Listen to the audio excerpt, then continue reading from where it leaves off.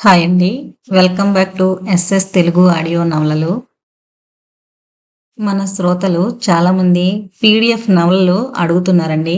ఎవరికైనా నవలలు కావాలి అంటే మీరు ఛానల్ పేజ్ ఓపెన్ చేసి లోపలికి వెళితే మీకు ఛానల్ మెయిల్ అడ్రస్ కనిపిస్తుంది.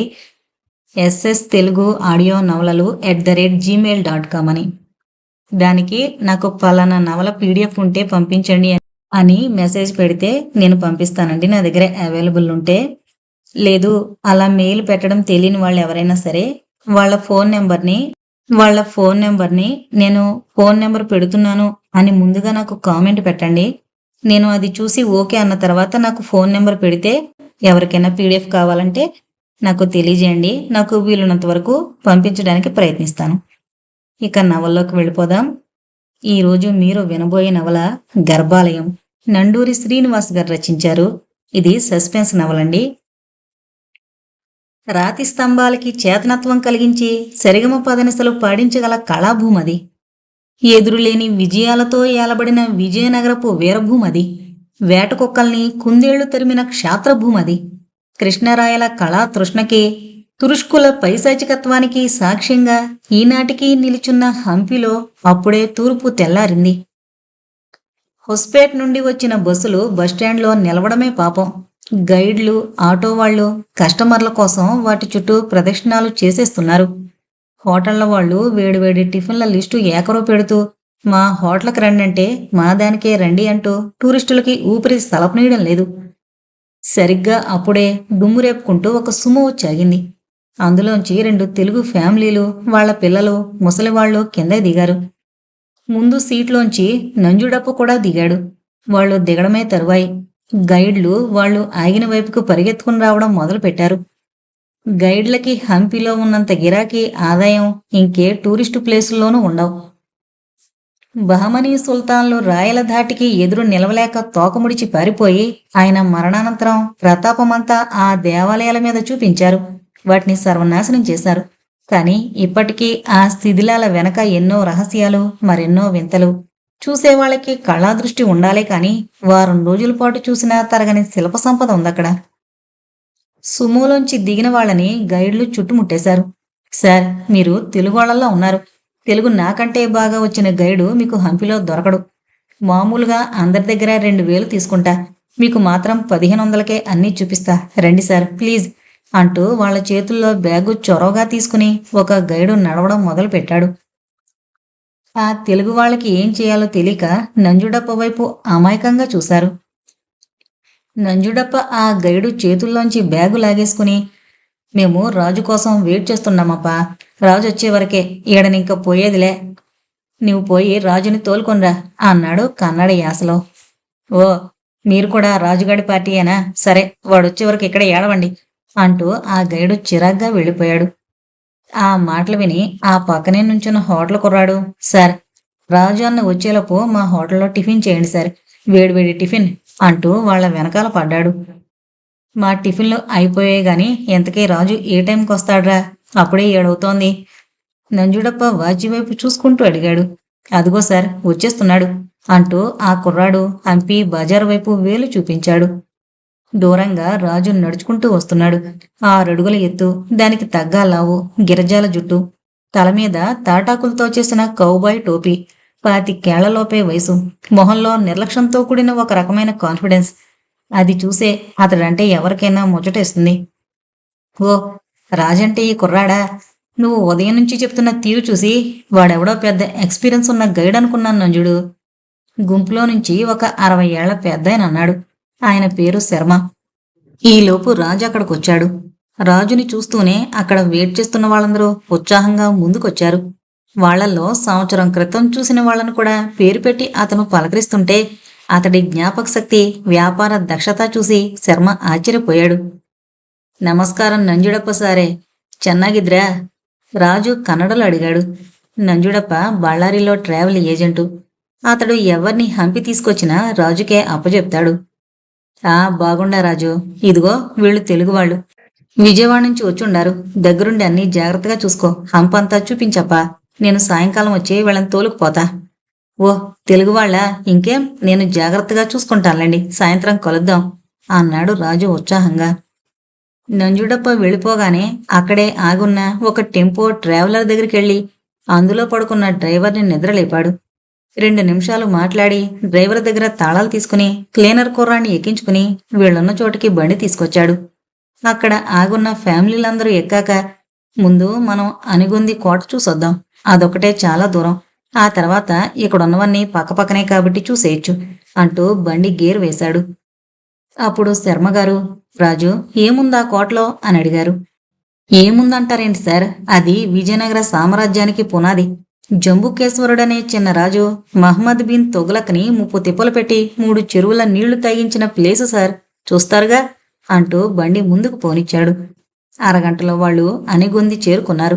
వాళ్ళకి ఆ కోట విశేషాలు వివరించి అక్కడికి కొంచెం దూరంలో ఉన్న పంపా సరస్సు, శబరి ఆశ్రమం, తుంగభద్ర మధ్యలో ఉన్న శ్రీకృష్ణ దేవరాయల సమాధి చూపించాడు.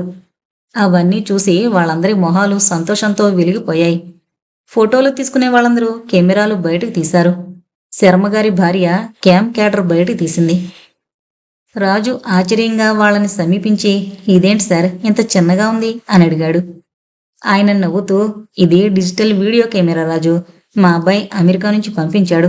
ఇందాకటి నుంచి నువ్వు చెప్పిన విశేషాలన్నీ ఇందులో ఎక్కించాం అన్నారు. అదేంటి సార్, వీడియో కెమెరా అంటే ఇంత పెద్దగా ఉంటుంది కదా, ఇదేమో సిగరెట్ పెట్టంతుంది, మరి పెద్ద దాంట్లో వచ్చినంత బాగా ఇందులో బొమ్మలొస్తాయా?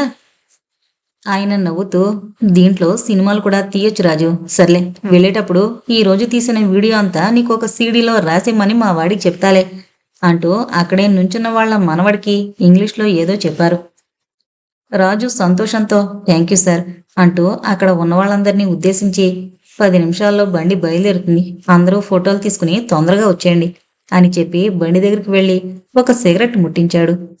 4 దమ్ములు లాగి బండి ఎక్కడానికి డోరు తాళం తీయగానే బుస్సుమని ఏదో శబ్దం వినిపించింది. చెవులు రిక్కించి విన్నాడు. నిజమే, బండిలో నుండి సన్నగా శబ్దం వస్తోంది. ఎక్కడైనా పాము దూరిందేమోనని అతడికి అనుమానం కలిగింది. ఆలస్యం చేయకుండా గబగబా బండిలోకెక్కి నెమ్మదిగా నడుస్తూ ప్రతి సీటు కింద తొంగి చూడడం మొదలుపెట్టాడు. సరిగ్గా 3వ సీటు దగ్గరకొచ్చేసరికి ఆశ్చర్యపోయాడు. వినిపించింది పాము బుస కాదు, చిన్న కుర్రాడి ఊపిరి. ఒక 3 ఏళ్ల పిల్లాడు సీటు కింద ముడిచిపెట్టుకుని పడుకునున్నాడు. ఒంటి చుట్టూ హరేరామ సాలువా కప్పుంది. పిల్లాన్ని సీట్లో పడుకోబెట్టకుండా కింద ఎవరు పడుకోబెట్టుంటారా అని ఆశ్చర్యంతో రాజు వాణ్ణి చేతుల్లోకి తీసుకున్నాడు. అప్పటిదాకా నిద్రపోతున్న పిల్లాడు ఉలిక్కిపడి లేచి కళ్ళు తెరిచి చుట్టూ చూసి కయ్యమని ఏడవడం మొదలుపెట్టాడు. అప్పటికే అందరూ రాయల సమాధిని చూసి వెనక్కి తిరిగొస్తున్నారు. రాజు కంగారుగా వాళ్ళ దగ్గరికెళ్ళి, అదేంటండి, పిల్లాడిని అలా సీటు కింద వదిలేసి వచ్చేస్తారా? ఎవరి పిల్లాడు? వెంటనే వచ్చి తీసుకోండి అని అరిచాడు. తల్లులందరూ తమ పిల్లలు పక్కనే ఉన్నారా లేదా అని ఒకసారి చూసుకున్నారు. ఎవరూ ముందుకు రాలేదు. మావాడు కాదంటే మావాడు కాదు అని అందరూ అనేసరికి రాజు ఆశ్చర్యపోయాడు. తను వ్యాన్ ఆపి అనిగొంది వెళ్ళొచ్చేసరికి ఎవరి పిల్లాడైనా పొరపాటున వ్యాన్ ఎక్కాడేమోనని అక్కడే వచ్చేపోయే వాళ్ళని, షాపుల వాళ్ళని గబగబా ఆరా తీశాడు. ఎవరూ అలాంటి పిల్లాడిని ఉదయం నుంచి ఆ ప్రాంతంలో చూడలేదని చెప్పారు. పిల్లాడు ఇంకా గుక్కపెట్టి ఏడుస్తూనే ఉన్నాడు. మధ్య మధ్య తాత తాత అంటున్నాడు. రాజు వాణ్ణి సముదాయిస్తూ క్లీనర్తో, ఒరే, రాత్రి మీరు స్టాండ్లో ఆపుంచినప్పుడు ఎక్కడేమోరా అన్నాడు.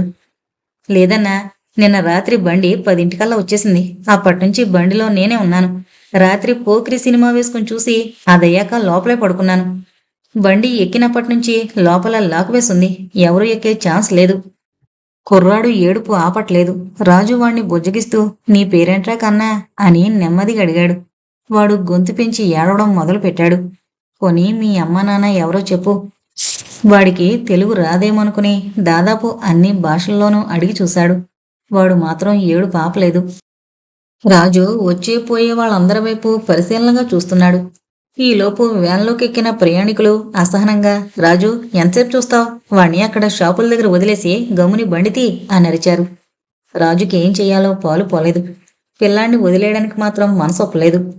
క్లీనర్ జాలిగా, అన్నా, ఎవరో బెచ్చగాడి కొడుకై ఉంటాడు, పెంచలేక ఇక్కడ వదిలేశారేమో అన్నాడు. రాజు కుర్రాన్ని పరిశీలనగా చూసి, లేదురా, వీణ్ణి చూస్తే అలా లేడు. ఈ బట్టలో సేలవ చూడు, మొహాన బొట్టు చూడు, వదిలేదలుచుకున్న వాళ్ళైతే సాలువా కప్పి వెళ్లరు కదా, ఖచ్చితంగా ఎవరి పిల్లాడో తప్పిపోయాడు అని ఒక్క క్షణం ఆలోచించి, ఇందాక నేను దిగుతూ బండి లాక్ చేసి వచ్చానురా, అందుకని వీడు ఎక్కే అవకాశం లేదు. నువ్వేమో రాత్రంతా బండిలోనే ఉన్నానంటున్నావు. అంటే బండి స్టాండ్లో పెట్టి నువ్వు ఎక్కేలోపే వీడు ఇందులోకి వచ్చాడన్నమాట. బహుశా వీడి గురించి స్టాండ్లో ఎవరికైనా తెలుసుంటుందేమో. సర్లే పద అంటూ షాపుల దగ్గర ఒకసారి ఆగి, నేను విట్లాలయానికి వెళ్ళి అక్కడి నుంచి హంపి వెళ్ళిపోతాను. వీడి కోసం ఎవరైనా వెతికితే హంపి స్టాండ్కి రమ్మని చెప్పండి అని చెప్పి బండివైపు నడిచాడు. కుర్రాడు చేతుల్లో నిలవకుండా గింజుకుంటూ పెద్ద పెట్టుని ఏడుస్తున్నాడు. రాజు వాణ్ణి క్లీనర్కి అప్పచెప్పి బండి స్టార్ట్ చేశాడు. హంపి ఊళ్ళోకి పోనిస్తూ దారిలో విట్లాలయం దగ్గర ఆపాడు. అక్కడ అందర్నీ దిగమని చెప్పి కుర్రాన్ని క్లీనర్ చేతుల్లోంచి తీసుకున్నాడు. వాడు మాత్రం ఏడుపు ఆపడం లేదు. ప్రయాణికులందర్నీ లోపలికి తీసుకువెళుతూ, ఇదే హంపిలోకెల్లా అద్భుతమైన దేవాలయం. హంపి అనే పేరుకే చిహ్నంగా నిలిచిపోయిన ఏకశిలా రథం ఉంది ఇక్కడే అంటూ లోపలికి దారి తీశాడు. చిత్రం, అప్పటిదాకా ఏడుస్తూ గింజుకుంటున్న కుర్రాడు కాస్త ఆ మాటలు వినగానే మంత్రం వేసినట్టు ఏడుపు ఆపేశాడు. వాడు సడన్ గా ఏడుపు ఆపేయడం చూసి రాజు ఆశ్చర్యపోయాడు. ఒక పెద్ద కష్టం తీరినట్టయింది. సంతోషంతో అందరికీ గుడి చూపిస్తూ ముందుకు నడిచాడు. ఇక్కడున్న వింతలు విశేషాలు ప్రపంచంలో ఇంకే గుడిలోనూ ఉండవు అన్నాడు. పిల్లాడు సంతోషంతో చప్పట్లు కొట్టాడు. వాడికి ఆ విషయం విని అంత సంతోషం ఎందుకు కలిగిందో రాజుకు అర్థం కాలేదు. వాణ్ణి తీసుకుని నాట్య మండపం అరుగు మీదకెక్కాడు. ఇది రాయలవారు తన చిన్న భార్య కోసం కట్టించిన నాట్య మండపం. ఇక్కడి రాతి స్తంభాలు సరిగమలని పలికిస్తాయి. రాళ్లు సంగీతం పలకడమేమిటా అని ప్రయాణికులందరూ రెప్పారపకుండా అతడి వైపే చూస్తున్నారు. రాజు కుర్రాన్ని కిందకి దింపి అక్కడ ఒకే స్తంభంలో చెక్కున్న 7 చిన్న చిన్న స్తంభాల్ని చేత్తో తట్టాడు. సరిగమ పదనిస ఆరోహణం. పక్కనే ఉన్న ఇంకో స్తంభాన్ని తాకగానే అవరోహణం వినిపించింది. ఇవన్నీ ఒకే శిల నుంచి చెక్కినవి. ఇందులో ఎక్కడా అతుకులు కనిపించవు. చూడండి. టూరిస్టులందరూ మంత్రముగ్ధులై చూస్తున్నారు. ఒకే శిలకి చెందిన 7 భాగాల్లోంచి 7 ఫ్రీక్వెన్సీలలో శబ్దం వినిపించడం ఎవరికీ నమ్మశక్యంగా లేదు. కొంతమంది యువకులు పైకెక్కి ఆ స్తంభంలో అతుకులు కనిపిస్తాయేమోనని పరిశీలనగా చూశారు. అలాంటిదేమీ కనిపించలేదు. ఆశ్చర్యంతో వాళ్ల కళ్ళు విప్పారాయి. నిజమైన గైడుకి జనాలు డబ్బులిచ్చినప్పుడు కన్నా కూడా కొత్త విషయం తెలుసుకున్న ఆనందం వాళ్ల కళ్ళల్లో కనిపించినప్పుడే ఎక్కువ తృప్తి కలుగుతుంది. రాజు సంతోషంగా వాళ్ళని ఇంకో వైపుకు తీసుకెళ్లాడు. కుర్రాడు ఏడవడం పూర్తిగా మానేశాడు. కేరింతలు కొడుతూ రాజు వెనకాలే పరిగెడుతూ ఎత్తుకోమని చేతులిస్తున్నాడు. ఈ వరుసలో చూడండి, 4 స్తంభాలున్నాయి. వీటిని తాకితే వీణ, ఘటం, జలతరంగం, మృదంగం శబ్దాలు వినిపిస్తాయి అన్నాడు. కుర్రాడు నెమ్మదిగా తనలో తను అనుకుంటున్నట్లుగా డమలకం అన్నాడు. రాజు ఒక్క క్షణం ఆశ్చర్యంగా వాడి వైపు చూశాడు. అంత చిన్న కుర్రాడికి డమరకం అనే పదం తెలియడం ఆశ్చర్యమే మరి. ఆ స్తంభాలు చేతులతో తడుతూ ఆ శబ్దాలన్నీ పలికించాడు. అతి స్పష్టంగా ఆ సంగీత పరికరాల్ని పోలిన నాదాలు పలుకుతూ ఉంటే టూరిస్టులు సంతోషంతో చప్పట్లు చరిచారు. రాజు మరింత ఉత్సాహంగా వాళ్ళని ఇంకొక వైపుకి తీసుకువెళ్లాడు. నాదస్వరం వాయించేవాడి వెనకాల నాగుపాములాగా వాళ్ళందరూ నిశ్శబ్దంగా రాజు వెంట నడిచి అతడి చుట్టూ మూగారు. ఇప్పుడు మీరు నుంచున్న ప్లేస్లోనే సరిగ్గా వెతికితే ఒక అద్భుతమైన రాయి కనిపిస్తుంది. ఒకే రాతిలో 4 శిల్పాలు కల అపూర్వమైన రాయి. వెతకండి చూద్దాం అన్నాడు. అతడి వాక్యం పూర్తయిన వెంటనే అక్కడ పూర్తి నిశ్శబ్దం చోటు చేసుకుంది. అందరూ మాట్లాడడం మరిచిపోయి వెతకడంలో పడిపోయారు. కుర్రాడు ఆ పక్కనే కూర్చుని ఆడుకుంటున్నాడు. తనలో తనే నెమ్మదిగా ఒకే లాతిలో 5 శిల్పాలు కల అపూర్వమైన లాయి అన్నాడు. ఈలోపు అందరూ వెతకడం పూర్తయింది. ఎవరికీ దొరకలేదు. అందరూ డీలాపడిన మొహాలతో నువ్వే చెప్పు రాజు, మా వల్ల కాదు అన్నారు. సరే ఇలా రండి, ఇదిగో ఈ రాయే అంటూ చూపించాడు. వాళ్ళు ఆశ్చర్యపోయారు. అది ఒక 2 అంగుళాల రాయి, మండపం అంచునుంది. ఆ చిన్న రాయికి అంత ప్రాముఖ్యత అని ఆశ్చర్యపోయారు. అసలు అది ఒక శిల్పమని చూసేవారెవరికి అనిపించే అవకాశమే లేదు. దీన్ని 2 పక్కల అరచేతులతో మూసి చూస్తే దండం పెడుతోన్న సింహం కనిపిస్తుంది. రాజు 2 చేతులు పెట్టి చూపించేసరికి అందరూ సంతోషంతో కళ్ళెంత చేసుకుని చూశారు. పైన కింద మూసేసి చూస్తే పిల్లనెత్తుకుంటున్న కోతి. అందరూ కన్నరపకుండా చూస్తున్నారు. ఒక చేత్తో ఎడం పక్కగా మూస్తే పరిగెడుతున్న గుర్రం, అరచేతిని చంద్రవంకలా తిప్పి పైనుంచి చూస్తే కప్ప కనిపిస్తుంది. మొత్తం 4 శిల్పాలు చూపించేసి రాజు పక్కకొచ్చేశాడు. అందరూ ఆశ్చర్యపోయారు. కొంతమంది చేతులు రకరకాలుగా పెట్టి చూసి తెగ మురిసిపోతున్నారు. కుర్రాడు మాత్రం నెమ్మదిగా తనలో తనే గుణుకుంటున్నట్టు గుప్పెత్తలో బిగించి తూస్తే శివలింగం అన్నాడు. రాజు ఆ మాటలు విన్నాడు, కాని ఏదో పసిపిల్లాడి మాటల్లే అని పట్టించుకోలేదు. అందరూ చూడడం అయిపోయింది. కొందరు ఆనందంతో కృష్ణదేవరాయల్ని పొగుడుతుంటే, కొందరు రాజుని చుట్టుముట్టి రకరకాల ప్రశ్నలు వేశారు. రాజు కుర్రాన్ని ఎత్తుకుని గుళ్ళోంచి బయటకొచ్చేస్తూ వాళ్ళందరికీ ఓపిగ్గా జవాబులు చెప్పాడు. సరిగ్గా అప్పుడే వేరే గైడుతో వచ్చిన టూరిస్టు పార్టీలోని 2 అమ్మాయిలు మ్యూజికల్ ఇన్స్ట్రుమెంట్స్ లా మోగే ఆ 4 స్తంభాల చుట్టూ తిరుగుతూ ఆడుకుంటున్నారు. అదే వరుసలో వీటికి కొంచెం దూరంగా 5వ స్తంభం ఒకటుంది. ఒక అమ్మాయి ఆడుతూ ఆడుతూ దాన్ని తాకగానే అదే ఢమరకంలా మోగింది. రాజు చంకలో కుర్రాడు సంతోషంతో చప్పట్లు చేస్తూ డమలకం డమలకం అన్నాడు. రాజు ఆ శబ్దానికి ఒక్క క్షణం అటు చూశాడు, కాని బయటకొచ్చేసే హడావిడిలో పెద్దగా గమనించలేదు. ఆ విషయమే కాని రాజు అప్పుడే గమనించుంటే పక్క రోజు జరిగే ఒక ప్రమాదం నుంచి ఆ కుర్రాడు తప్పించుకుని ఉండేవాడు. రాజు విట్లాలయం నుండి బయటకొచ్చి అందర్నీ ఎక్కించుకుని బస్సు స్టార్ట్ చేశాడు. అదేం చిత్రమో కాని అప్పటిదాకా ఆడుకున్న కుర్రాడు మళ్ళీ గుక్కపెట్టి ఏడవడం మొదలుపెట్టాడు.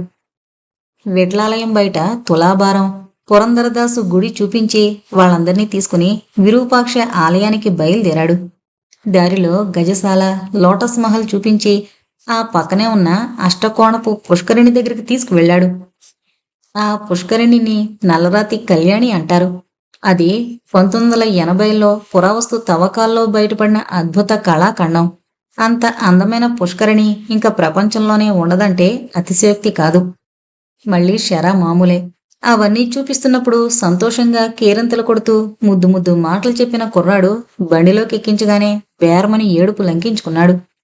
బండి నడుపుతూనే వాడికి ఏవేవో కథలు కబుర్లు చెప్పడానికి ప్రయత్నించినా ఏడుపు మాత్రం ఆపలేదు. రాజుకి ఒక విషయం అర్థమైంది. హంపికి సంబంధించిన విషయాలు చెప్తే మాత్రమే వాడు ఏడుపు ఆపుతాడు. మిగతాప్పుడు వాడి చేత ఏడుపు ఆపించడం తన తరం కాదు. అంటే వాడి జీవితానికి హంపికి ఏదో సంబంధం ఉందన్నమాట. బండి సరాసరి విరూపాక్ష ఆలయానికి ముందు ఆపాడు. అప్పటికే మధ్యాహ్నం అయింది. భోజనాలు చేసేవాళ్లు చేసేసి వచ్చేయండి, ఒక అరగంటలో విరూపాక్షాలయానికి బయలుదేరదాం అన్నాడు. అప్పటికే జనాలు మంచి ఆకళ్ల మీద ఉన్నారేమో. ఆ మాట వినగానే ఆవురావురుమంటూ హోటళ్ల మీద సింహాల్లా కలియబడ్డారు. రాజు కుర్రాన్ని తీసుకుని హోటల్లోకి వెళుతుంటే, ఏంది మావోయ్, కలిసొచ్చే కాలం వచ్చిందా ఏంది అని వినిపించింది. తలెత్తి చూశాడు. ఎదురుగా నవ్వుతూ మళ్ళీ పువ్వుల షాపులో కూర్చుని దండ కడుతోంది. ఆమె షాపు వైపు నడుస్తూ, ఏంటే నీ గోల అన్నాడు. మరేం లేదులే మామా. నడిసే పిల్లాన్నెత్తుకుని తిరుగుతుంటేను కలిసొచ్చే కాలం వచ్చిందేమోనని అడిగా అంది. రాజు చిరునవ్వు నవ్వాడు. ఎవరి పిల్లాడో తప్పిపోయాడే, ఉదయం నుంచి ఎవరైనా వెతుక్కుంటూ వచ్చారా?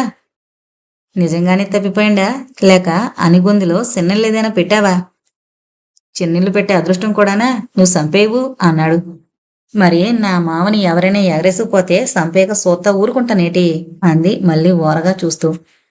అప్పటిదాకా గుక్కపెట్టి ఏడుస్తున్న పిల్లాడు మళ్ళీ మాటలు వినగానే ఏడుపు ఆపేయడం రాజు గమనించలేదు. హోటల్ బయట నుంచుని హంపి బజార్ని వీడియో తీస్తున్న శర్మగారికి వీళ్ల వ్యవహారమంతా వీడియోలో చిక్కింది. ఆయన నవ్వుతూ రాజుని సమీపించి, ఏం రాజు, నీ భార్య అని అడిగాడు. రాజు సిగ్గుపడిపోతూ, దీన్నెవడు చేసుకుంటాడు సార్, దీంతో వేగడం నా వల్ల కాదు అన్నాడు. మళ్ళీ ఉక్రోషంగా, చూడండి బాబు, పద్దాల సరసాలాడతాడు, పెళ్ళుగు సెత్తేసరికి తప్పించుకుంటాడు, ఇదే తంతు అంది. నేనెప్పుడు సరసాలాడానే, ఇంకేం పనిలేదా నాకు? శర్మగారు నవ్వుతూ, గోకాయించుకు రాజు, మీ మాటలన్నీ ఈ వీడియోలోకి ఎక్కించాలే అన్నారు. మళ్ళీ ఒక్క గెంతులో షాపులోంచి బయటకు దూకి సంతోషంతో చప్పట్లు చరుస్తూ, ఈ సినిమా మాకివ్వండి బాబు, మీకు పుణ్యం ఉంటాది అంది. నేను వెళ్ళేటప్పుడు మీ మామకిస్తాలే, నీకు తీరుకున్నప్పుడల్లా వాడి దగ్గరికి పోయి చూడు. వాడి దగ్గరికి వెళ్తే టీవీ ఆడ చూడని తడయ్యా, అల్లరి చేసి సంపుతాడు, ప్యానం నిలవనీయడు అని గర్వంగా చెప్పుకుంటూ దుకాణంలోకి వెళ్ళిపోయింది. చెప్తుంటే దాని బుగ్గలు సిగ్గుతో కందిపోయాయి. శర్మగారు నవ్వుకుంటూ భోజనానికి వెళ్ళిపోయాడు. ఎవరైనా పిల్లాడి కోసం వెతుకుంటూ వస్తే నా దగ్గరున్నాడని చెప్పవే అంటూ రాజు కుర్రాన్ని తీసుకుని హోటల్లోకి నడుస్తున్నాడు. కుర్రాడు మల్లి వైపు వేలు చూపిస్తూ మళ్ళీ మళ్ళీ అన్నాడు. మళ్ళీ ఆశ్చర్యంతో, మావోయ్, ఈ గుంటడు నన్ను పేరు పెట్టి పిలుస్తున్నాడు మావా. నా పేరు వీడికెలా తెలుసు? చిత్రంగా లేదు అంది. రాజు వెళ్ళబోతున్నవాడు కాస్త వెనక్కొచ్చి, అందులో విచిత్రమేంటే, నేను నిన్ను పిలిచినప్పుడు వినుంటాడు అన్నాడు. అదేంది మావా, నువ్విందాకటి నుంచి నన్ను పేరెట్టే పిలవలేదు గందా, వీడికి నా పేరెట్టా తెలిసింది? రాజు ఒక్క నిమిషం ఆలోచించి, ఇక్కడ మల్లెపూలు వేలాడుతున్నాయి కదా, అవి చూసి మళ్ళీ మళ్ళీ అనుంటాడు. నువ్వేమో నీ పేరనుకుని మురిసిపోతున్నావు అని నవ్వుతూ అన్నాడు. లేదు మావా, ఈయన ఏడో బాగా చూసినట్టుంది. ఈడు మొహం చూడు, బాగా ఎరిగిన వాళ్ళకి మళ్ళీ లేదు. నీ మొహం ఇదిగో తోకంటే అదిగో పూలు అంటావు నువ్వు, నోరు మూసుకోవే అని చెప్పి రాజు నవ్వుకుంటూ వచ్చేశాడు. మళ్ళీ బొంగమూతేసుకుని ఉక్రోషంగా చూస్తూ ఉండిపోయింది. పిల్లాడు మాత్రం వెనక్కి చూస్తూ మళ్ళీ మళ్ళీ అంటూనే ఉన్నాడు.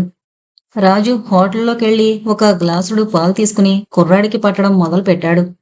పిల్లాడు ఆకలితో ఉన్నాడేమో గ్లాస్ అందుకుని ఆత్రంగా తాగుతున్నాడు. రాజు వాడి మొహంలోకి పరిశీలనగా చూశాడు.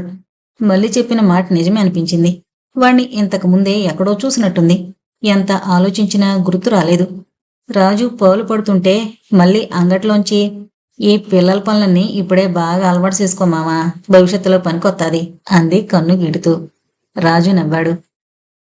హంపి బజారు వీధిలో మల్లిది ఒక పూల దుకాణం. రాజుకి మల్లికి ఏ చుట్టరికమూ లేదు. ఇద్దరూ అనాథలవడమే వాళ్ళని కలిపింది. మళ్ళీ పుట్టి బుద్ధిరిగేసరికి ఒక పూలమ్మే అవ దగ్గర పనిచేస్తూ ఉండేది. ఎవరు తీసుకొచ్చి ఆ ఊళ్ళో వదిలేశారో దానికే తెలీదు. రోజంతా అవ్వకి సాయం చేసి అవ్వ పెట్టింది తిని రాత్రి ఆ అరుగు మీదే పడుకునేది. అవ్వ పోతూ పోతూ తన ఇంటిని షాపుని మల్లికి అప్పజెప్పిపోయింది. అప్పటినుంచి అదే దానికి జీవనాధారమైంది. మళ్ళీ చాలా అందంగా ఉంటుంది. అమాయకమైన దాని చక్రాల్లాంటి కళ్ళు అద్భుతంగా ఉంటాయి. 3 ఏళ్ల క్రితం ఒకరోజు ఎవడో దాని వెంటపడి అల్లరి పెడుతుంటే రాజు వాణ్ణి 4 తన్ని మల్లిని రక్షించాడు. అప్పట్నుంచి దానికి రాజంటే ఆరో ప్రాణం. వాణ్ణి చూడకపోతే ఒక్కరోజు కూడా తెల్లారదు. ఒకసారి రాజు ఒళ్ళు తెలియని జ్వరంతో రూంలో పడుంటే అప్పుడు అతన్ని దగ్గరుండి కంటికి రెప్పలా చూసుకుంది మళ్ళీ. అప్పట్నుంచి అతడికి అదంటే వాళ్ళ మళ్ళీ అభిమానమే. వేరే ఎవడైనా దాని మీద కన్నేస్తే చాలు వాడి కళ్ళు పీకేస్తాడు. మళ్ళీ కూడా అంతే, వాడి మీద ఏగ వాళ్ళనివ్వదు. అది వాళ్ళిద్దరి కథ. పిల్లవాడు పాలు తాగడం అయ్యేసరికి అందరి భోజనాలు పూర్తయ్యాయి. రాజు కూడా గబగబా 4 మెతుకులు తినేసి వాళ్ళందరినీ విరూపాక్ష ఆలయానికి తీసుకువెళ్లాడు. హంపిలో పూజలు జరుగుతోన్న ఆలయం అదొకటే. ఈ గుడిలో తప్ప మిగతా గుళ్లల్లో ఎక్కడా దేవుడికి పూజలుండవు. మిగతావన్నీ మ్యూజియం చూసినట్టు చూడడమే. అందుకే చరిత్రకారులు హంపిని ప్రపంచంలోకెల్లా అతిపెద్ద ఓపెన్ ఎయిర్ మ్యూజియం అని పిలిచారు. అప్పటికి పిల్లవాడు రాజుకి బాగా అలవాటైపోయాడు. వాడు ఏడ్చినప్పుడు కూడా ఏం చేస్తే ఏడుపు మానేస్తాడో అర్థం కావడం వల్ల రాజుకి వాణ్ణి చూసుకోవడం మరింత సులభమైపోయింది. పెద్ద గుడిలో విశేషాలు చూశాక వాళ్ళందర్నీ పక్కనే ఉన్న త్రికూటాచలం మీదకి తీసుకువెళ్లాడు. అప్పటికే చాలా దూరం నడవడం వల్ల, భుక్తాయాసం వల్ల జట్టులో ముసలివాళ్ళందరూ కొండ మొత్తం ఎక్కలేక మధ్యలో ఉన్న మండపంలో చెతికిలు పడ్డారు. అది గమనించిన రాజు వాళ్ళని ఉత్సాహపరచడానికి, ఇక్కడున్న పెద్దవాళ్ళందరికీ ఇప్పుడు నేనొక ప్రశ్న అడుగుతాను, సమాధానం చెప్పాలి అన్నాడు. అందరూ ఆతృతగా రాజు వైపు చూశారు. శర్మగారు ఆసక్తిగా వీడియో తీస్తున్నారు. రాజు అక్కడున్న అందమైన జైన దేవాలయం చూపిస్తూ అక్కినేని నాగేశ్వరరావు నటించిన ఒక గొప్ప భక్తిరస చిత్రాన్ని చాలా వరకు హంపిలోనే తీశారు. ఈ గుడి దగ్గర ఒక పాట కూడా తీశారు. అదేంటో చెప్పుకొని చూద్దాం అన్నాడు. ఒక ఆవిడ వెంటనే మంచి మనసులు, అహో ఆంధ్రభోజ పాట అంది. పక్కనున్న ఆమె భర్త, నీ మొహం, మంచి మనసులు భక్తి సినిమా అంటే బుర్ర తక్కువదానా, నోరు మూసుకుని ఏడవచ్చుగా, ప్రతి దాంట్లోనూ వేలు పెట్టకపోతే అన్నాడు. అందరూ పగలబడి నవ్వారు. సరే, మీకు 1 నిమిషం టైం ఇస్తున్నాను, ఎవరు చెప్పగలరో చూద్దాం అన్నాడు. అందరూ ఆలోచనలో పడ్డారు. కొందరు చెంచులక్ష్మి అని, కొందరు కృష్ణార్జున యుద్ధమని నోటుకొచ్చినవి చెప్పారు. అప్పటికే కుర్రాడు పక్కనే ఉన్న రాయి మీద కూర్చుని భక్త తుకాలం తుకాలం అంటూ చప్పట్లు కొట్టడం ఎవరూ గమనించలేదు. రాజు 1 నిమిషం చూసి ఎవరూ చెప్పడం లేదని నిర్ధారించుకున్నాక, సరే నేనే చెప్పేస్తున్నాను, భక్త తుకారం సినిమా శ్యామసుందర నా ప్రేమ మందిర అనే పాట అన్నాడు. ముసలివాళ్ళందరూ ఆనందంతో చప్పట్లు కొట్టారు. వెంటనే ఇందాకటి ఆవిడ, నిజమేనాయనా, నాగేశ్వరరావు బుద్ధిగా కూర్చుని అభంగాలు రాసుకుంటుంటే కాంచనొచ్చి కవ్విస్తూ పాడుతుంది. ఇప్పుడు జ్ఞాపకం వచ్చింది అంది. అందరూ అలసట మరిచిపోయి మళ్ళీ సంతోషంగా కొండెక్కడం మొదలుపెట్టారు. రాజు నవ్వుకుంటూ బాబు కోసం చుట్టూ చూశాడు. శర్మగారు భార్య కొండెక్కకుండా మండపం దగ్గరే ఆగిపోయి ఏదో వెతుక్కుంటున్నారు. పిల్లాడు చప్పట్లు కొడుతూ వాళ్ళ చుట్టూ తిరుగుతూ కబుర్లు చెప్తున్నాడు. రాజు ఆతృతగా వెనక్కొచ్చాడు. తాళాలెక్కడ పెట్టారండి? ఆవిడ ఆందోళనగా అడిగింది. పిల్లవాడు చప్పట్లు కొడుతూ గొడవ చేస్తున్నాడు. రాజు వాడిని ఎత్తుకుని, తప్పమ్మా, గొడవ చేకు అంటూ, ఏమైంది సార్, ఎనీ ప్రాబ్లం అని అడిగాడు. సూట్ కేసు తాళం కనిపించడం లేదు రాజు. ఈవిడికి తలనొప్పిగా ఉందట. జండు బామ్ కావాలి. సూట్ కేసులో ఉంది. తాళాలివ్వండి అని అడిగింది. అప్పుడు చూస్తే సూట్ కేసు తాళాలు కనిపించలేదు. నేను వచ్చేటప్పుడు జేబులో వేసుకుని వచ్చాను. ఎక్కడైనా పడిపోయేమో. ఇంత మంచి ట్రిప్లో ఇదొక్కటే అపశృతి అన్నాడాయన ఆందోళనగా వెతుకుతూ. మీరేం కంగారు పడకండి సార్, ఎక్కడే ఎక్కడో పడుంటాయి అంటూ రాజు కూడా వెతకడం మొదలు పెట్టాడు. 2 నిమిషాల్లో మండపం మొదట్లో రాజుకి తాళాల గుత్తి కనిపించింది. రాజు సంతోషంగా, సార్ ఇవేనా అంటూ తీసుకొచ్చిచ్చాడు. ఆయన ఆనందంతో, థ్యాంక్స్ రాజు అంటూ అందుకున్నాడు. మనిషి జీవితంలో కొన్నిసార్లు కొన్ని సంఘటనలు చాలా కాకతాళీయంగా జరుగుతూ ఉంటాయి. కానీ వాటి ప్రభావం మాత్రం ఎప్పుడో కొన్ని రోజులకో నెలలకో తెలిసినప్పుడు ఆశ్చర్యం కలుగుతుంది. రాజు జీవితంలో ఈ సంఘటన కూడా అలాంటిదే. రాజు వాళ్ళకి గణపతి విగ్రహాలు, నరసింహస్వామి, బడవలింగం, మిగతా చిన్న చిన్న గుళ్ళన్నీ చూపించి బస్టాండ్కి చేరుకునేసరికి సాయంత్రం 6 అయింది. అప్పటికే ఆకాశమంతా మబ్బు మూసేసింది. ఏ క్షణంలోనైనా వర్షం పడేలా ఉంది. ఒక్కొక్కరే హంపి అందాలని, విచిత్రాల్ని నిమరేసుకుంటూ సంతోషంతో అలసటతో వేల్లోంచి కింద దిగారు. రాజు దగ్గరికి వెళ్లి ఎంత ఇవ్వాలని అడిగితే, మీకు తోచినంత ఇవ్వండి సార్ అంటూ నవ్వుతూ చెప్పాడు. క్లాసు కస్టమర్ల దగ్గర చిన్న ట్రిక్ ఉంది. వాళ్ళని బాగా సంతోషపెట్టి డబ్బులు ఇచ్చేటప్పుడు మాత్రం డిమాండ్ చేయకుండా నిర్ణయం వాళ్ళకే వదిలేస్తే మామూలుగా ఇచ్చేదానికన్నా ఎక్కువ ఇస్తారు. ఇది మార్కెటింగ్ చదువుకున్న చాలా మంది కూడా తెలియని అతి చిన్న వ్యాపార సూత్రం. అందరూ వాళ్ళకి తోచినంత తీసి రాజు చేతిలో పెట్టారు. రాజు సంతోషంగా లెక్క పెట్టుకున్నాడు. 3000కి పైనే వచ్చింది. రోజు కన్నా చాలా ఎక్కువే గిట్టింది. ఈలోపు నంజుడప్ప సుమో తెచ్చి బస్టాండ్లో రెడీగా ఉన్నాడు. శర్మగారు వెళ్లబోతున్న వారల్లా ఒక క్షణం ఆగి రాజు దగ్గరకొచ్చి, చాలా చాలా బాగా చూపించావు రాజు, వెళ్ళొస్తాను అన్నారు. చాలా థ్యాంక్స్ సార్. మళ్ళీ ఎప్పుడు హంపొచ్చినా తప్పకుండా నా దగ్గరికే రావాలి. ఆయన ఆత్మీయంగా నవ్వుతూ, ఎందుకు రాను రాజు, నీతో ఒకసారి హంపి చూసిన వాళ్ళు ఎవరైనా నిన్ను మర్చిపోగలరా? నీ సమయస్ఫూర్తి, విజ్ఞానం, హాస్య చతురత, నీ వ్యక్తిత్వం నన్ను చాలా సంతోషపెట్టాయి అన్నారు. రాజు సంతోషంగా, అంతా మా గురూజీ దయ సార్. ఆయనే నన్ను ఒక మనిషిగా తీర్చిదిద్దారు. మీరు చెప్పిన థ్యాంక్స్ అన్నీ ఆయనకే చెందుతాయి అన్నాడు. చెబుతుంటే అతడి కళ్లల్లో సన్నటి కన్నీటి పొర అస్పష్టంగా కదలడం శర్మగారు గమనించకపోలేదు. సంతోషంగా ఒక 500 తీసి రాజు చేతిలో పెట్టారు. రాజు ఆశ్చర్యంతో, అదేంటి సార్, ఇందాకిచ్చారు కదా అన్నాడు.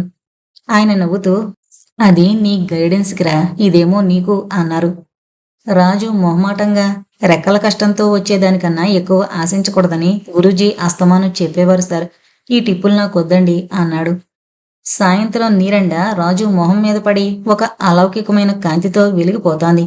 చంకలో కుర్రాడు సంతోషంతో కేరింతలు కొడుతున్నాడు. సర్లేరా, నీ కాకపోతే నీ మరదలకి, దానికి ఓ చీర కొనిపెట్టు, సంతోషిస్తుంది, కాదనుకో అన్నారాయన.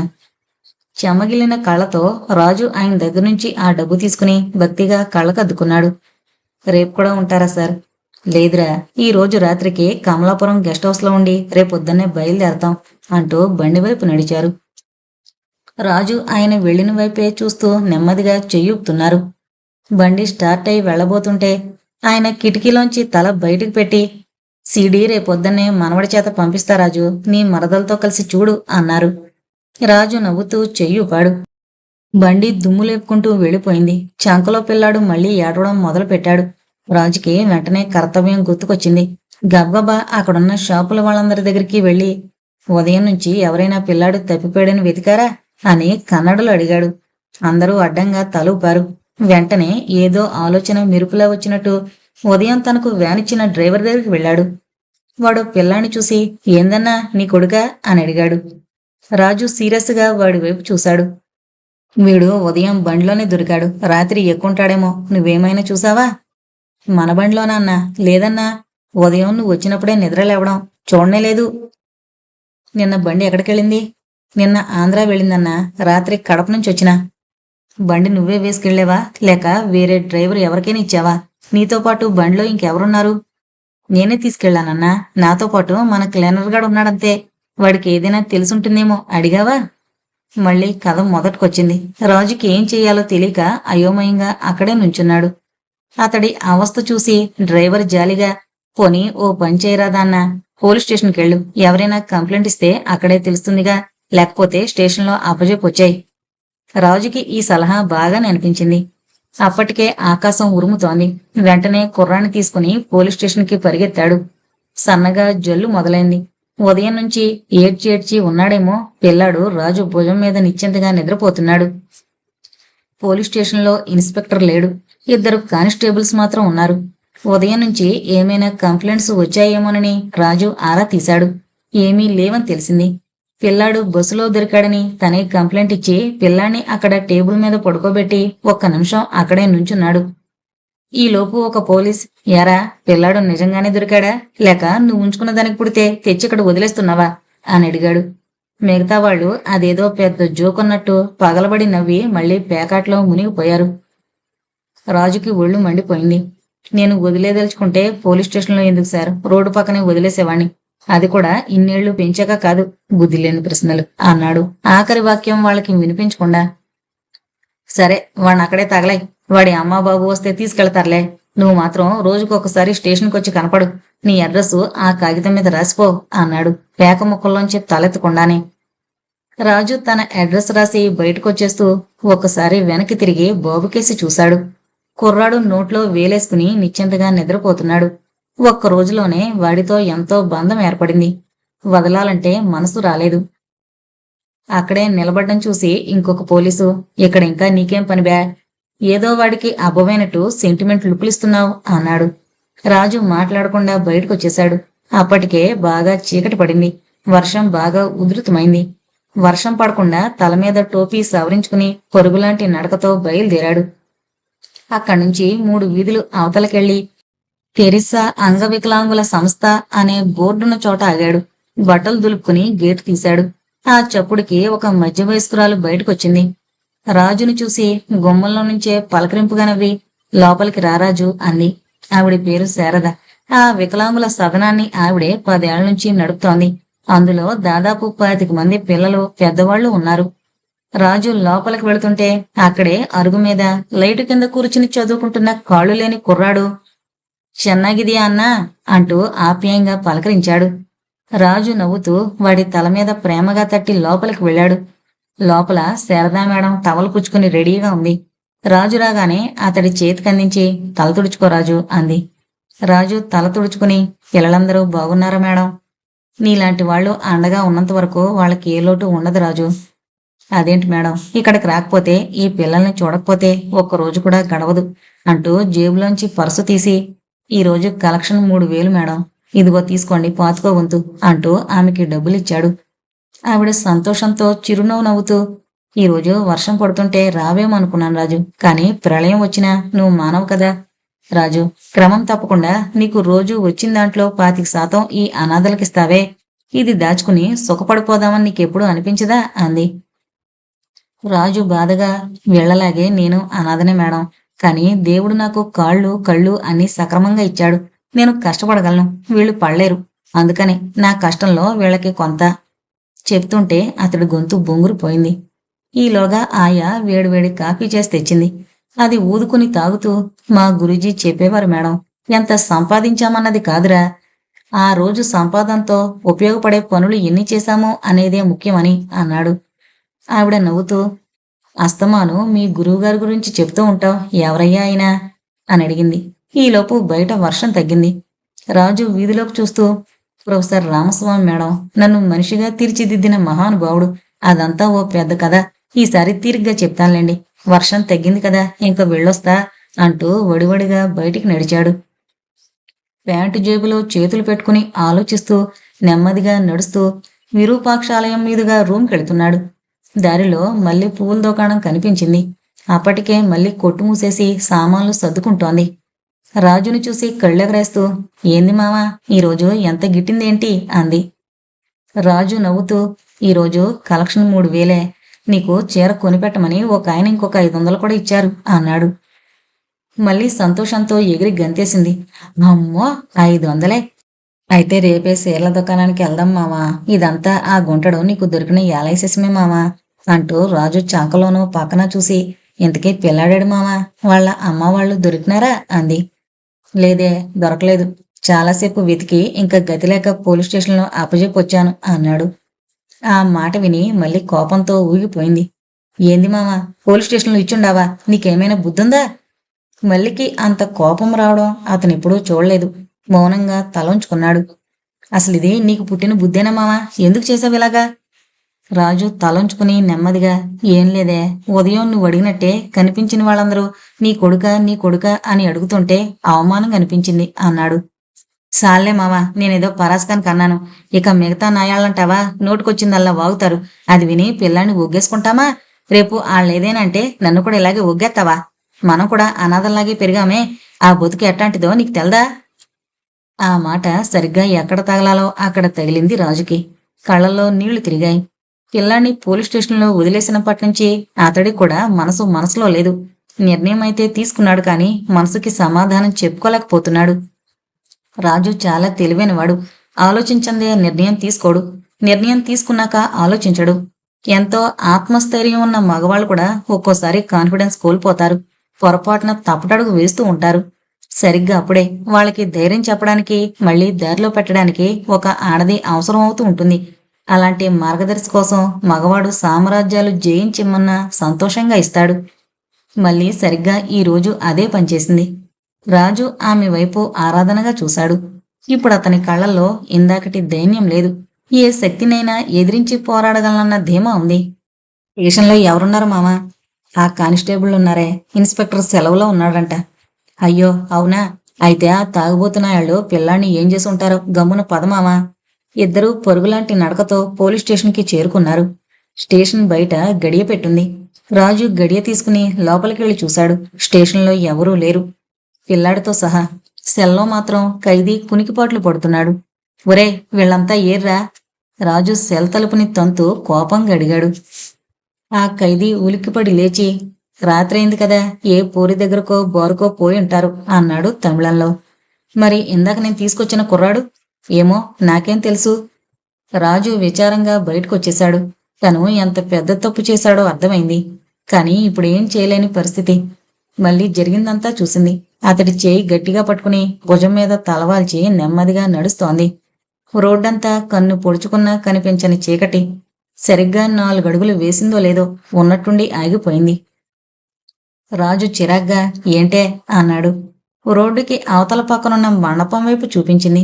మామా, అక్కడేదో చిన్నపిల్లాడి ఏడుపు వినిపిస్తోంది కదా. రాజు పరీక్షగా విన్నాడు. నిజమే, చిన్నపిల్లాడు వెక్కినట్టు శబ్దం వినిపిస్తోంది. ఒక్క అంగలో ఆ మండపం వైపు పరిగెత్తాడు. చీకట్లో కళ్ళు చిట్లించి చుట్టూ చూశాడు. దూరంగా వెళుతోన్న లారీ హెడ్లైట్ సరిగ్గా అప్పుడే ఆ మండపాన్ని వెలుగుతో నింపేసింది. మండపంలో ఒక మూల చలికి వణికిపోతూ ఏడుస్తూ కూర్చున్న పిల్లాడు కనిపించాడు. ఆనందంతో రాజు పెట్టిన కేకకి ఆ మండపం అదిరిపోయింది. రాజుని చూడగానే కుర్రాడు పరిగెత్తుకునొచ్చి ఎత్తుకోమని చేతులిచ్చాడు. రాజు వాణ్ణెత్తుకుని ముద్దులతో ముంచెత్తాడు.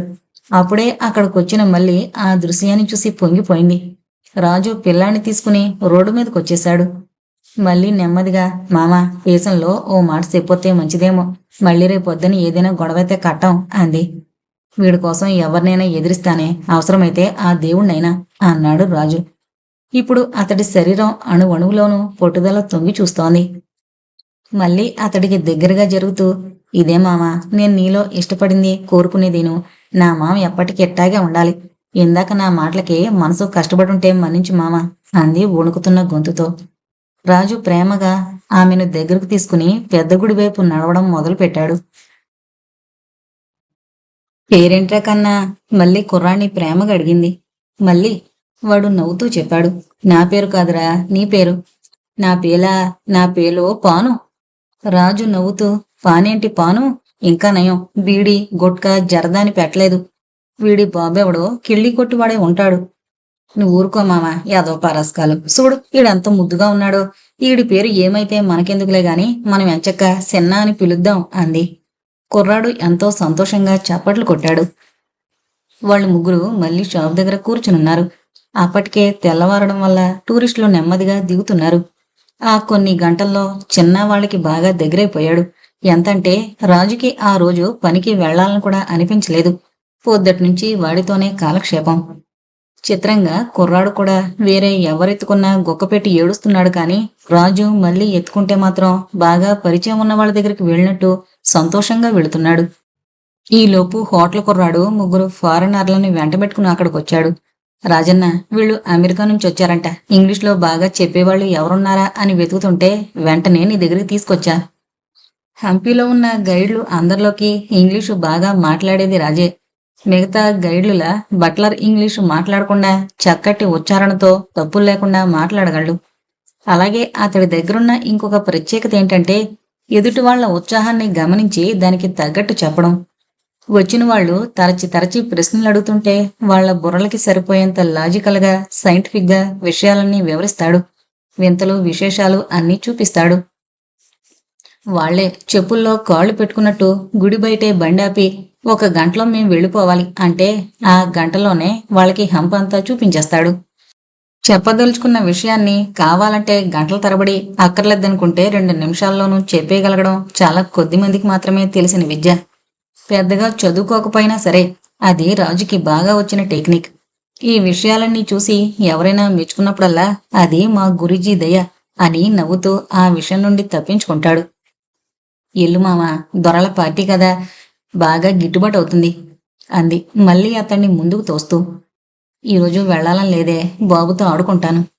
అదేంది మామ, మీ గురూజీ చెప్పారని చెప్తుంటావే, ఒక మంచి మాట, అది ఒగ్గేసినావా? అతడికి చొప్పున ప్రొఫెసర్ రామస్వామి గుర్తుకొచ్చారు. ఆయన చెప్తూ ఉండేవారు, నువ్వే పరిస్థితుల్లో ఉన్నా సరే ఎవరైనా గైడు కావాలనొస్తే మాత్రం కాదనుకో. ఇది నీకు బాగా తెలుసున్న ఊరే, కానీ వాళ్ళకి కాదుగా, ఎంతో ఆశతో చూద్దామనొస్తారు. ఏ ఒక్క విశేషం చూడలేకపోయినా మళ్ళీ వాళ్ళకి హంపొచ్చే అవకాశం ఎప్పటికీ కలుగుతుందో ఏమో అని. సరేనని చెప్పి అతడు బయలుదేరాడు. చిన్నాను కూడా తీసుకెళ్ళు మావా అంది మళ్ళీ. రాజు చిన్నాని ఎత్తుకోబోతే వాడు ఏడుస్తూ రానని తల అడ్డంగా ఊపాడు. సర్లే మామ, నాకాడే ఉంటాడేమోలే, నువ్వు వెళ్ళొచ్చే. రాజు వీధిలోకొచ్చాడు. ఎదురుగా పశ్చిమం వైపు విరూపాక్ష దేవాలయం నిలువెత్తు గోపురం కనిపిస్తోంది. అది చూపిస్తూ ఆ ఫారినర్లకి ఇంగ్లీష్లో వివరించడం మొదలుపెట్టాడు. దీన్ని విరూపాక్ష దేవాలయం అంటారు. దీని గోపురం చాలా ఎత్తైంది, అందమైంది. దీంట్లో మొత్తం 11 అంతస్తులున్నాయి. దీని ఎత్తు 165 అడుగులు. రాజు ఆ మాట అన్నాడో లేదో వెంటనే షాపులోంచి చిన్న చప్పట్లు కొడుతూ 52 మీటర్స్ అన్నాడు. రాజుకి అదేంటో సరిగ్గా అర్థం కాలేదు. అటువైపు చూడగానే చిన్న చేతులు చాపి ఎత్తుకోమన్నట్టు ముందుకు దూకాడు. అది చూసి రాజు ఆనందంతో షాప్కెళ్ళి వాణ్ణి ఎత్తుకున్నాడు. మళ్ళీ ఆశ్చర్యంతో, అదేంది మామ, ఇప్పటిదాకా ఏడ్నే ఉంటానని ఏడ్చాడు, ఇప్పుడు నీతో వస్తానంటాడు అని అడిగింది. అదేని చిత్రం, హంపి గురించి చెప్తే చాలు వీడికి తెగ సంతోషం. పూర్వజన్మలో ఈ గోపురం మీద పౌరై అయ్యుంటాడు అంటూ వాడిని తీసుకుని బయటకొచ్చాడు. ఆ ఫారినర్లు వాడి బుగ్గగిలుతూ, క్యూట్ బాయ్, వీడు నీ కొడుకా అని ఇంగ్లీష్లో అడిగారు. రాజు ధీమాగా ఎస్ అని చెప్పి ముందుకు నడిచాడు. వాళ్ళకి విరూపాక్ష దేవాలయంలోని ప్రాకారాలు, రాయల గోపురం, మన్మధుని కోనేరు అన్నీ చూపించి గర్భగుడిలోకి తీసుకెళ్లాడు. అక్కడ తలుపు మీద అందమైన శిల్పకళ చూసి వాళ్ళు ముద్దులైపోయారు. దర్శనమయ్యాక వాళ్ళని తీసుకుని గుడి వెనక భాగానికొచ్చాడు. అక్కడ మెట్లెక్కి కుడిచేతి వైపున్న ఒక చిన్న గదిలోకి తీసుకెళ్లాడు. అక్కడ ఒక విచిత్రం ఉంది. 165 అడుగుల ఎత్తున 11 అంతస్తులతో ఎక్కడో మొదటి ప్రాకారం దగ్గరున్న రాజగోపురం నీడ ఆ గదిలో ఒక గోడ మీద తలకిందులుగా స్పష్టంగా పడుతోంది. అంతస్తులన్నీ కూడా క్లియర్గా కనిపిస్తాయి. అది చూసి ఆ టూరిస్టులు ఆశ్చర్యపోయారు. దీన్ని ఎలా చేసుంటారో చెప్పండి చూద్దాం, రాజు సవాల్ చేస్తున్నట్టుగా అడిగాడు. ఇక్కడ ఏదో లెన్సో ప్రొజెక్టరో ఉండుండాలి, వాళ్లల్లో ఒకడు ఇంగ్లీష్లో అన్నాడు. రాజు నవ్వాడు. అలాంటిదేం లేదు. ఆయన 12వ శతాబ్దంలో ప్రొజెక్టర్లు ఎక్కడవి sir. Then how is it possible అన్నాడు ఇంకొకడు. కనుక్కోండి చూద్దాం. మీకు 2 నిమిషాల టైం ఇస్తున్నాను. అక్కడ 1 నిమిషం నిశ్శబ్దం. ఆ నిశ్శబ్దాన్ని చీలుస్తూ చిన్న నెమ్మదిగా పిన్ హోల్ కెమెలా అన్నాడు. ఆ మాట వాళ్ళకి సరిగ్గా అర్థం కాలేదు కానీ రాజుకు మాత్రం స్పష్టంగా వినిపించింది. ఆశ్చర్యపోయాడు. పిన్ హోల్ కెమెరా, ఈ పదం అంత చిన్న పిల్లాడికి ఎలా తెలుసు? అసలు వీడెవడు? ఆలోచనలో పడ్డాడు. ఆ గదికి ఎడమ పక్కగా ఉన్న మండపం దగ్గర ఒక వ్యక్తి నుంచుని వీళ్ళనే గమనిస్తున్నాడు. రాజు యథాలాపంగా అటు చూసేసరికి ఆ వ్యక్తి గబుక్కున స్తంభం పక్కకి తప్పుకున్నాడు. కాని ఆ ఒక్క క్షణంలోనే వాడి రూపం రాజు మస్తిష్కంలో ముద్రించుకుపోయింది. నున్నటి గుండు, దట్టమైన కనుబొమ్మలు, క్రౌర్యం తొంగి చూస్తున్న కళ్ళు, వీరప్పన్ మీసాలు, టైటు టీషర్టు వెరసి సూపర్ స్టార్ కృష్ణ కౌబాయ్ సినిమాల్లో విలన్ పక్కన ఆకురౌడిలా ఉన్నాడు. రాజు ఒక్క 2 అడుగులు బయటికి వేసి చూశాడు. విచిత్రం, గుండుగాడు ఆ దరిదాపుల్లో ఎక్కడా కనిపించలేదు. సర్లే, ఎవడో అయ్యుంటాళ్లే అనుకున్నాడు. ఈలోపు 2 నిమిషాలు గడిచిపోయాయి. టూరిస్టులు నిరాశగా, సరే రాజు, ఇక మా వల్ల కాదు, నువ్వే చెప్పు అన్నారు. సరే, నేనే చెప్పేస్తా. చిన్నప్పుడు సైన్స్లో చదువుకున్న pin hole camera concept sir. దానికి లెన్సులు, మిర్రర్లు అక్కర్లేదు కదా. వాళ్ళు ఆశ్చర్యంతో రెప్ప వాల్చకుండా చూస్తున్నారు. ఏదైనా పల్చటి పొరకి సన్నటి రంధ్రం చేసినప్పుడు కాంతి దాని గుండా ప్రసరించి అటువైపున్న వస్తువుని ఇటువైపు తలకిందులుగా చూపిస్తుంది. చిన్నప్పుడు మీలో చాలా మంది కాగితాలకి సన్నటి కన్నం పెట్టి అవతల పక్కనున్న చెట్టునో భవనాన్నో తలకిందులుగా గోడ మీద చూపించి ఆడుకునే ఉంటారు కదా, అదే ఇది అన్నాడు. వెంటనే వాళ్లలో ఒకడు సీరియస్గా, అయితే ఇక్కడ కన్నమేది అని అడిగాడు. తూర్పు గోడకి పైభాగంలో ఉన్న ఒక చిన్న రంధ్రాన్ని రాజు వాళ్ళకి చూపించాడు. 800 సంవత్సరాల క్రితం ఈ కాన్సెప్టా? వాళ్ళు ఆశ్చర్యంతో, అంతకు మించిన సంతోషంతో చప్పట్లు చెరిచారు. రాజు వాళ్లను బయటికి తీసుకొచ్చి ఆ గదికి కొంచెం వెనకగా ఉన్న విద్యారణ్యస్వామి గుడిని చూపిస్తూ ఆయన గొప్పతనాన్ని, హిందూ జాతికి ఆయన చేసిన మహోపకారాన్ని వివరించాడు. అంతకుముందే సైన్సు చెప్పినవాడు ఇప్పుడు అంతే గొప్పగా చరిత్ర చెప్పడంతో వాళ్ళు ఎంతో సంతోషించారు. ఆ తర్వాత ఆ పక్కనే ఏ ప్రాముఖ్యత లేకుండా ఉన్న ఇంకొక చిన్న గదికి తీసుకువెళ్ళాడు. రాజులాంటి అతి కొద్ది మందికి తప్ప అసలు ఆ గది గురించి సాధారణంగా ఎవరికీ తెలీదు. ఎవరూ పట్టించుకోరు కూడా.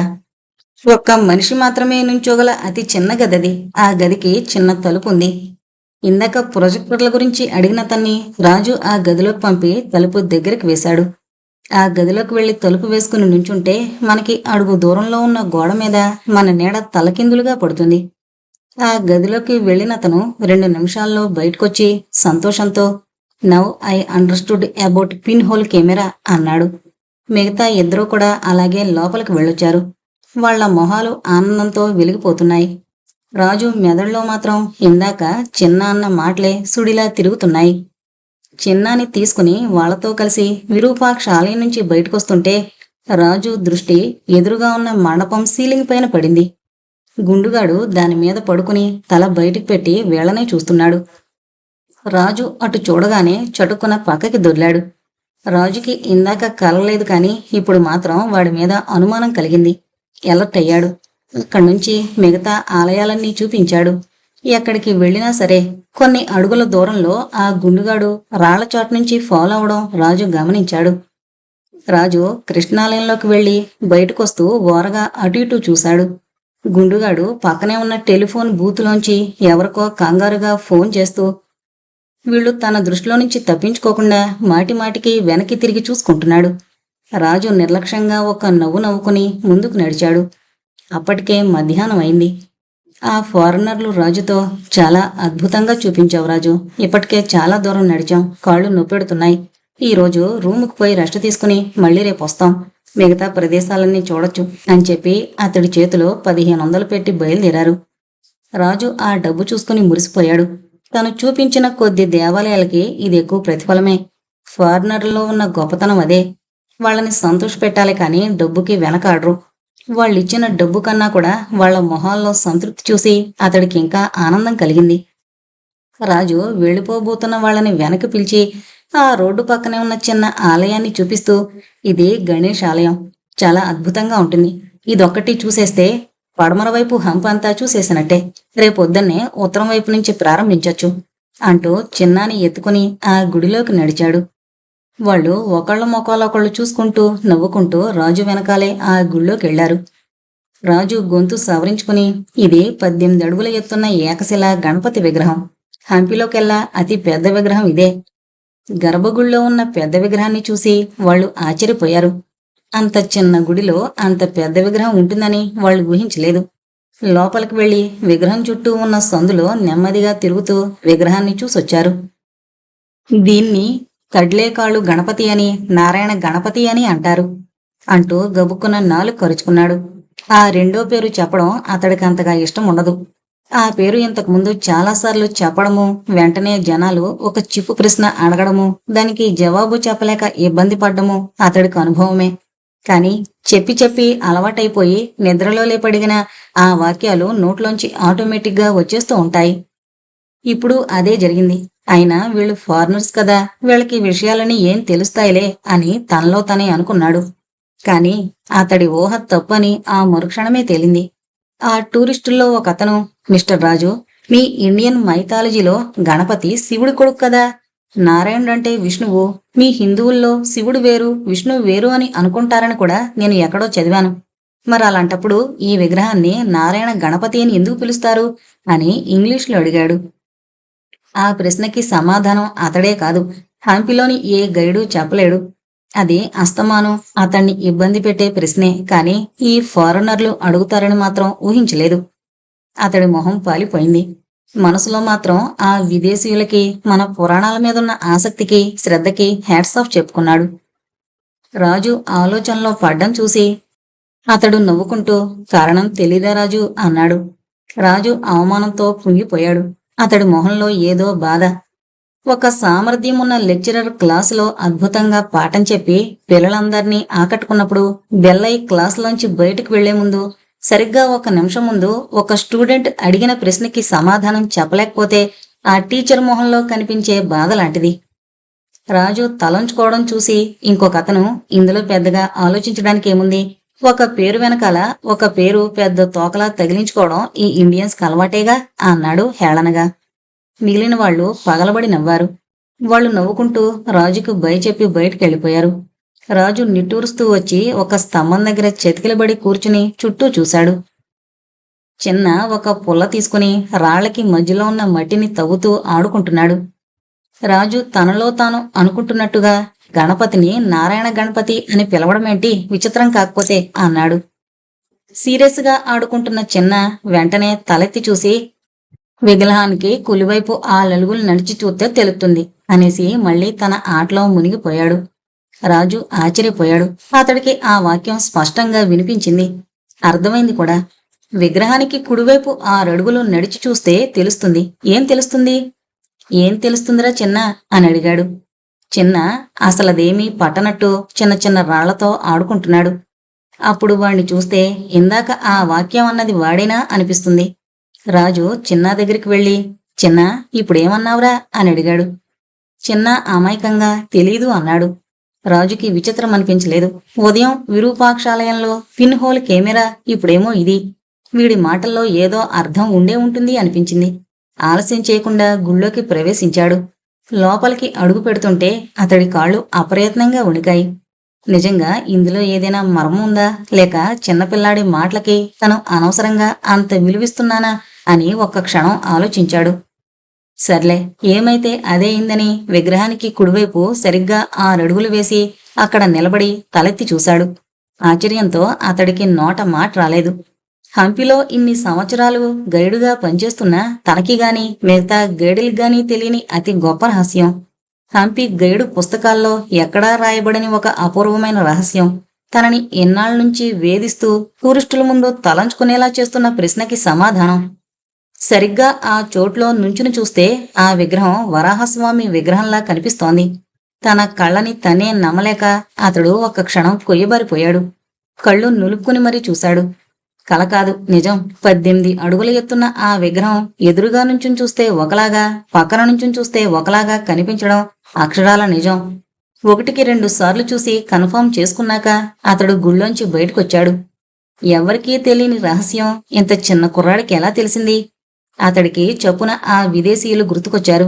చిన్నాని ఎత్తుకుని రోడ్డు మీదకి పరిగెత్తాడు. ఆ హడావిడిలో దూరంగా ఉన్న చెట్టు వెనక నుంచి తొంగి చూస్తోన్న గుండుగాణ్ణి గమనించలేదు. రాజు బయటకొచ్చేసరికే ఆ టూరిస్టులు సందు మలుపు దాటి పొలంలోకి నెమ్మదిగా నడుచుకుంటూ వెళుతున్నారు. రాజు గట్టిగా చప్పట్లు కొట్టాడు. వాళ్ళకి వినిపించలేదు. వెంటనే పరిగెత్తుకుంటూ వాళ్ళు వెళ్లిన దారిలోనే వెళ్ళాడు. వాళ్ళని చేరుకోవడానికి అతడికి దాదాపు 4 నిమిషాలు పట్టింది. ఆయాసపడుతూ వచ్చిన అతన్ని చూసి వాళ్ళు ఆశ్చర్యంగా వాట్ హ్యాపెండ్ రాజు అని అడిగారు. రాజు సమాధానం చెప్పకుండా మీరు నాతో ఒక్కసారి గణేష్ దేవాలయానికి రావాలి అన్నాడు. వాళ్ళు వెనక్కి తిరిగి చూస్తే ఆ ఆలయం దూరంగా అంత ఎత్తులో కనిపించింది. రేపొస్తాం రాజు, ఇప్పుడు ఇక నడవలేం అన్నారు. రాజు పట్టుదలగా మీరు నడవలేకపోతే మిమ్మల్ని ఆటోలో తీసుకువెళతాను, కానీ మీరు రావాల్సిందే, ప్లీజ్, మీకు ఒక విషయం చూపించాలి అన్నాడు అభ్యర్థిస్తున్నట్టుగా. రాజు కళ్ళల్లో పట్టుదల చూసి ఇంకా తప్పదన్నట్లు అయిష్టంగా వాళ్ళు రాజు వెనకాలే బయలుదేరారు. ఒక 10 నిమిషాల్లో ఆ గుడికి చేరుకున్నారు. రాజు ఆయాసపడుతూ దీన్నే నారాయణ గణపతి అని ఎందుకంటారని ఇందాక అడిగారు కదూ, అదిగో అక్కడ నుంచుని చూడండి. ఈ విగ్రహం వరాహస్వామిలా కనిపిస్తుంది. వరాహస్వామి అంటే విష్ణువు అవతారాల్లో ఒకటి. ఒకే విగ్రహం ఎదుట్నుంచి చూస్తే గణపతిలాగా, పక్కనుంచి చూస్తే విష్ణువులాగా కనిపిస్తుంది కనుకనే దీన్ని నారాయణ గణపతి అంటారు అని గుక్క తిప్పుకోకుండా చెప్పాడు. వాళ్ళు నమ్మలేనట్టుగా లోపలికెళ్లి 2-3 సార్లు చూసొచ్చారు. బయటకొచ్చి సంతోషంతో చప్పట్లు కొట్టారు. 18 అడుగుల విగ్రహాన్ని అంత గొప్పగా చెక్కడం మాటలు కాదు. ఇందాకటి హేళన, నిర్లక్ష్యం ఇప్పుడు వాళ్ల చూపుల్లో ఎంతమాత్రం లేదు. దాని స్థానంలో రాజు మీద అపరిమితమైన గౌరవం చోటు చేసుకుంది. ఏదో గొప్ప విషయాన్ని తెలుసుకున్నామనే గర్వం వాళ్ల కళ్లల్లో కొట్టొచ్చినట్టు కనిపిస్తోంది. వాళ్ళు సంతోషంతో రాజుకి థ్యాంక్స్ చెప్పి బయటికి వెళ్లబోతూ ఒక్క క్షణం ఆగారు. అక్కడే నిలబడి వాళ్లలో వాళ్లే ఏదో గుసగుసలాడుకుని చివరికి వెనక్కొచ్చి రాజు చేతిలో ఇంకొక 1000 రూపాయలు పెట్టారు. వద్దు సార్, ఇందాకిచ్చారుగా అన్నాడు రాజు మొహమాటంగా. వాళ్ళు పర్లేదు రాజు, తీసుకో అంటూ అతడి చేతిలో పెట్టబోయారు. రాజు ససేమిరా వద్దన్నారు. చివరికి అక్కడే ఆడుకుంటున్న చిన్న జేబులో ఆ డబ్బులు పెట్టి అక్కడి నుంచి కదిలారు. రాజు ఆశ్చర్యంతో చిత్తరువులా నిలబడిపోయాడు. నిజమే, ఆ బహుమతి చెందాల్సింది చిన్నాకే. నేను చెప్పానుగా మావా, చిన్నగాడు చాలా అదృష్టవంతుడని. చూడు, ఈ 2 రోజుల్లో ఎప్పుడూ రానంత లాభం వచ్చుండాది అంది మళ్ళీ కుర్రాడికి అన్నం పెడుతూ. అప్పటికే మధ్యాహ్నమైంది. రాజు హోటల్ ముందు కూర్చుని సీరియస్ గా ఆలోచిస్తున్నాడు. ఆ మాటలేవి అతడి చెవికి ఎక్కడం లేదు. అతడి కళ్ల ముందు పొద్దుట్నుంచి జరిగిన సంఘటనలన్నీ రేళ్లలా తిరుగుతున్నాయి. అసలు ఈ కుర్రాడెవరు? వీడు ఇవన్నీ తెలిసే మాట్లాడుతున్నాడా లేక పిచ్చివాగుడా? ఒకవేళ పిచ్చి మాటలైతే మరి ఉదయం పిన్ హోల్ కెమెరా, ఆ తర్వాత నారాయణ గణపతి అవన్నీ కేవలం కాకతాళీయమేనా? పిన్ హోల్ కెమెరా కాకతాళీయం కావచ్చు, ఎందుకంటే రెగ్యులర్ గా హంపొచ్చే పిల్లాన్నో లేకపోతే హంపిలోనే ఉండే పిల్లాన్నైనా ఎవరినైనా ఓ 10 సార్లో 20 సార్లో ఆ గోపురం నీడపడే గదిలోకి తీసుకెళ్లి చూపిస్తే ఆ పదం తెలిసే అవకాశం ఉంది. కాని హంపి ఊరికి చెందినవాడైతే ఈ పాటికి వాడి తల్లిదండ్రులో దగ్గర వాళ్ళో వాడి గురించి వెతికే ఉండాలి. అలా అయితే తనకు తప్పకుండా తెలిసే ఉంటుంది. హంపేమి మెట్రోపాలిటన్ సిటీ కాదు కదా. కొట్టుమని 1000 ఇళ్లు కూడా ఉండవు. పోనీ బయట ఊరి నుంచి రెగ్యులర్ గా హంపి వచ్చే వాళ్ల కుర్రాడైతే అన్నిసార్లు వచ్చిన పార్టీ, అందులోనూ తెలుగు వాళ్ళు.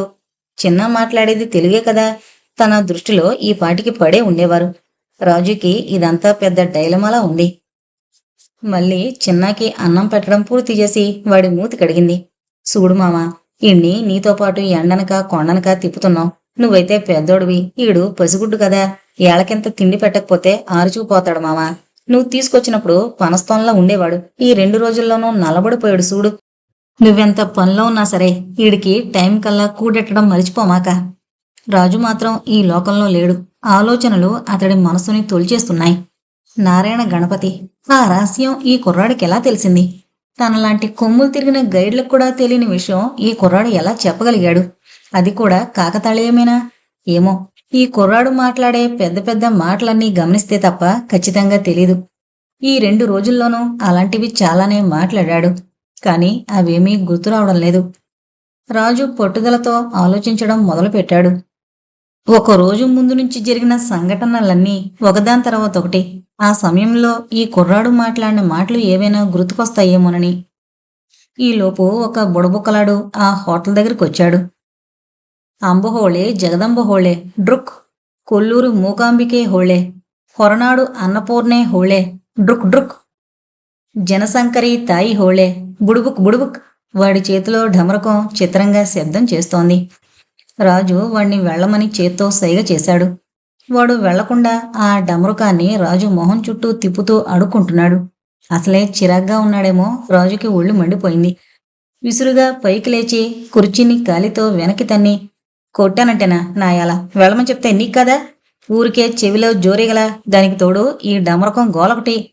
వాక్యం పూర్తయిపోయిన రాజు ఆలోచనలు ఆ మాట దగ్గరే ఆగిపోయాయి. ఢమరుకం.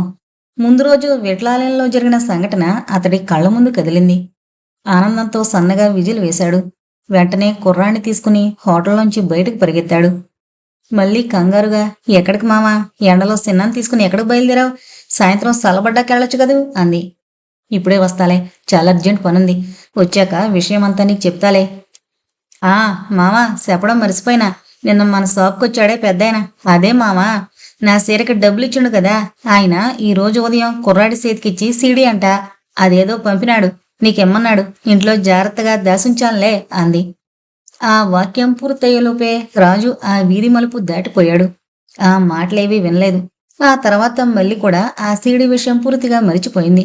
ఆ సీడీ తొందరలోనే వాళ్ళ జీవితాల్ని గొప్ప మలుపు తిప్పబోతుందన్న సంగతి ఆ క్షణం వాళ్ళిద్దరికీ తెలీదు. విఠలాలయం. మిట్ట మధ్యాహ్నం ఎండ వల్ల గుళ్ళో జనం పలచగా ఉన్నారు. ఏకశిల రథం ముందు నీడగా ఉన్న చోటు చూసి శుభ్రం చేసి చిన్నాని అక్కడ కూర్చోబెట్టి, ఇక్కడే ఉండమ్మా, ఎక్కడికి వెళ్లకు, ఒకే ఒక్క నిమిషంలో వచ్చేస్తా అంటూ నాట్య మండపం అరుగు మీదకి ఒక్క గెంతులో ఎక్కాడు. సరిగ్గా ఆ మండపం మధ్యలోనే వాద్య పరికరాల్లా మ్రోగే 4 స్తంభాలున్నాయి. వీణ, ఘటం, జలతరంగం, మృదంగం.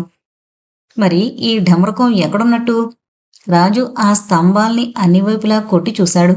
చెవాంచి విన్నాడు. లాభం లేదు. ఆ కుర్రాడు ఏదో పిచ్చిగా మాట్లాడిందాన్ని బట్టి తను అనవసరంగా ఇంత దూరం వచ్చానా అనుకున్నాడు. అదే వరుసలో కొంచెం దూరంగా ఏ ప్రాముఖ్యత లేకుండా ఉన్న ఇంకొక స్తంభం ఉంది. ఈ 4 స్తంభాలు ఒకదానికొకటి కొంచెం దగ్గరగా ఉంటే అదొకటి మాత్రం కొంచెం దూరంలో ఉంది. ఆలయాన్ని బాగు చేస్తూ మధ్యలో కొన్ని బండరాళ్ళు, చెక్కుడురాళ్ళు పెట్టడం వల్ల చాలా సంవత్సరాల నుంచి ఎవరూ ఆ స్తంభం దగ్గరికి వెళ్ళట్లేదు. సర్లే అని నిరాశగా వెనక్కొస్తుంటే ఆ స్తంభం దగ్గర సరిగ్గా అతడి కంటబడింది. వెంటనే ముందు రోజు 4 స్తంభాలాట ఆడుకున్న అమ్మాయిలు గుర్తుకొచ్చారు. అంతే, రాళ్లన్నీ దాటుకుంటూ 2 అంగల్లో అక్కడికి వెళ్లి దానిమీద చేత్తో కొట్టాడు. ఆశ్చర్యం, అది ఢమరుకంలా మోగుతోంది. అతడికి నమ్మశక్యం కాలేదు. ఆశ్చర్యంతో ఇంకొక 2 సార్లు కొట్టి చూశాడు. సందేహం లేదు, ఢమరకం శబ్దమే. అతడు నిశ్చేష్టుడయ్యాడు. ఆశ్చర్యంతో నోట మాటరాక చిన్న కూర్చున్న వైపు చూశాడు. దూరంగా చిన్న రాతి రథం నీడలో సంతోషంగా ఆడుకుంటున్నాడు. చిన్న చిన్న గులకరాళ్లు పోగు చేసుకొచ్చి ఒక చోట కుప్పపోసి పుల్లతో దాని చుట్టూ సున్నాలు చుడుతున్నాడు. రాజు సంతోషంతో మండపం దిగుతుంటే అతడికి నిన్న జరిగిన ఇంకొక విషయం గుర్తుకొచ్చింది. 4 శిల్పాలు కనిపించే చిన్న రాయి. వెంటనే దక్షిణం వైపున్న మండపం దగ్గరికి వెళ్లి కిందకి దిగాడు. ఆ మండపం అంచునే 4 అడుగులు ముందుకు వేస్తే ఆ రాయి ఉంటుంది. అక్కడే ఆగి ముందు రోజు చిన్న అన్న మాటలు గుర్తు తెచ్చుకున్నాడు. గుప్పెట్లో బిగించి తూస్తే శివలింగం. చేతిని గుప్పెట్లా మూసి మధ్యలో చిన్న కన్నం చేసి ఆ రాయి మీద చేయి ఆంచి ఆ కన్నంలోకి చూశాడు. మిగతా రాయంతా మూసేయడం వల్ల చేతి కాళికి మధ్యలో ఉన్న భాగం మాత్రం కనిపిస్తోంది. అచ్చం శివలింగంలా. అది కూడా మామూలు శివలింగం కాదు, పాము పడగతో ఉన్న నాగలింగం. ఆశ్చర్యంతో కొయ్యబారిపోయాడు. తను అనుకున్నట్టు ఈ రాయిలో కనిపించేవి 4 శిల్పాలు కాదు, 5. అంటే చిన్న మాట్లాడే ప్రతి మాట నిజమేనన్నమాట. నారాయణ గణపతి కూడా కాకతాళీయం కాదు. ఆనందంతో యాహూ అని అరుస్తూ పిచ్చివాళ్లా పరిగెడుతూ మధ్య మధ్యలో గాల్లోకి ఎగురుతూ ఇందాక చిన్నాని కూర్చోబెట్టిన చోటుకొచ్చాడు. చిన్న అక్కడ లేడు. నిర్ఘాంతపోయాడు. 2 నిమిషాల్లో ఎక్కడికి పోయింటాడబ్బా అనుకుని రాతిరథం చుట్టూ చూశాడు. అక్కడా లేడు. 100 కాళ్ల మండపంలో వెతికాడు. చిన్న చిన్న అని అరుస్తూ మండపాల చుట్టూ గబగబా పరిగెత్తాడు. చిన్న జాడలేదు. విఠలాలయంలోంచి బయటికి వెళ్లడానికి 2 దారులున్నాయి. పడమర వైపు ద్వారంలోంచి వెళితే తులాభారం, దక్షిణం వైపు గోపురంలోంచి వెళితే చిన్న పురందరాలయం. మిగతా అన్ని దిక్కుల్లోనూ అంతెత్తు ప్రహరీ గోడుంది. అతడికి చొప్పున ఒక ఆలోచన వచ్చింది. గబగబా నైరుతి మూలన ప్రహరీ గోడెక్కాడు. ఆ గోడ చాలా ఎత్తులో ఉంది. దాని మీద నుంచి చూస్తే 2 దిక్కుల్లోనూ కిలోమీటర్ దూరం వరకు రోడ్డు కనిపిస్తుంది. ఒకవేళ చిన్న గుడిలోనే ఉన్నా కూడా అక్కడి నుంచి దేవాలయం ప్రాంగణమంతా ప్రస్ఫుటంగా కనిపిస్తుంది. గోడ మీద నుంచి చుట్టూ చూశాడు. దక్షిణం వైపు ఏమీ కనిపించలేదు. పడమర వైపు చూసి అదిరిపడ్డాడు. 2 రోజుల నుంచి తన వెనకాలే పడుతున్న గుండుగాడు చిన్నాని ఎత్తుకుపోతున్నాడు. చిన్న వాడి చేతుల్లో నిలవకుండా కాళ్ళు చేతులు గిలగిలా కొట్టుకుంటూ ఏడుస్తున్నాడు. రాజు కోపంతో ఊగిపోయాడు. అతడి పిడికిళ్ళు బిగుసుకున్నాయి. క్షణం కూడా ఆలస్యం చేయకుండా గోడ మీద నుంచి అమాంతం కిందకి దూకాడు. ఆ దూకడం గుండుగాడికి సరిగ్గా 8 అడుగుల దూరంలో పడ్డాడు. రాజు దబ్బున పడిన శబ్దానికి వాడు 1 నిమిషం వెనక్కి తిరిగి చూశాడు. అంతే, ఇక ఆలస్యం చేయక మరింత వేగంతో పరిగెత్తడం మొదలుపెట్టాడు. రాజు గబగబా పైకి లేచి వాడి వెనకాలే తరిమాడు. వాడు తులాభారం కింద నుంచి అనిగొంది పాత వంతెన వైపు వెళుతున్నాడు. చిన్న రాజును చూసి ఎత్తుకోమని చేతులిస్తూ ఏడుస్తున్నాడు. రాజు ఇంకా ఆలస్యం చేయలేదు.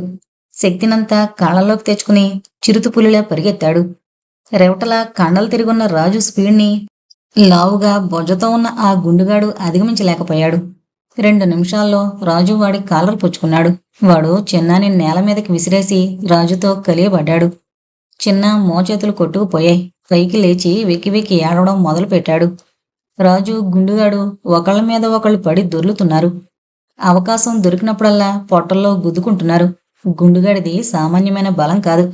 వాడు ఆ పట్టు విడిపించుకుని పైకి లేచి బలమంతా ఉపయోగించి రాజుని చాచి ఒక తన్ను తన్నాడు. రాజు వెళ్లి 5 అడుగుల అవతల పడ్డాడు. దులుపుకొని పైకి లేచి గుండుగాడి కోసం చూశాడు. వాడు చిన్నాని ఆ పక్కనే ఉన్న ఒక చెట్టు చాటుకి తీసుకెళ్లి 2 చేతులతో మెడ నులిమేస్తున్నాడు. చిన్న ఊపిరాడక గిలగలా కొట్టుకుంటున్నాడు. రాజు కోపంతో ఊగిపోయాడు. అక్కడే దొరికిన ఇటుక చేతిలోకి తీసుకుని వెనకగా వెళ్లి బలమంతా ఉపయోగించి గుండుగాడి నెత్తిమీద కొట్టాడు. ఇటుక 2 ముక్కలైంది. ఆ దెబ్బకి గుండుగాడు చిన్నాని వదిలేసి బాధతో తలపట్టుకుని నేల మీద పడి బాధతో గిలగలా కొట్టుకుంటున్నాడు. దూరంగా టూరిస్టుల గుంపు రావడం చూసి కష్టం మీద లేచి వెనక్కి తిరిగి చూడకుండా పారిపోయాడు. రాజు చేతులు దులుపుకుని చిన్న దగ్గరికి నడిచాడు. చిన్న చెట్టు మొదట్లో కూర్చుని దగ్గుతున్నాడు. వాడికి ఊపిరి ఆడడం లేదు. రాజు కంగారుగా వాణ్ణి తుంగభద్ర ఒడ్డుకి తీసుకెళ్లి చల్లటి నీళ్లు వాడి మొహం మీద చల్లాడు. చిన్న కొంచెం తేరుకున్నాక నీళ్లు తాగించి వాడి చేతులు కాళ్ళు కడిగాడు. చిన్న మోచేతి దగ్గర బాగా కొట్టుకుపోయి రక్తం కారుతోంది. రాజు వాణ్ణి ప్రేమగా దగ్గరకు తీసుకున్నాడు. Somaraju nursing home. చిన్న హాస్పిటల్ అయినా అది హంపిలోకెల్లా పెద్దది. రాజు చిన్నతో కలిసి 1 గంట నుంచి అక్కడే వెయిట్ చేస్తున్నాడు. అక్కడికి వచ్చినప్పటి నుంచి అతడి మనసేమీ బాగలేదు. కొన్ని సంవత్సరాల క్రితం రాజు జీవితంలో జరిగిన ఒక దురదృష్టకర సంఘటనకి ఆ హాస్పిటల్ సాక్ష్యం. అప్పటినుంచి అతడు ఆ సందులోకే రావడం మానేశాడు. కానీ ఇప్పుడు చిన్నకి కట్టు కట్టించడానికి రాక తప్పలేదు. ఎంత వద్దనుకున్నా గతం తాలూకా నీలి నీడలు అతన్ని చుట్టుముడుతూనే ఉన్నాయి. ఆ సంఘటనలు గుర్తొస్తూనే ఉన్నాయి. నీవు ఒಳಗಡೆ ಹೋಗು ಬಹುದು. నర్సు మాటలు విని రాజు ఊహల్లోంచి బయటకొచ్చాడు. పక్కనే ఆడుకుంటున్న చిన్నాని తీసుకుని లోపలికి నడిచాడు. విశాలమైన హాలు. దూరంగా ఒక మూలన్న టేబుల్ దగ్గర డాక్టర్ సోమరాజు కూర్చునున్నాడు. ఆయనకి 50 ఏళ్లుంటాయి. చెంపల దగ్గర జుట్టు కొంచెం నెరిసిన మనిషి 40 ఏళ్లవాళ్లా ఉంటాడు. రాజు ఆయన్ని చూసి 1 అడుగు వెనక్కి వేశాడు. ఇంతకుముందు అతడు ఈ హాస్పిటల్కి దారుణమైన పరిస్థితుల్లో వచ్చాడు. ఇప్పుడు ఆ డాక్టర్ తనని గుర్తుపడతాడేమోనని అతని భయం. అదృష్టవశాత్తు డాక్టర్ అతన్ని పోల్చుకోలేదు. ఆయనకు 1-2 తెల్లారిల్లేస్తే చాలా మంది పేషెంట్లు. అందులో రాజుని గుర్తుపెట్టుకోవడం అంత తేలిక కాదు. బన్నీ, కుత్తుకొళ్ళి అని నవ్వుతూ ఆహ్వానించాడు. రాజు తేలిగ్గా ఊపిరి పీల్చుకుని ఆయన ఎదురుగా ఉన్న కుర్చీలో కూర్చున్నాడు. చిన్నాని పక్కనే ఉన్న కుర్చీలో కూర్చోబెట్టాడు. ఏను నిమ్మ ప్రాబ్లం? డాక్టర్ మాటలు వినగానే చిన్న సంతోషంతో చప్పట్లు కొట్టడం మొదలుపెట్టాడు. రాజు చిన్నాని ఊరుకోబెట్టి, సార్, వీడికి దెబ్బ తగిలిందండి అంటూ మోచే చూపించాడు. 2 రోజుల నుంచి కొంచెం జ్వరంగా కూడా ఉంది. ఓ, మీరు తెలుగు వాళ్లేనా? ఏది నన్ను చూడండి అంటూ చిన్న చేయి చూసారాయన. అయ్యో, పెద్ద దెబ్బే తగిలిందే. నర్స్, ఈ కుర్రాన్ని తీసుకెళ్లి డ్రెస్సింగ్ చేయి. జ్వరం వస్తోందట. బ్లడ్ శాంపిల్స్ కూడా తీసుకో. నర్సు కుర్రాన్ని తీసుకెళ్లి డ్రెస్సింగ్ చేయడం మొదలు పెట్టింది. డాక్టర్ కాగితం మీద 4 మందులు రాసి, ఇవి రోజు 3 పూట్ల వెయ్యి. రోజు వచ్చి డ్రెస్సింగ్ చేయిస్తూ ఉండు, లేకపోతే సెప్టిక్ అయ్యే ప్రమాదం ఉంది అన్నాడు. నర్సు డ్రెస్సింగ్ చేయడం పూర్తి చేసి చిన్నాని తీసుకొచ్చింది. రాజు తటపటాయిస్తూ అక్కడే నుంచున్నాడు. వెళ్ళిరావయ్యా, తగ్గుతుందిలే అన్నారు సోమరాజు. అది కాదు డాక్టర్, వీడికి ఇంకొక ప్రాబ్లం కూడా ఉంది, ఇప్పుడు చెప్పొచ్చా? సందేహిస్తూ అడిగాడు. నువ్వు ఇంతకు ముందొచ్చావా? What is your number? Doctor అడిగాడు. చిన్న వెంటనే 24,333 అన్నాడు చప్పట్లు కొడుతూ. వాడు అన్నదేమిటో రాజుకి సరిగ్గా అర్థం కాలేదు. ఆయన ఒక క్షణం కన్నరపకుండా చిన్న వైపు చూశారు.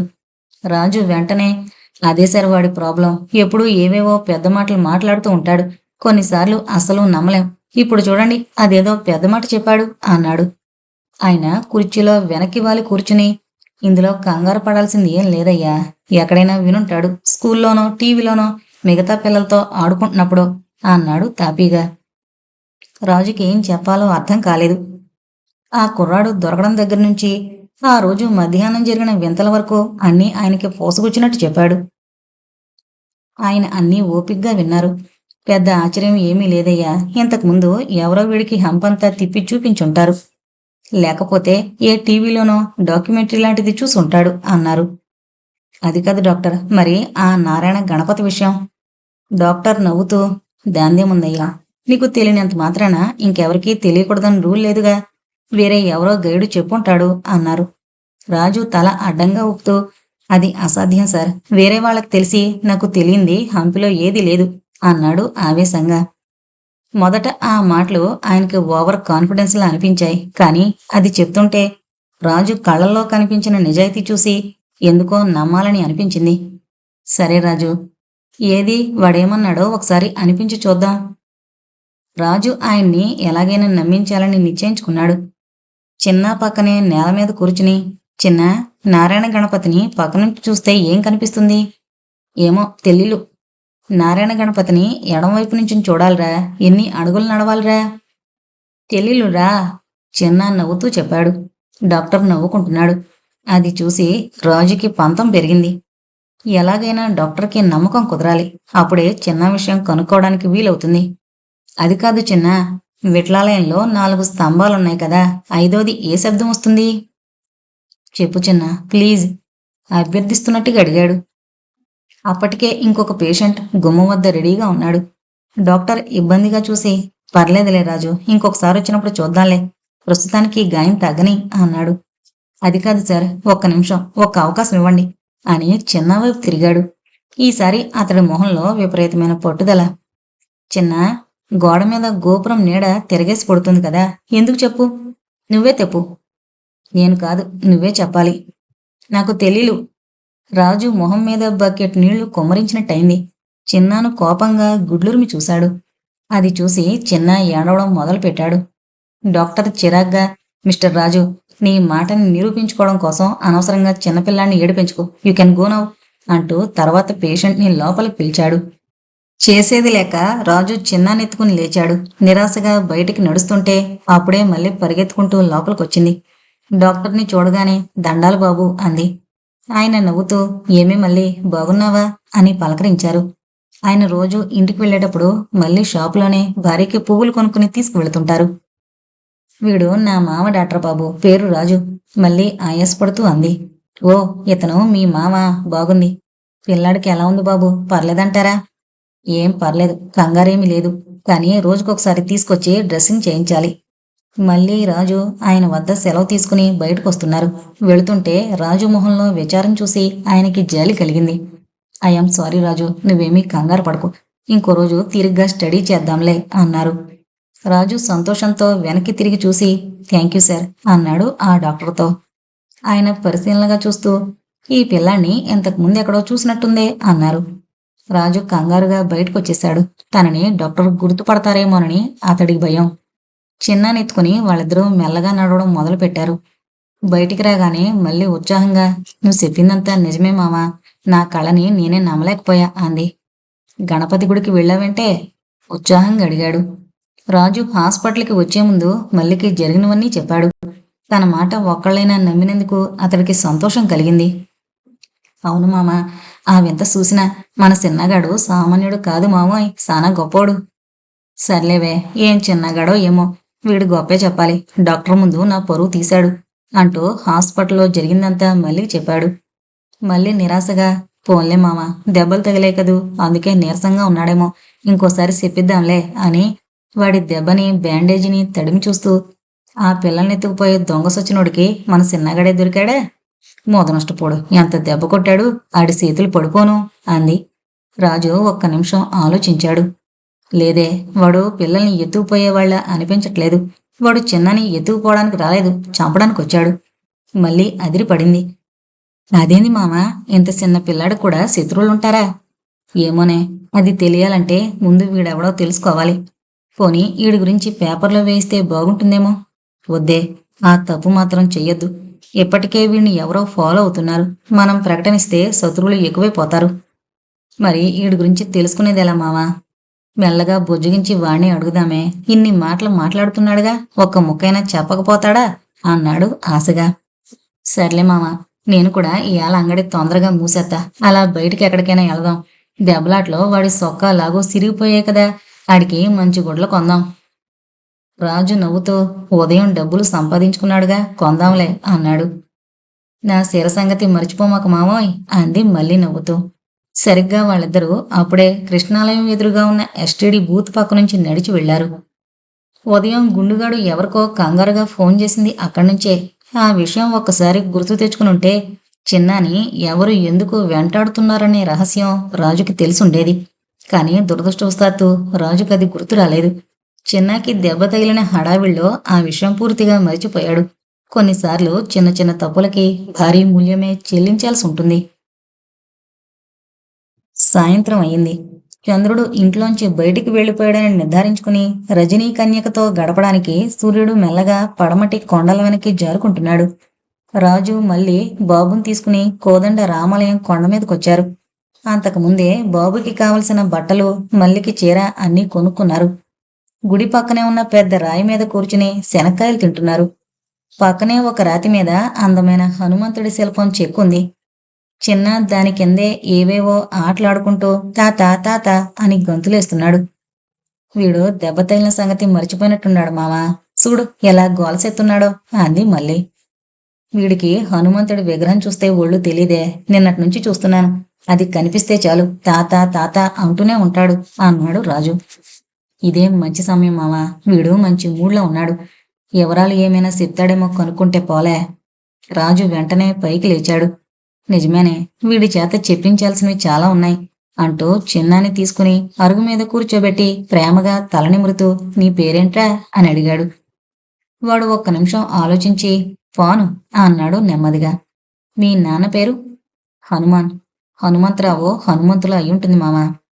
రాజు చిరాగ్గా నువ్వు నోరు మూసుకోవే కాసేపు అని బాబు వైపు తిరిగి మీ అమ్మ పేరేంటి అని అడిగాడు. హనుమాన్. అదేంటి ఇద్దరి పేరు హనుమానేనా? అవును. మరి మీ తాత పేరు? వాడు సమాధానం చెప్పడం మానేసి అక్కడున్న హనుమంతుడి విగ్రహం వైపు వేలు చూపించడం మొదలుపెట్టాడు. రాజుకి మతిపోయింది. సరేరా, అన్నీ వదిలేసే. ఉదయం గణపతి గుళ్ళో చెప్పావే, అదేంటో మళ్ళీ చెప్పు. పెళ్ళిళ్ళు. అదేనే, ఈ వెధవతో వచ్చింది. హాస్పిటల్లో కూడా ఇలాగే నన్ను ఫోన్లు చేశాడు అన్నాడు రాజు చిరాగ్గా. నువ్వు ఊరుకో మావా, కోపడకు, నేను చెప్పితా చూడు అంటూ మళ్ళీ వాడి దగ్గరికి వెళ్ళి పొద్దున్న గణపతి గుళ్ళో ఏం చెప్పావమ్మా? ఏమో తెలీలు. వాడు బొంగమూతి పెట్టి చెప్పాడు. నిజంగా చెప్పాడంటావా మావా? మళ్ళీ అనుమానంగా అడిగింది రాజువైపు చూస్తూ. రాజుకి ఒళ్ళు మండిపోయింది. చివరకు నువ్వు కూడా నమ్మవే నా కర్మ అని రాయి మొదట్లో చెతికిలబడి కూర్చుని, ఇదిగో ఉదయం కూడా ఇలాగే కూర్చుని గణపతిని నారాయణ గణపతి అని పిలవడమేంటి విచిత్రం కాకపోతే అని తల కొట్టుకున్నాను. అప్పుడు వాడంతట వాడే చెప్పాడే అన్నాడు మల్లితో. ఆ వాక్యం పూర్తయిందో లేదో చిన్న నెమ్మదిగా వికలానికి కులివైపు ఆ అడుగులు నలిసి చూస్తే తెలుస్తుంది అన్నాడు.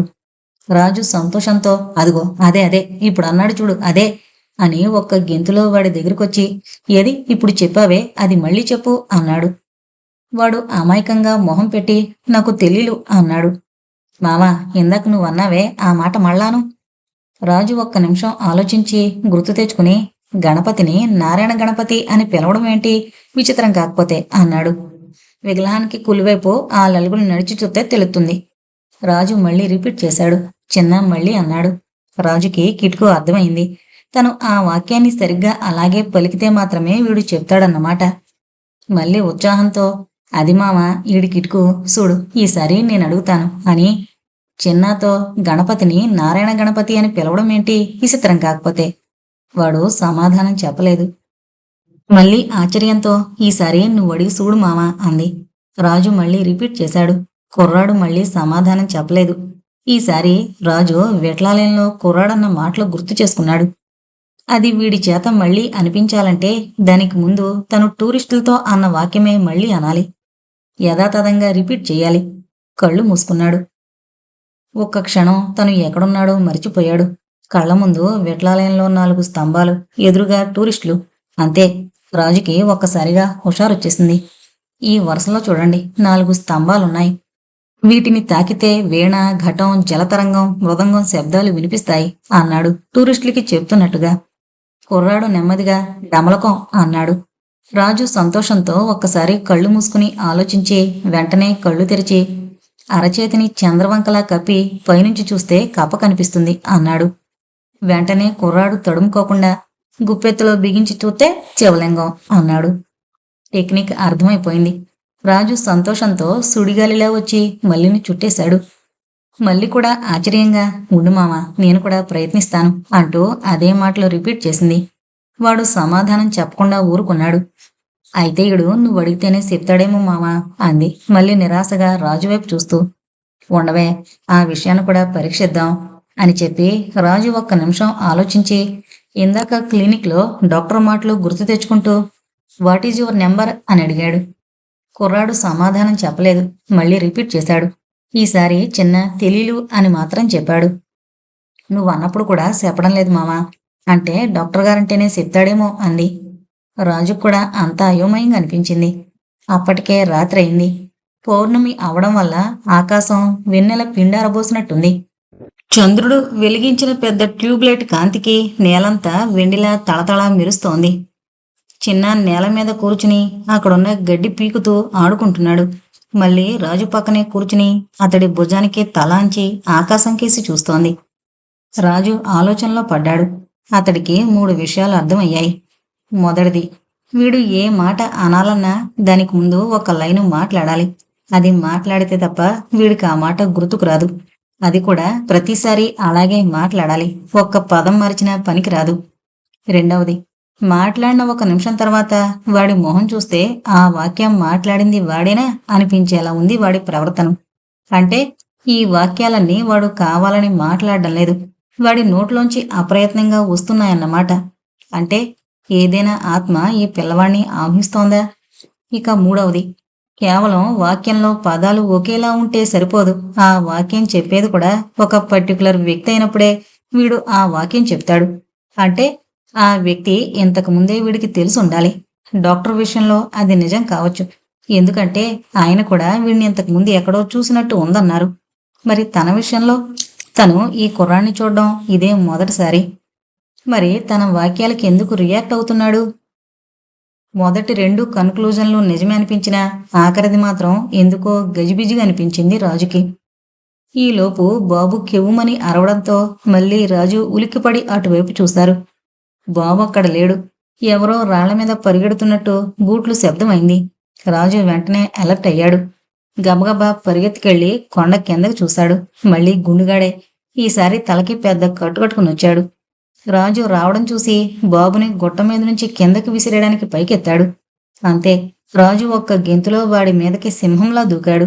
వాడి చేతుల్లో గిలగిలా కొట్టుకుంటున్న పిల్లాడు కింద పడకుండా ఒక చేత్తో పట్టుకుని రెండో చేత్తో పిడికిలి బిగించి బలంగా గుండిగాడి పొట్టలో సరిగ్గా రిబ్స్ కింద కొట్టాడు. అతడికి తెలుసు ఆ దెబ్బ సరిగ్గా తగలాల్సిన చోట తగిలితే చొక్కలు కనిపిస్తాయని. ఊహించని ఆ దెబ్బకి గుండుగాడు కెవ్వుమని అరిచి చిన్నాని వదిలేసి 2 చేతులతో పొట్ట పట్టుకుని మోకాళ్ళ మీద కూర్చుండిపోయాడు, బాధతో విలవిల్లాడుతూ. మళ్ళీ 2 మెట్లపైన బొమ్మలా నుంచుని రెప్ప వాల్చకుండా అదంతా చూస్తోంది. గుండుగాడు శక్తి తెచ్చుకుని పైకి లేచేలోపు రాజు తన మోకాలతో బలంగా వాడి గెడ్డం కింద తన్నాడు. ఆ దెబ్బకి వాడి నోట్లోంచి 2 పళ్ళు ఊడిపోయి గుద్దెడు రక్తం కారింది. వాడి కాలర్ పట్టుకుని పైకి లేపి వాడి డొక్కలో గుద్దుతూ ఫుట్బాల్లా తన్నుకుంటూ వాణ్ణి ఆఖరి మెట్టు వరకు ఈడ్చుకొచ్చాడు. అప్పటికే రాజు మెట్టుకొకటి చెప్పున తన్నిన తన్నులకి వాడి మోకాళ్ళు పచ్చడైపోయాయి. ఒళ్లంతా హోనమైపోయింది. వదిలేసినా పరిగెత్తే స్థితిలో లేడు. రాజు వాణ్ణి తీసుకొచ్చి రోడ్డు మీద పడేశాడు. రోడ్డు పక్కనే తుంగభద్ర నది యమ స్పీడ్గా ప్రవహిస్తోంది.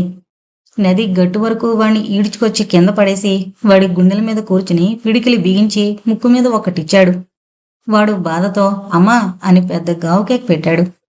మళ్ళీ కూడా చిన్నాని ఎత్తుకుని కొండ దిగొచ్చి ఆ పక్కనే నుంచుంది. చిన్న సంతోషంతో చప్పట్లు కొడుతూ డిషుం డిషుం అంటున్నాడు. రాజు వాడి మొహం మీద ఇంకో గుద్దుగుద్ది ఇప్పుడు చెప్పరా, ఎవరు నువ్వు, బాబుని ఎందుకు చంపాలని చూస్తున్నావు అని అడిగాడు. నేను హెళల, చెప్తావా, ప్రాణాలు తీయమంటావా? నా ప్రాణం పోయినా సరే చెప్పను. రాజుకి సహనం నశించిపోయింది. వాడి చెయ్యి మోచేతి దగ్గర పట్టుకుని బలంగా వెనక్కి విరిచాడు. కలుక్కుమని ఎముక విరిగిన శబ్దమైంది. వాడు బాధతో చౌకాకి పెట్టాడు. ఆ చెయ్యి ఇంకో 2 నెలల దాకా పని చేయనంత దారుణంగా విరిగింది. రాజు వాడి మొహం మీద ఇంకో గుద్దు గుద్దబోయాడు. సరిగ్గా అప్పుడే జరిగింది ఊహించని సంఘటన. రాజు వాడి గుండెల మీద కూర్చున్నాడే గాని వాడి కాళ్ళు ఫ్రీగా ఉన్నాయనే విషయాన్ని గమనించలేదు. వాడు బలానంతా కాళ్ళలోకి తెచ్చుకుని ఆ పక్కనే బాబుని ఎత్తుకుని నుంచున్న మల్లిని బలంగా పొట్టలో ఒక తన్ను తన్నాడు. మళ్ళీ అమ్మాని కేకపెట్టి బాబుతో సహా పక్కనే ఉన్న తుంగభద్రలో పడిపోయింది. రాజు వెంటనే వెనక్కి తిరిగి చూశాడు. నదిలో నీళ్లు ఎక్కువగా ఉండడం వల్ల వాళ్ళు మునిగిపోతున్నారు. మల్లికి ఈత రాదన్న సంగతి రాజుకు తెలుసు. ఆలోచించకుండా నదిలో దూకేశాడు. 5 నిమిషాల్లో వాళ్ళిద్దరినీ తీసుకుని ఒడ్డుకొచ్చాడు. వెంటనే రక్షించడం వల్ల వాళ్ళు క్షేమంగానే ఉన్నారు. తీరా చూస్తే గుండుగాడే లేడు. ఎప్పుడో అక్కడి నుంచి తప్పించుకున్నాడు. తెల్లారింది. తూర్పు నుంచి నీరెండ సూదుల్లా మొహాన్ని గుచ్చుతుంటే రాజు చిన్నాని భుజాన్ని వేసుకుని బజారు వీధిలో నెమ్మదిగా నడుచుకుంటూ వెడుతున్నాడు. మళ్ళీ అతనికి ఎదురొచ్చింది. ఏంది మామ, ఉదయాన్నే ఎడకెళ్తున్నావు? రాత్రి నుంచి చిన్నగాడికి ఒళ్ళెరగని జ్వరమే, డాక్టర్ దగ్గరికి తీసుకువెళుతున్నా. మళ్ళీ చిన్న నుదుటి మీద చెయ్యేసి చూసింది. నిజమే మామ, ఒళ్ళు కాలిపోతాంది అంటూ రోడ్డు మీదకు చూసి ఆశ్చర్యంతో, మామ అటేపు చూడు, ఆడెవడో నక్కనాయాలు ఆ షాపు పాక నుంచి తొంగి సోతున్నాడు, ఆ గుండుగడి తాలూకామో అంది.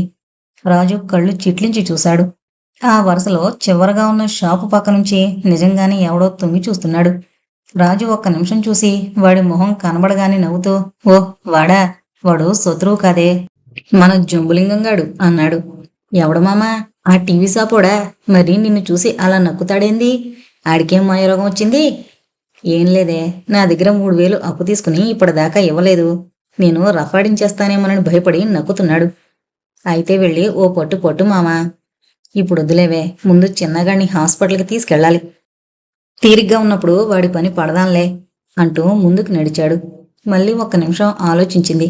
మావా, రాత్రి జరిగిన గొడవకి జడుచుకుని ఉంటాడేమో, తీసుకెళ్లి తాయిత్తు కట్టించు అంది. సర్లే, డాక్టర్ దగ్గరికి వెళ్ళి తర్వాత దర్గాకి తీసుకెళ్తానులే. అది కాదు మావా, హైవే పక్కన గాలి హనుమంతయ్య కోవిలుండదు కదా, ఆడికి తీసుకెళ్లి కట్టించు. రాజు భుజం మీద మగత నిద్రలో ఉన్న పిల్లాడు ఆ మాట వినగానే తల పైకెత్తి నీరసంగా ఒక చిరునవ్వు నవ్వి మళ్ళీ పడుకున్నాడు. అబ్బా, ఇప్పుడంత దూరం ఎవడెళ్తాడే, బస్సులో వెళ్ళాలి. ఇక్కడేదో హనుమంతుడి గుడికి తీసుకెళ్లి బొట్టు పెట్టిస్తాలే అన్నాడు. మళ్ళీ సీరియస్గా, మన పిల్లాడి కోసం మనం ఎళ్ళమా ఏంది? మొన్న మా పక్కింటి మారమ్మ మనవరాలు జడుచుకుంటే ఆడికి తీసుకెళ్లి తాయిత్తు కట్టించినారు. సాయంత్రానికల్లా గుణం కనిపించింది. నేను చెప్పిన మాట ఇనుకో మామా, నువ్వు పోనంటే నేను పోతానంతే అంది పంతంగా.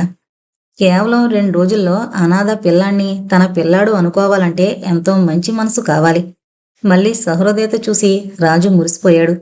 మళ్ళీ నిన్ను నొప్పించడం ఇష్టం లేక, సర్లేవే అక్కడికే తీసుకువెళతాలే, నువ్వు కంగారు పడుకో అని చెప్పి బస్టాండ్ వైపు నడవడం మొదలుపెట్టాడు. గాలి ఆంజనేయస్వామి కోవెల చేరుకోవడానికి దాదాపు 1.5 గంట పట్టింది. రాజు హైవే మీద బస్సు దిగాడు. కోవెల రోడ్డుకి చాలా డౌన్లో ఉంది. గోపురం కనిపిస్తోంది. నెమ్మదిగా రోడ్డుకి ఆనుకునున్న మెట్లు దిగి గుడివైపు నడిచాడు. స్పీకర్లోంచి హనుమాన్ చాలీసా వినిపిస్తోంది. అప్పటిదాకా నీరసంతో భుజం మీద వేలాడిపోతున్న చిన్న స్పీకర్లో పాట విని హఠాత్తుగా ముందుకు తిరిగాడు. అంతే, ఆ గోపురాన్ని చూసి చెప్పలేని సంతోషంతో చప్పట్లు చరుస్తూ రాజు చాంకులో నుంచి కిందకి దిగడానికి గింజుకుంటున్నాడు. వాడు ఎందుకలా అంతగా సంతోషిస్తున్నాడో రాజుకి అర్థం కాలేదు. వాణ్ణి గట్టిగా పట్టుకోబోయాడు. కట్టేసుంచిన దూడ తల్లిని చూసి పొలుపుతాడు తెంపుకోవడానికి గింజుకున్నట్టు వాడు రాజు చేతుల్లోంచి దిగిపోవడానికి విశ్వ ప్రయత్నం చేశాడు. రాజు ఆశ్చర్యంతో వాణ్ణి నేల మీదకి దింపాడు. అంతే, మరుక్షణం వాడు వేగంగా ఆలయం వైపు పరిగెత్తడం మొదలుపెట్టాడు. రాజు విస్మయంతో వాణ్ణి ఫాలో అయ్యాడు. గోపురంలోంచి లోపలికి వెళ్ళగానే ఎదురైన చిన్న హనుమంతుడి గుడి, మిగతా ప్రాంగణమంతా అందమైన తోట. వాడు గుళ్ళోకి వెళ్లడం మానేసి తిన్నగా గుడి వెనక వైపుకి పరిగెత్తాడు. అక్కడ తోట మధ్యలో చిన్న పెంకిటిల్లుంది. దాని చుట్టూ ఇనప ముళ్ళ కంచె. ఆ కంచెకి ముందువైపు 4 అడుగులు ఎత్తు చిన్న రేకు తలుపు. వాడు దానిమీద ఆనందంగా చేతులు కొడుతూ తాత తాత అని గట్టిగా అరుస్తున్నాడు. వాడి మొహం చూసి రాజు ఆశ్చర్యపోయాడు. ఈ 2 రోజుల్లో వాడి మొహంలో అంత ఆనందం ఎప్పుడూ చూడలేదు. రాజు తలుపు తోసి చూశాడు, రాలేదు. తలుపు గడియ తీద్దామని అన్ని వైపులా వెతికాడు. దానికి గడియ ఎక్కడా కనిపించలేదు. లోపల వైపు ఉందేమోనని తొంగి చూస్తుంటే చిన్న నేల మీద కూర్చుని కింద వైపు కుడిపక్క వేలుతో చూపిస్తూ ఇది తీ అన్నాడు. రాజు ఆశ్చర్యంతో వంగి చూశాడు. నిజమే, తలుపుకి లోపల వైపున సరిగ్గా అక్కడే ఒక పురికోస గడి ఉంది. బయటనుంచి చూస్తే అది ఎంతమాత్రం తెలిసే అవకాశమే లేదు. అంటే చిన్నాకి ఈ ఇల్లు బాగా తెలుసునన్నమాట. బహుశా చిన్న తాతో ఇంకెవరో ఈ ఇంట్లో ఉండుండాలి. రాజు ఉత్సాహంగా గేటు తీసి లోపలికెళ్ళాడు. చిన్న పెంకుటింటి తలుపు మీద చేత్తో కొడుతూ తాత తలుపు తీ అంటూ ఆనందంతో పెద్దగా అరుస్తున్నాడు. రాజు అప్పుడు గమనించాడు, ఆ ఇంటికి తాళం వేసింది. చుట్టూ చూశాడు. దూరంగా ఒక అవ్వ గుడి ప్రాంగణమంతా ఊడుస్తోంది. రాజు చిన్నాని తీసుకుని అక్కడికి వెళ్ళాడు. చిన్న ఆమెని చూడగానే అజ్జీ అంటూ చేతులిచ్చి వాలిపోయాడు. ఆమె ఆనందంతో పవన్ బాబు ఎక్కడికి పోయావురా, 3 రోజుల నుంచి మీ తాత నీకోసమే కలవరిస్తున్నాడు అంటూ అతన్ని ప్రేమతో దగ్గరకు తీసుకుంది. రాజు ఆశ్చర్యంతో అవ్వా, ఈ కుర్రాడు నీకు తెలుసా అని అడిగాడు. తెలియకపోవడం ఏంటి బాబు, పూజారి గారి మనవడు. ఇంతకీ నువ్వెవరు? నా సంగతి చెప్తాలే కాని ఇంతకీ వీడి తాతగారు ప్రస్తుతం ఎక్కడున్నారు అని అడిగాడు రాజు. ఇంకెక్కడి పూజారి గారు బాబు అంటూ ఆమె పైటు కొంగుతో కళ్ళు తుడుచుకుని 3 రోజుల నాడు ఇంటికొస్తుంటే వ్యాన్ గుద్దేసింది బాబు. పెద్ద యాక్సిడెంట్ అయ్యి ప్రభుత్వ ఆసుపత్రిలో సావు బతుకుల మధ్య కొట్టుకుంటున్నారు. ఆయన బెంగంతా ఈ మనవడి గురించే. సమయానికి తీసుకొచ్చావు. మరి వీడి అమ్మా నాన్న ఎక్కడున్నారు? ఈడు అనాథ బాబు, అమ్మా నాన్న లేరు. పూజారి గారే ఈయన్ని పెంచారు. ఆయన ప్రాణాలన్నీ ఈడి మీదే. ఈయన్నే కలవరిస్తున్నారు. వెంటనే వెళ్ళి ఆయన్ని చూడండి. అవ్వ ఆ వాక్యం చెప్పడం పూర్తయ్యేసరికి రాజు చిన్నాన్ని తీసుకుని ఆ సందు మలుపు తిరిగిపోయాడు. గవర్నమెంట్ హాస్పిటల్ చేరుకోవడానికి వాళ్ళకి 10 నిమిషాలు పట్టింది.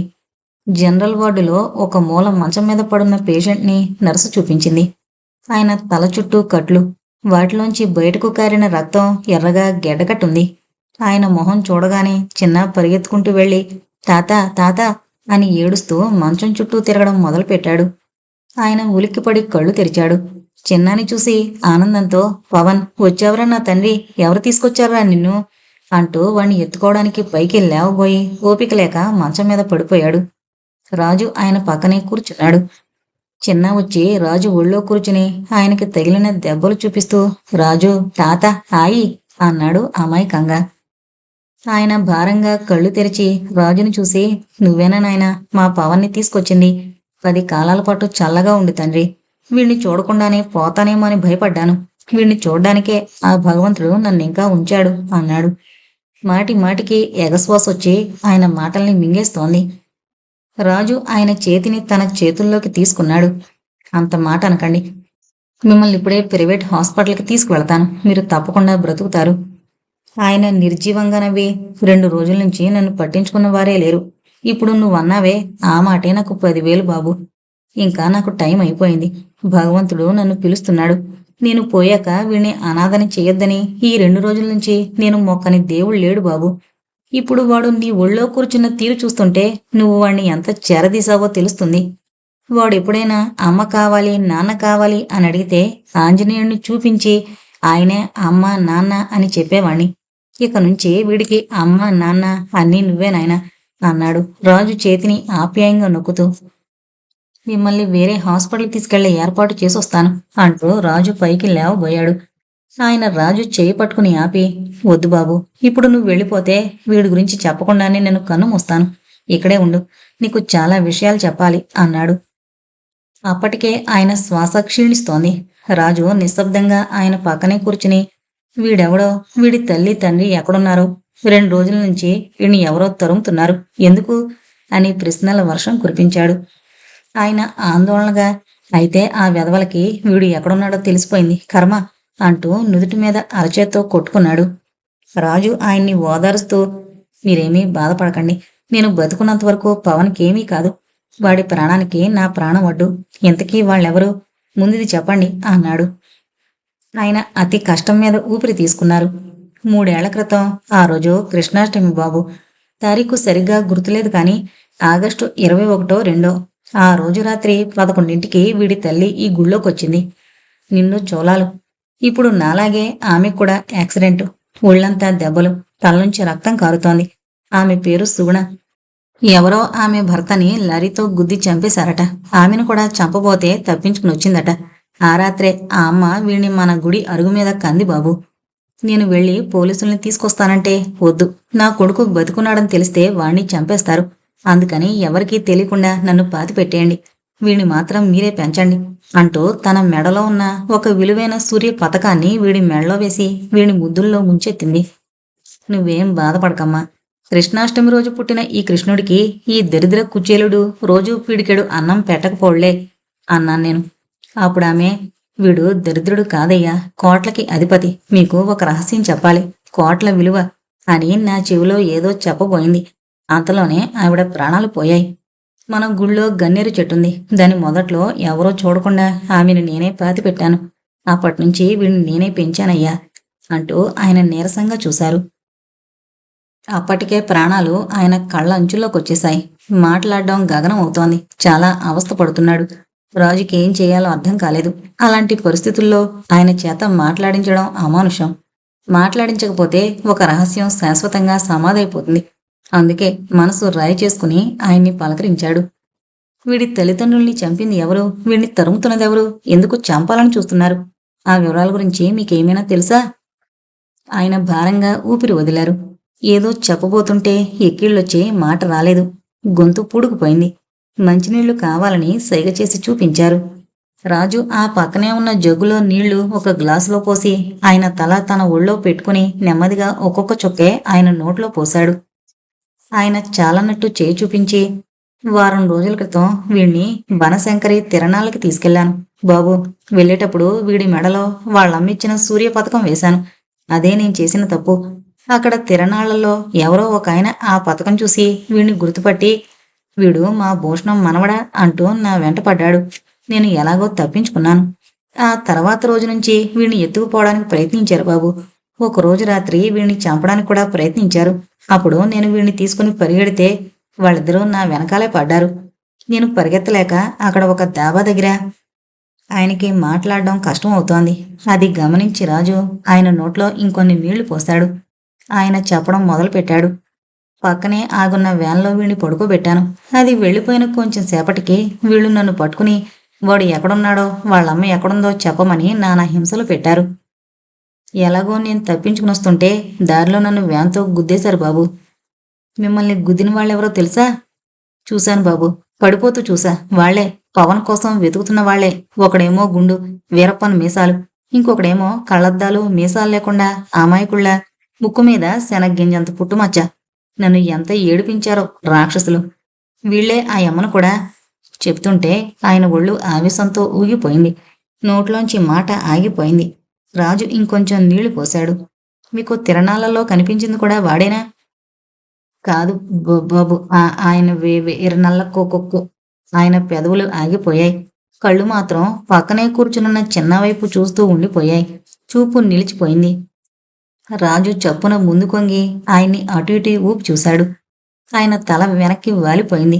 నోట్లో నీళ్లు పోశాడు. బయటకొచ్చేశాయి. రాజు కళ్ళల్లోంచి అప్రయత్నంగా ఒక కన్నీటి చుక్కజారి ఆయన చేతి మీద పడింది. చిన్న పక్కనే కూర్చుని, తాత చూలు, నాకు ఆయి, నీకు ఆయి, నీకేమో పెద్ద ఆయి, నాకేమో చిన్న ఆయి అంటూ తన మోచేతుకున్న బ్యాండేజ్ని అమాయకంగా ఆయనకి చూపిస్తున్నాడు. రాజు చిన్నాని ప్రేమగా గుండెలకి హత్తుకున్నాడు. ఆ రోజంతా రాజు అక్కడుండిపోయి జరగాల్సిన కార్యక్రమాలన్నీ జరిపించాడు. చిన్న చేత్తో ఆయనకి తలకొరువు పెట్టించాడు. ఇంటి తాళం తీసి ఇంట్లో ఏవైనా ఆధారాలు దొరుకుతాయేమోనని చూశాడు. ఏం కనిపించలేదు. సూర్యపథకం కూడా దొరకలేదు. చిన్న విషయాలు ఇంకేమైనా తెలుస్తాయేమోనని ఆ చుట్టుపక్కల ఉన్న వాళ్ళందరినీ చాలా ప్రశ్నలు అడిగాడు. ఎవరి దగ్గర నుంచి ఉపయోగపడే సమాచారమేమీ దొరకలేదు. 4 ఏళ్ల అవతలున్న హిస్టరీ మాస్టర్ మాత్రం ఒక విలువైన విషయం చెప్పారు. మాటలు రావడం మొదలైనప్పటి నుంచి చిన్న ఏవేవో మాటలు మాట్లాడేవాడట. అసలు అంత చిన్న పిల్లలు మాట్లాడడానికి అవకాశం లేనంత పెద్ద పెద్ద మాటలు.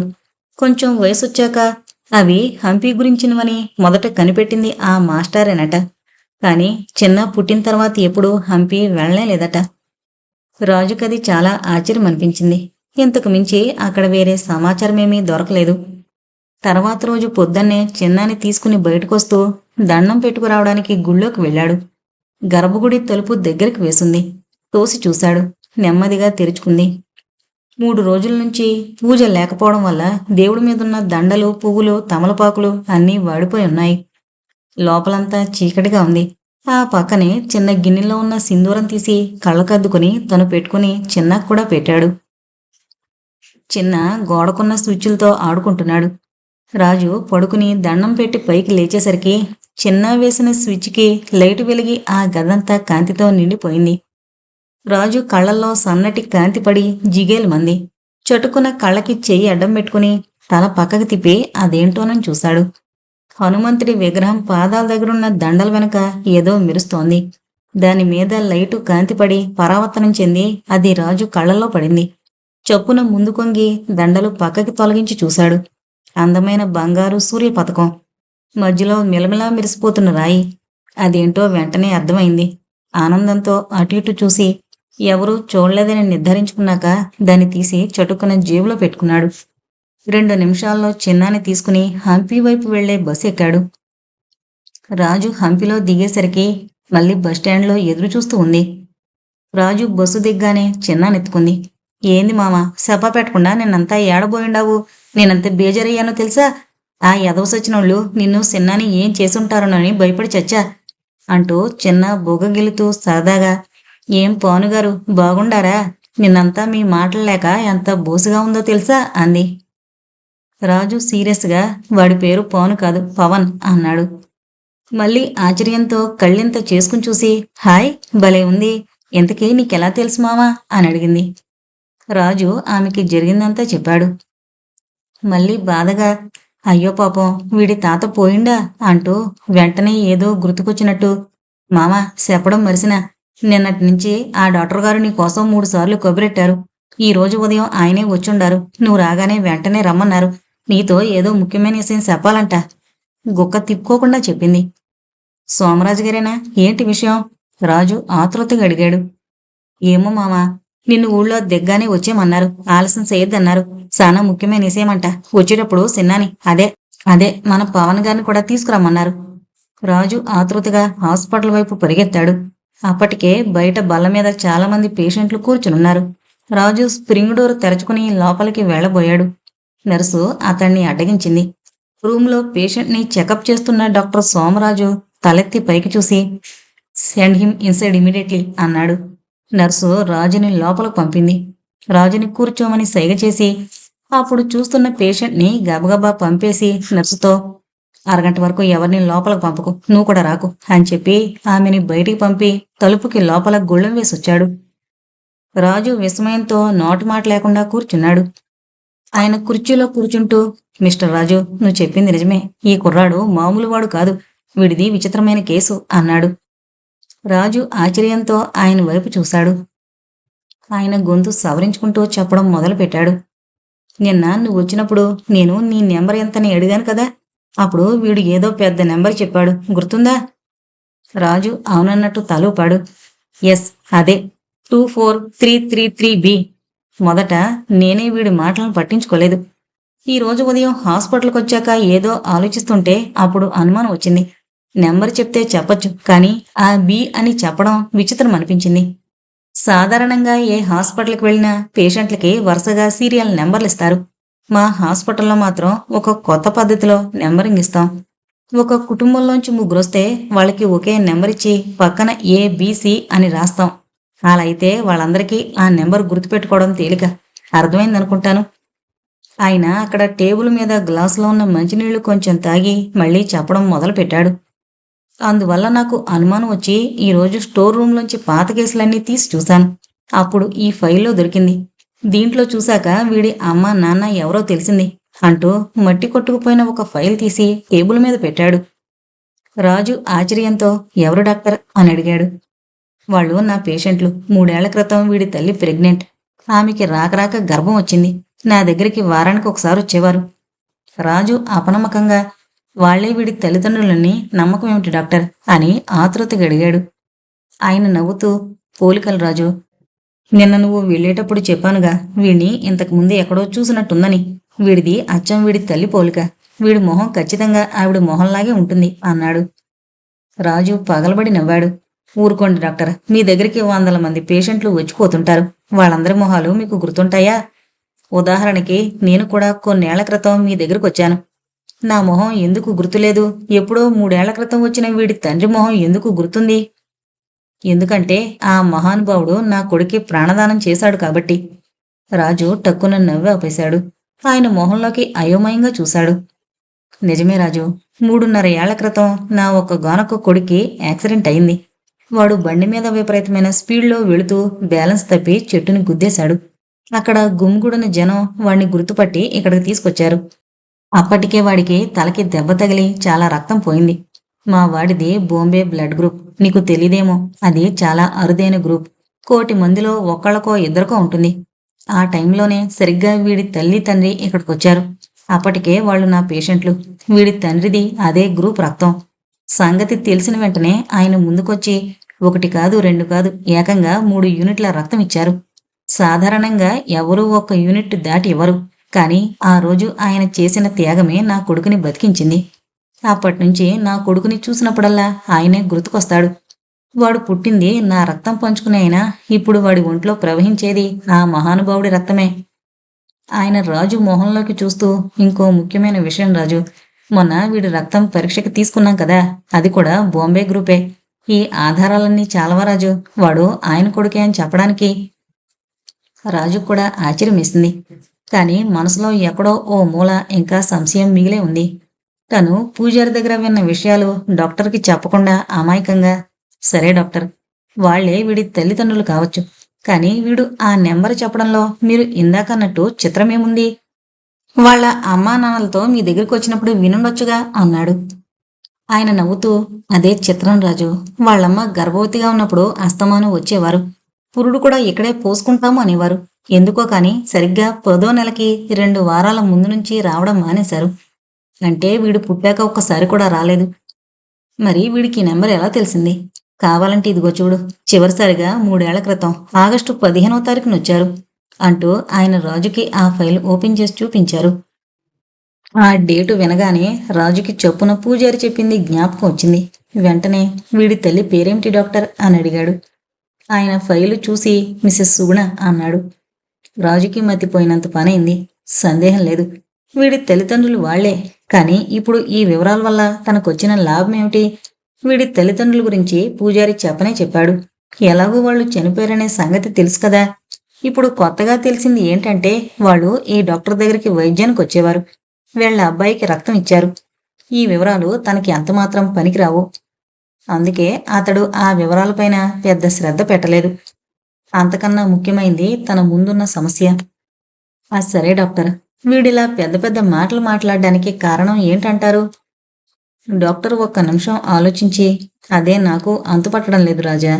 నువ్వు నారాయణ గణపతి గురించి చెప్పినప్పుడు నేను దబాయించాను, కానీ వీడు ఈ కేసు నెంబర్ చెప్పాక నాకే మతిపోయింది.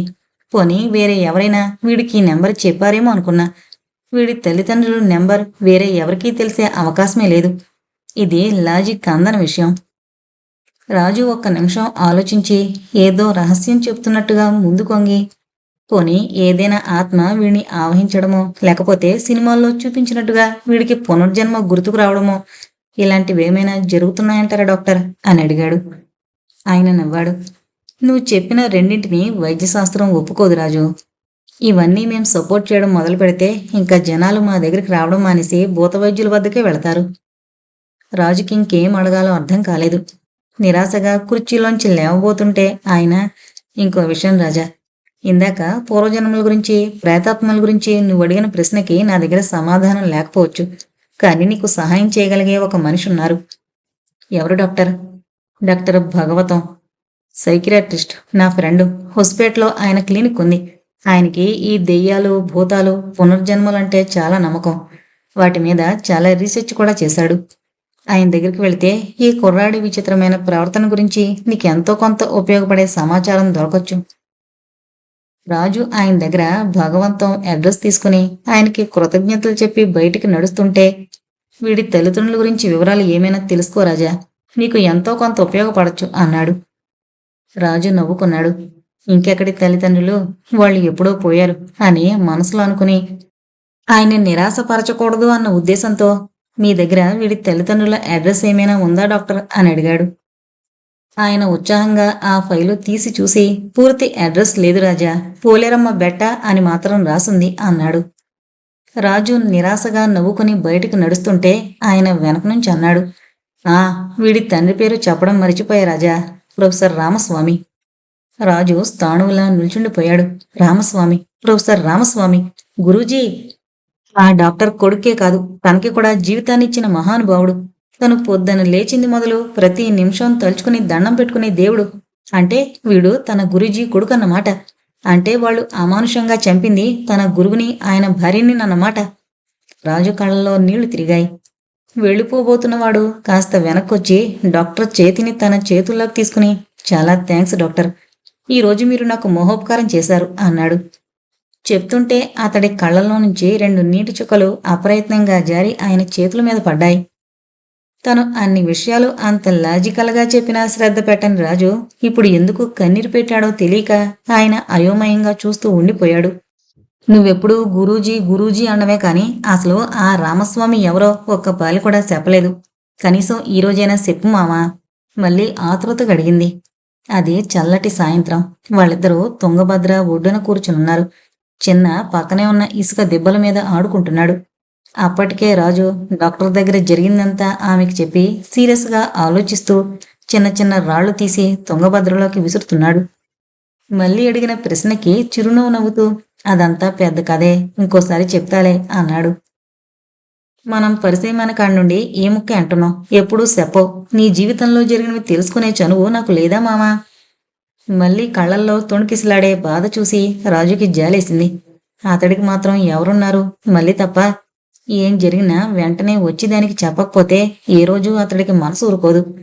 సర్లేవే చెప్తాలే అంటూ తుంగభద్ర గట్టు చివరికి జరిగి తన కథ చెప్పడం మొదలుపెట్టాడు. దాదాపు 4 ఏళ్ల క్రితం. అప్పటికే రాజు ఇంకా గైడు వృత్తి ప్రారంభించలేదు. స్నేహితుడితో కలిసి చిన్న చిన్న మోసాలు, దొంగతనాలు చేస్తూ పొట్ట పోసుకునేవాడు. పోలీసులకి దొరికినప్పుడల్లా జైలుకి వెళ్ళేవాడు. ఆ జైలు బతికే వాడికి మరీ నయమనిపించేది. కూడు గూడు సమస్య ఉండదు కదా.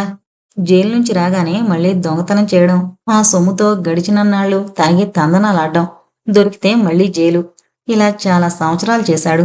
తన చేతిలో మోసపోయిన వాళ్ళు ఎంత ఏడ్చినా మొత్తుకున్నా అతడిలో జాలి, దయ కలిగేవి కాదు.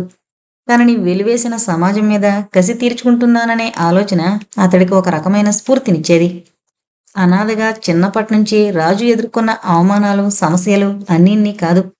అడుక్కుందామంటే దున్నపోతులా ఉన్నాం, హాయిగా పనిచేసుకోవచ్చు కదా అని జనాలు కసిరేవారు.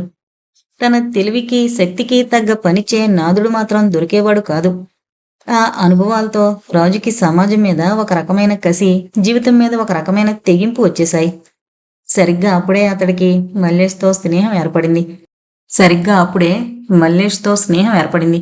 అప్పటికే మల్లేష్ చిన్న చిన్న దొంగతనాలు, మోసాలు చేస్తూ ఉండేవాడు. వాడి సావాసంలో రాజు కూడా దొంగతనాలు అలవాటు పడ్డాయి. అందులోనూ స్వతహాగా తెలివైన వాడేమో పోలీసులకి కూడా చిక్కకుండా దొంగతనాలు ఎలా చేయాలో అతడికి బాగా తెలిసింది. ఒక అమావాస్య రోజు రాత్రి రాజు, మల్లేష్ కలిసి కృష్ణప్ప అనే రైతింట్లో 8,000 రూపాయలు దొంగతనం చేశారు.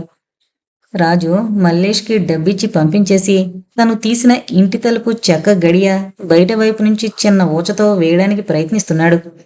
సరిగ్గా అప్పుడే సెకండ్ షోకి వెళ్ళొస్తోన్న 10 మంది రైతులు అతన్ని చూసి దొంగ దొంగ అని అరిచి మీద పడ్డారు.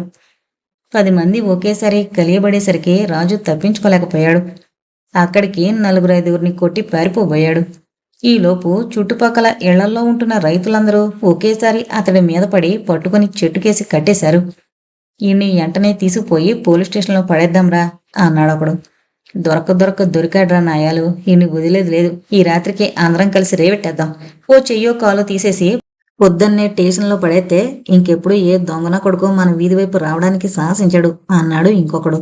ఈలోపు కృష్ణప్పొచ్చి, ముందు ఈడి జేబులు ఎతికి ఆ సొమ్ము తీయండ్రా. పోయిన సొమ్ము నాది 8,000. ఈయన్ని పోలీసులకు అప్పచెప్తే తంతారేమో కానీ పోయిన సొమ్ము తిరిగి రాదుగా.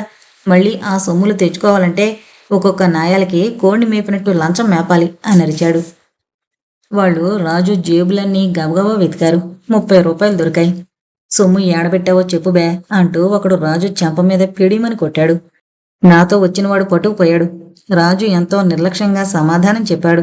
ఏందిరా మా చెవిలో పువ్వులు పెడుతున్నావా అంటూ పొట్టలో మోకాలతో బలంగా తన్నాడు ఇంకొకడు. అమ్మా అని పెద్ద కేక పెట్టాడు రాజు. కృష్ణప్ప ఆవేశంగా ముందుకొచ్చి, ఈ ఎదవకి అమ్మ గుర్తుకొచ్చిందిరా. ఆ ఎత్తుకుపోయిన ఫ్రెండ్ ఎవడో వచ్చే వరకు ఈయన్ని చితక్కొడదాం. ఆడు ఎందుకు రాడో చూద్దాం అంటూ రాజు జుట్టు పట్టుకుని ఆ చెంప ఈ చెంప వాయించాడు. సొమ్ములు దొరికే వరకు మాత్రం ఈడి సంగతి ఎవరూ పోలీసులకు చెప్పకండి అన్నాడు. అందరూ ఏకగ్రీవంగా ఒప్పుకున్నారు. వాళ్ల పాకలు ఊరికి కొంచెం దూరంగా ఉండడం వల్ల ఊళ్ళో ఎవరికీ ఈ విషయం తెలిసే అవకాశమే లేదు. దొంగ దొరికాడట అని ఆశ్చర్యంతో ఆ చుట్టుపక్కల ఇళ్లవాళ్లు మాత్రం చూడ్డానికి ప్రవాహంలా తరలొచ్చారు. కాలొంకర కన్నొంకర, కన్నలేకపోతే చక్కగా పనిచేసుకోవచ్చుగా ముదనష్టపు సచ్చినోడా. అక్కడికొచ్చిన ఆడాళ్ళందరూ తలా ఒక రాయి విసిరి తిడుతున్నారు. రాజుకి జీవితం మీద విరక్తి కలిగింది. దొంగలకి గోండాలకి మానవత్వం లేదంటారే కాని ఈ మనుషులేమీ తక్కువ కాదు.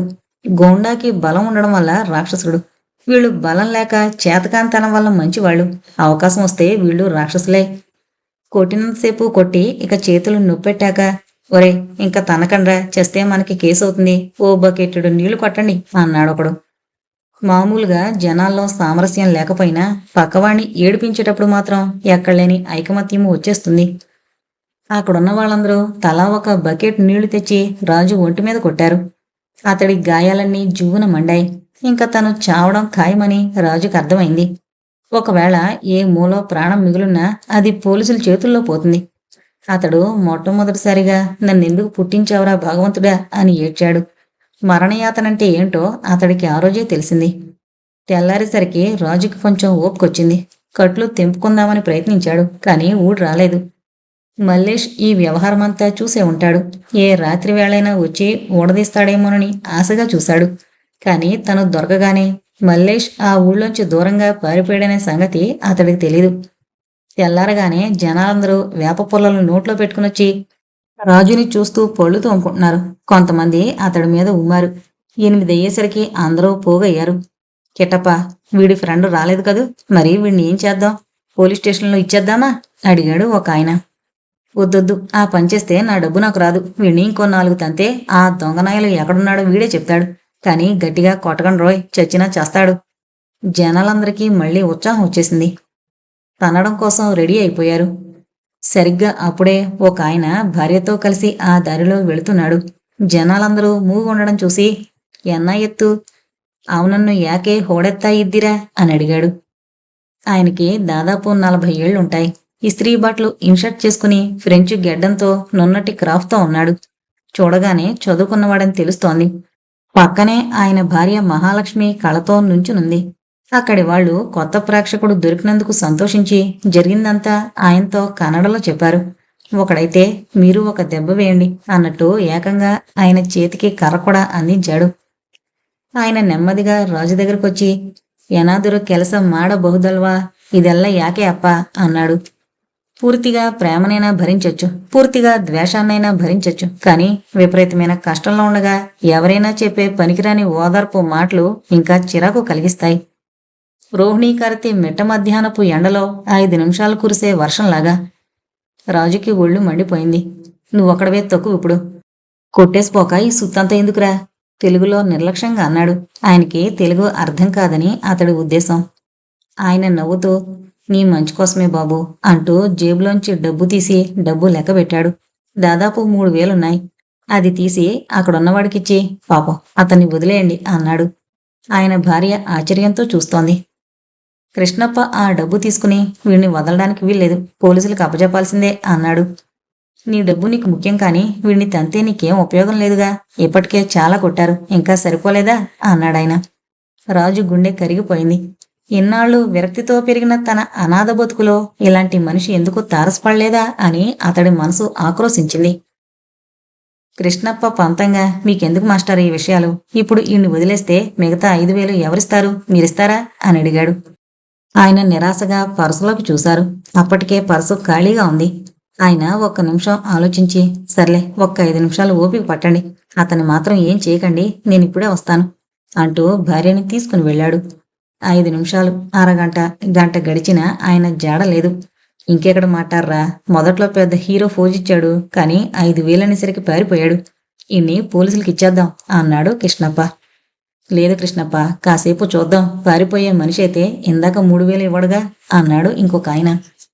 అసలు ఈ దొంగ సచ్చినోడికి ఆయనకి ఏదో లింకు ఉండే ఉంటుంది, లేకపోతే ముక్కు ముఖం తెలియని వాడి కోసం 3,000 ఇస్తాడేమిటి అంది ఇంకొక ఆవిడ. ఆయన వెళ్ళి పోలీసుల్ని తీసుకొస్తాడేమో అని నా అనుమానం, ఇంకొక ఆయన అన్నాడు. మరీ మంచిది, మిగతా 5,000 వాళ్లే కక్కిస్తారు పక్కపక్క నవ్వుతూ అన్నాడు కృష్ణప్ప. రాజు మనసులో లేదు. ఇన్ని సంవత్సరాల నుంచి కరుడుగట్టిన హృదయం ఇప్పుడు కొవ్వొత్తిలా కరిగిపోయింది. మీ ప్రేమని భరించలేను సార్, ఎంతకన్నా వీళ్ల దెబ్బలేనయం, మీరు మాత్రం ఇంక రాకండి అనుకున్నాడు మనసులో. సరిగ్గా అప్పుడే ఆయన భార్యను తీసుకుని మళ్లీ వచ్చాడు. వస్తూనే 5,000 తీసి కృష్ణప్పకిచ్చి లెక్క పెట్టుకోమన్నాడు. రాజు అయోమయంగా ఆయన వైపు చూశాడు. పక్కనే ఆవిడ నవ్వుతూ నిల్చునుంది. అప్పుడు గమనించాడు, ఇందాక ఆవిడ మెడలో మిలమిలా మెరిసిపోతున్న మంగళసూత్రం ఇప్పుడు లేదు. దాని స్థానంలో పసుపు తాడు. కాని ఆవిడ మొహంలో మాత్రం ఇందాక లేని ఏదో ఒక కొత్త వెలుగు, తృప్తి. కృష్ణప్ప ఆ డబ్బు తీసుకుని రాజుని వదిలేమని చెప్పి డబ్బు లెక్కబెట్టుకుంటూ లోపలికి వెళ్ళిపోయాడు. కట్లు విప్పగానే రాజుకి ఓపిక లేక నేల మీద దబ్బును పడిపోయాడు. అప్పటిదాకా కృష్ణప్ప వైపున్న జనమంతా కృష్ణప్పకి కష్టపడకుండా డబ్బొచ్చేసరికి అసూయతో మాస్టారి పక్షానికి వచ్చేశారు. కొట్టడానికి కొడుకుల్ని తీసుకురమ్మన్న ముసల్ది కృష్ణప్ప లోపలికి వెళ్ళిపోవడం చూసి, డబ్బు కోసం ఎంత దారుణంగా కొట్టాడు సచ్చినాడు, ఇప్పుడు డబ్బు రాగానే మమ్మల్ని మర్చిపోయి ఏం పట్టినట్లు లోపలికి పోతున్నాడు, మా ఇద్దరు డబ్బు మారు మాట్లాడకుండా డబ్బు తీసుకున్నాడే, నిన్నటి నుంచి కొట్టిన దెబ్బలని వెనక్కి తీసుకుంటాడా అని గింజుకుంటూ తెగ బాధపడిపోయింది. రాజుకి అంత నీరసంలోనూ నవ్వొచ్చింది.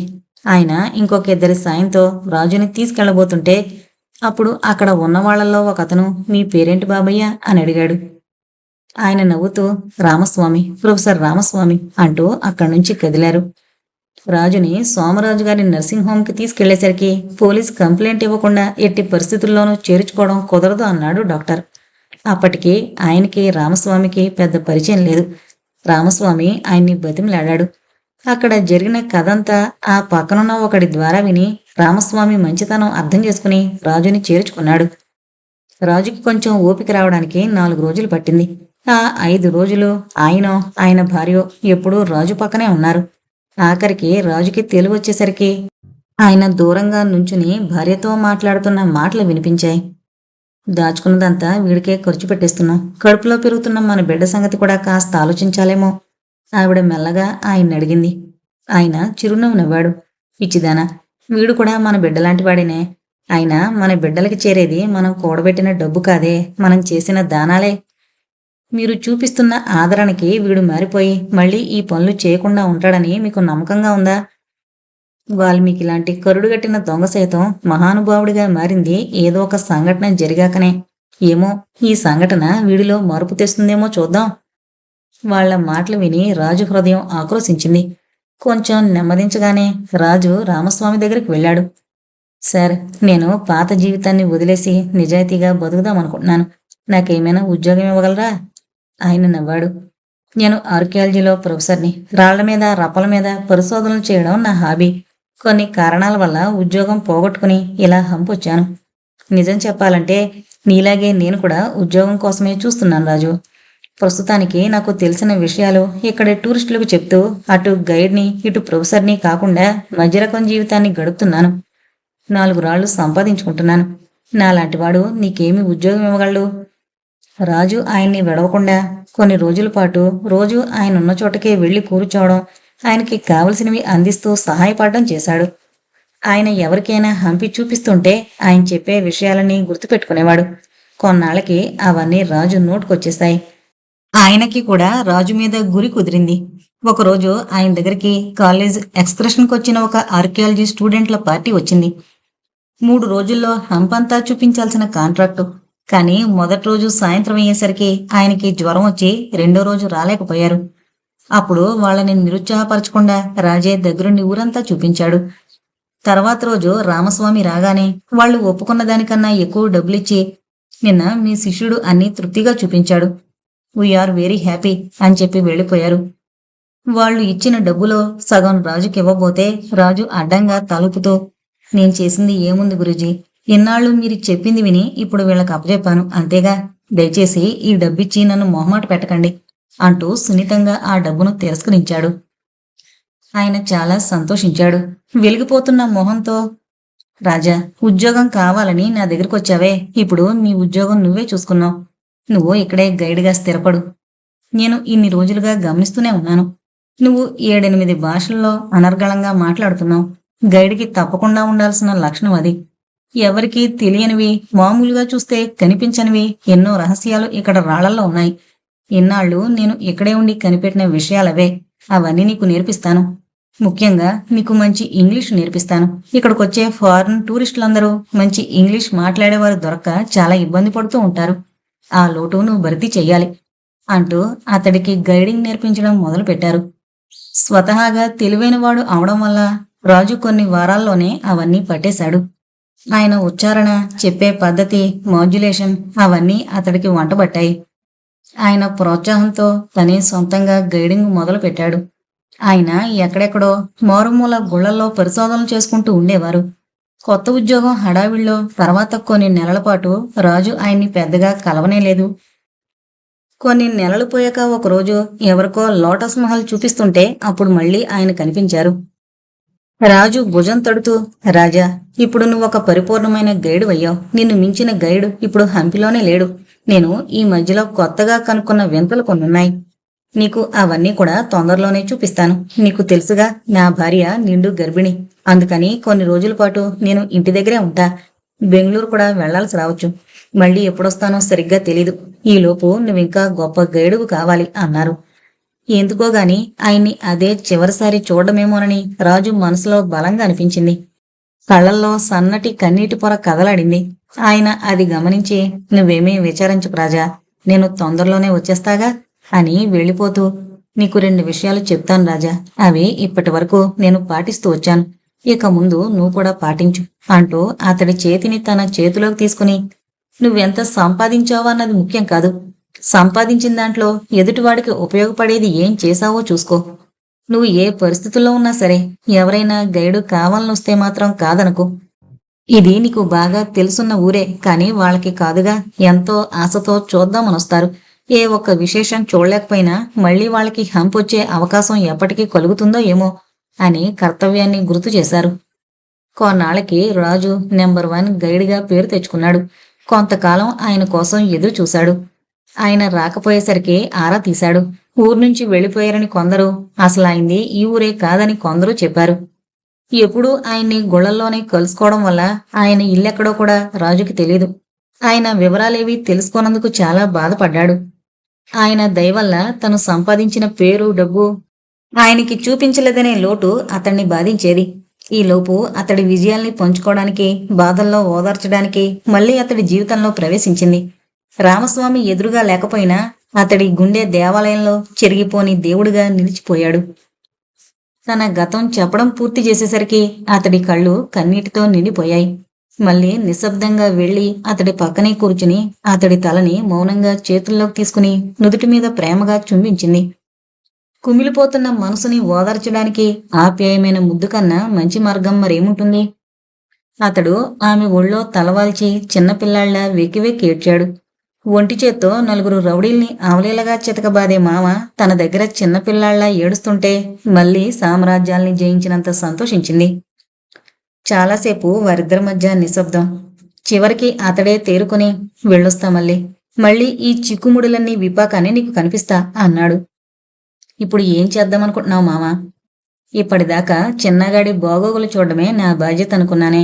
ఇప్పుడు వాడెవడో తెలిసాక అంతకన్నా పెద్ద బాధ్యత నా మీద పడింది. నా ప్రాణం నిలబెట్టడం కోసం తన తాళినే తీసిచ్చిందే మహాతల్లి. ఆ యమ్మని దారుణంగా చంపిన ఆ నా కొడుకులు ఎవరో కాని వాళ్ళని మామూలుగా వదలను. ముందు వాళ్ళ గురించి ఆరా తీస్తా, వెతుకుతా అన్నాడు ఆవేశంగా. రాజు తన సమస్యనంతా వివరించి దీనిని పరిష్కరించమని డాక్టర్ భగవంతన్ను వినమ్రంగా కోరాడు. అంతా తెలుసుకున్న డాక్టర్ భగవంతం, సరే తండ్రి ఇక్కడ గైడని చెప్పావుగా, బహుశా వీడిని కడుపులో ఉండగా వీడి తల్లి రోజు ఆయన చెప్పిన మాటలే వినుంటుంది. అందుకే వీడికి అవన్నీ గుర్తున్నాయి. ఈ రకమైన జ్ఞాపక శక్తి పిల్లల్లో ఉండడం అసాధ్యమైన విషయం కాదు, కానీ మన చిన్నకున్నంతగా గుర్తుండడం అసాధారణమే. నీకు దొరికిన రోజు నుంచి వీడు విచిత్రంగా ప్రవర్తించేవాడని చెప్పావే. నువ్వు టూరిస్టులకి దేవాలయాలు చూపిస్తున్నప్పుడు నీ దగ్గరికి రావడం, లేనప్పుడు ఏడవడం, దానికి కూడా కారణం అదే కావచ్చు. నువ్వు హంపికి సంబంధించినవన్నీ వాడి తండ్రి దగ్గర నేర్చుకున్నావు కదా, అందువల్ల నువ్వు మాట్లాడే వాక్యాలు అచ్చం ఆయన మాట్లాడినవే అయి ఉండొచ్చు. నిజమేనంటావా? రాజు ఆశ్చర్యంతో, ఖచ్చితంగా సార్, ఇదంతా ఆయన నేర్పిందే. నేను మాట్లాడుతుంటే అచ్చం ఆయన మాట్లాడినట్టే ఉందని కొంతమంది టూరిస్టులు కూడా అనేవారు అన్నాడు. చూసావా, అది విషయం. అవే మాటల్ని వీడు తల్లి కడుపులో ఉన్నప్పుడు తండ్రి దగ్గర బాగా వినుంటాడు. అందుకే నీ మాటలు వినగానే వాడికి పూర్వపరిచయం ఉన్నట్టు అనిపించింది. అందుకే నీ దగ్గరికి వచ్చాడేమో. నిజం చెప్పాలంటే ఆ పద్మవ్యూహం మొత్తం గుర్తుపెట్టుకున్న అభిమన్యుడు లాంటివాడు వీడు. అయితే నాకొక సందేహం సార్. రాజు ఉండబట్లే కడిగాడు. వీడు కడుపులో ఉన్నప్పుడు తల్లిదండ్రులు మాట్లాడుకున్నవన్నీ వీడికి గుర్తున్నాయంటారా? ఉండకపోవచ్చు రాజు. ఏదో ఒక ఎమోషన్తో కూడుకున్నవి. ఉదాహరణకి కోపమో, ఆశ్చర్యమో, విచారమో, భయమో ఇలాంటి ఎక్స్ప్రెషన్లతో కూడుకున్నవి మాత్రమే వీడికి గుర్తున్నాయని నా అనుమానం. అందుకే నువ్వు ఏదో ఒక ప్రత్యేకమైన వాక్యం మాట్లాడినప్పుడే వాడు అవి అంటూ ఉంటాడు. అలాంటి వాక్యాలనే ట్రిగ్గర్లు అంటారు. ఉదాహరణకి గణపతిని నారాయణ గణపతి అనడమేమిటి అని నువ్వు ఆశ్చర్యపోయావే, అది ఒక ట్రిగ్గర్. వాడు కడుపులో ఉన్నప్పుడు ఎవరో అలాగే ఆశ్చర్యపడగానే వాడి తండ్రి చెప్పిన సమాధానం వాడి మైండ్లో ముద్రించుకుపోయింది. ఆ ట్రిగ్గర్ అదే ఎక్స్ప్రెషన్తో ఎవరైనా అన్నప్పుడు వాడి నోట్లోంచి ఖచ్చితంగా ఆ వాక్యం అప్రయత్నంగా వచ్చేస్తుంది. సార్, అయితే ఆ వాక్యాలు వాడికి జీవితాంతం ఇలాగే గుర్తుంటాయా? ఖచ్చితంగా చెప్పలేం. ఇంకా కొత్త మాటలు వచ్చాక, కొత్త కొత్త విషయాలు తెలుసుకున్నాక తల్లి కడుపులో నేర్చుకున్నవి మర్చిపోయే అవకాశం చాలా ఉంది. తల్లి కడుపు ఒక దేవాలయం లాంటిది రాజు. అందుకే దాన్ని మన పూర్వీకులు గర్భాలయం అనేవారు. అందులో ఎదిగే పిండమే మూల విరాటట. పూజారి చేసిన ఉపచారాలు, పూజలు దేవుడికి తెలిసినట్టే తల్లిదండ్రులు చూపే ప్రేమ, ఆదరణ గర్భాలయంలో శిశువుకి తప్పకుండా తెలుస్తాయి. దానికి అనుగుణంగా స్పందిస్తాడు కూడా. గర్భవతులందరూ ప్రశాంతమైన జీవితాన్ని గడుపుతూ నిర్మలమైన ఆలోచనలతో మనస్సుని హాయిగా ఉంచుకుని బిడ్డకి ప్రకృతి సిద్ధంగా జన్మనీయగలిగిన వారు. మన రాబోయే తరం ఎంతో సుఖశాంతుల్ని అనుభవిస్తుంది. యుద్ధాలు, హత్యలు, మరణకాండలు అనేవి లేని శాంతియుతమైన ప్రపంచం ఆవిర్భవిస్తుంది. ఇంకొక ముఖ్యమైన విషయం, చిన్న విషయానికొస్తే ఇదంతా నేను పుస్తకాల్లో చదివి చెప్పడం లేదు. ఇందాక నువ్వు రాగానే నేను చిన్న మీద ఒక ప్రయోగం చేయడం నువ్వు గమనించే ఉంటావు. హిప్నాసిస్ ద్వారా వాడిని తల్లి కడుపులో ఉన్న కాలానికి తీసుకెళ్లాను. అందుకే వాడు అప్పుడప్పుడు చెప్పే ఆ వాక్యాలన్నీ యథాతథంగా చెప్పగలిగాడు అన్నాడు డాక్టర్ భగవతం. రాజు ఎన్నో విషయాలు చర్చించి అనంతరం భగవంతం దగ్గర నుండి బయలుదేరాడు. ఊరి బయటున్న పాడుబడ్డ మండపంలో కూర్చుని ఆలోచిస్తున్నాడు. గురూజీ ఆయన భార్య ఏమయ్యారో కుర్రాడి ద్వారా తెలుసుకోవచ్చని అనుకున్నాడు. ఇప్పుడు వాళ్ళు ఏమయ్యారో తెలుసుకుంటే తప్ప పిల్లాడు గురించి ఏమీ చెప్పలేని స్థితి ఏర్పడింది. ఇప్పుడేం చెయ్యాలి? ఏంటి కర్తవ్యం? ఎక్కడ మొదలు పెట్టాలి? ఎంత ఆలోచించినా అతడికి ఏ ఉపాయం తోచలేదు. వాళ్ల మరణానికి సంబంధించి ఇప్పుడు తన దగ్గరున్నది ఒకే ఒక్క సమాచారం. వాళ్ళు 3 ఏళ్ల క్రితం కృష్ణాష్టమి రోజో ఆ ముందు రోజో చనిపోయారని. ఆ రోజు ఆగస్టు 21, 2 అయ్యుండొచ్చు. వెంటనే చిన్నాన్ని తీసుకుని పైకి లేచాడు. అరగంటలో హత్య జరిగిన హైవేకి దగ్గరగా ఉన్న పోలీస్ స్టేషన్కి వెళ్ళాడు.